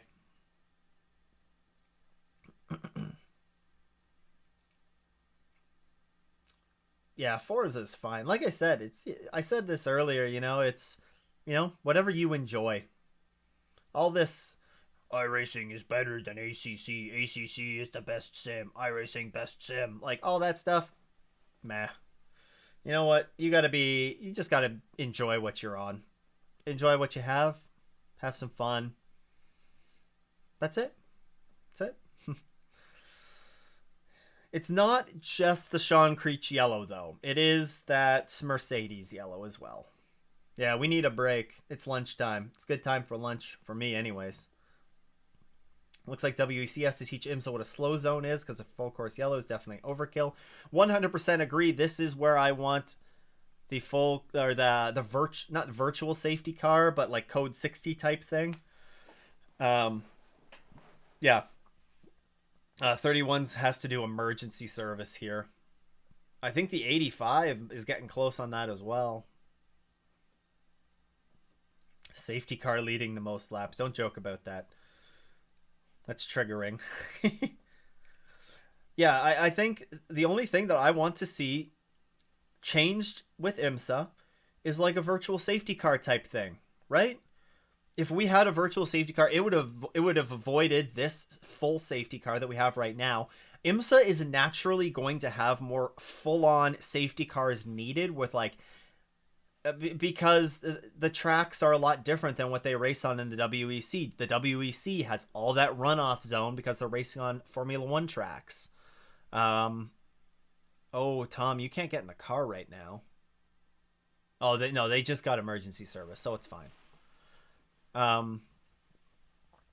But yeah, you know, like that's all that they need to do is like as I was saying, the WEC races on a completely different style of track. The style of tracks that IMSA race on are going to tend to create the need for more full course yellows, narrower, if a car gets stuck. But a virtual safety car type thing to get that debris that we had on track earlier, that's a different story. Like that would really help there and save us a half-hour full course yellow. But, it's the way it goes. It's the way it goes. Yeah, 01's back up front as long as they have enough energy to be able to make it. But then we're going to see a lot of cars that, since we were just cycling through pit stops, we're going to see both of the Cadillacs be cycled to the back of GTP, the 40 Acura, and the 85 Porsche. There, because we're not going to see pit stops from a lot of these GTP cars, right? They just boxed. Can they run on 0% hybrid energy at full course yellow pace until pits are open? No, I don't know. I don't remember where the hybrid pit kicks in, so I don't know. It's not so much Yeah, I don't know, to be honest with you, because I think what you're kind of referring to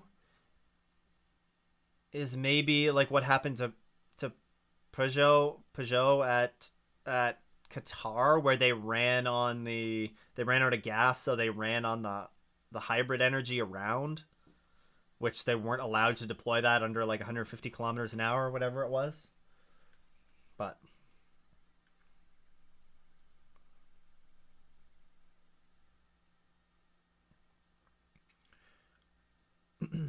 open the pits. Oh, yeah, I'm gonna need to stretch as well.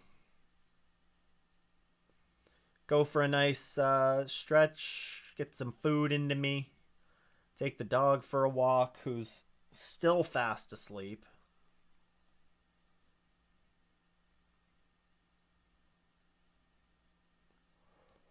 I just want to see who's able to make it to these pit stops. Okay, I think we have pit stops taking place in GTP. So pit's open for prototype.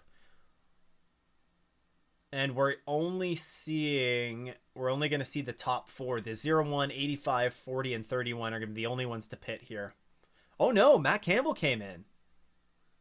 Oh, because that's the number 7 Porsche that the number 7 Porsche box. They were a little bit off cycle on that last one.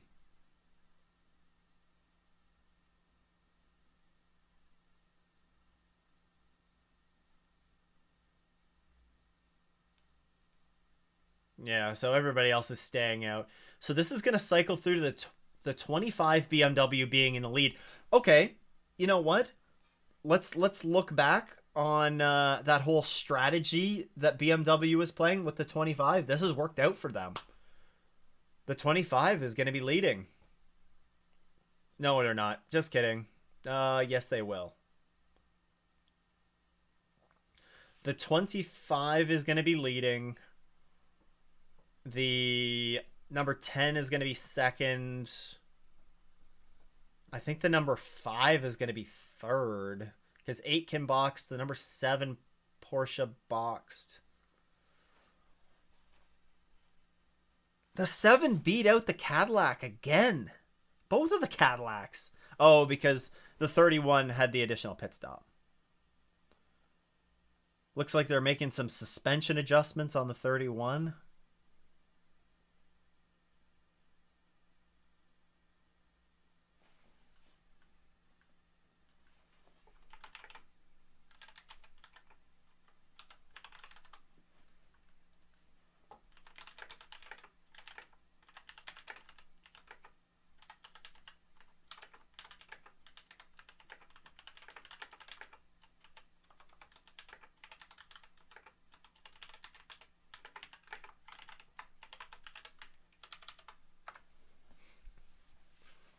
Posture check. Oh, yeah, posture check.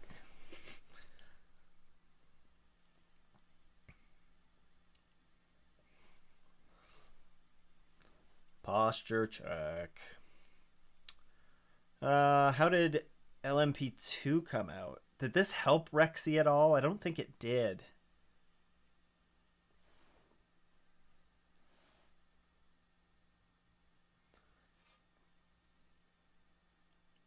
So we haven't seen everything update.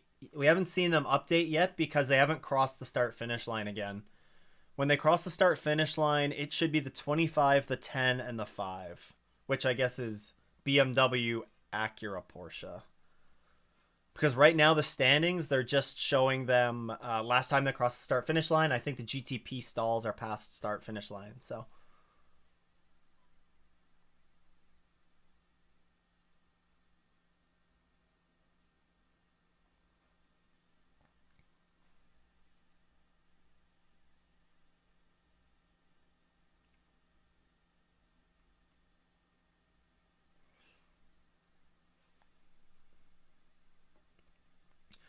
GT stops. Let's see what the GT stops look like. Everybody boxing in GT. Except, so we're going to see Vassar Sullivan leading in GTD Pro probably. Vanda Zanda. Ranga. It's Ranga time.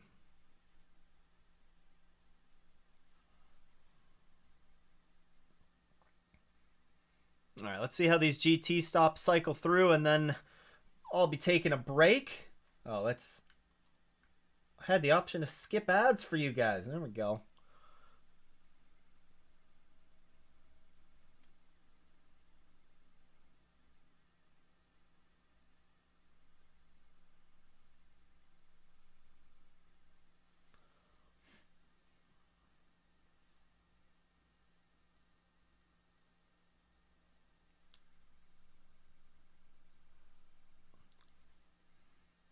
Who do we got here? So it should be the 14 Vassar Sullivan, the 77 Rexy, and then the 19 Iron Lynx should be the top three in GTD Pro. And then in GTD, that leaves the 96 Turner Motorsport, the number 12 Vassar Sullivan, and then the number 13 AWA Corvette. Huh.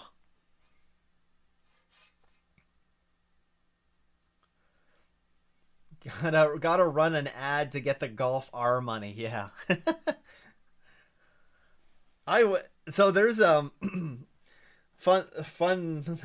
little story. There's in the FEL Sports Car Championship up here in Canada, there in the TCR class there is a Golf. There are two Volkswagen Golfs that run in that, and it's like the same year as my car.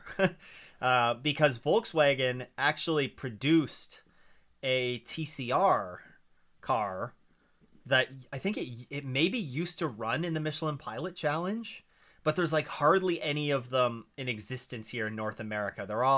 There's some in Europe maybe, but I'm like, I always got to cheer for that car. I'm like, it's that manufacturer association. It's like, oh, I drive that car, I got to cheer for it on the track, right?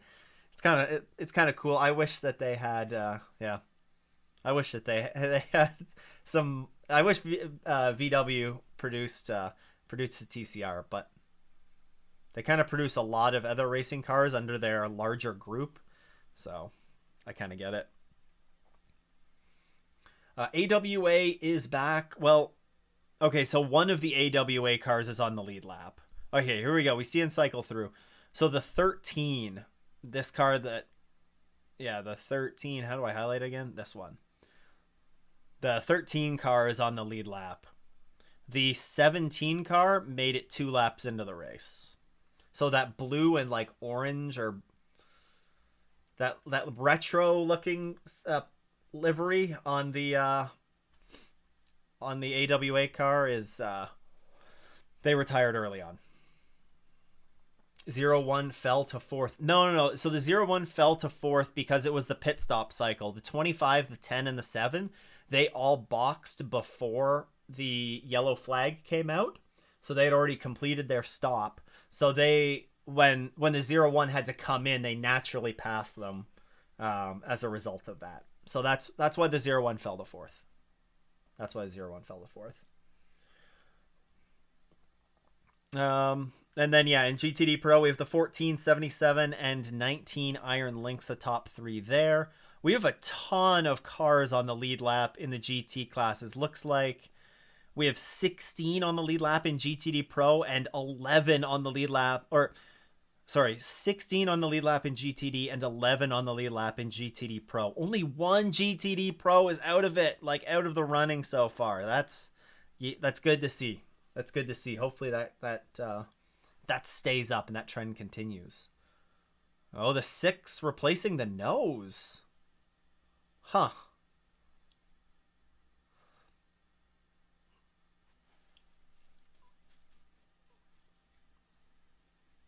Maybe they made a bit of contact at some point.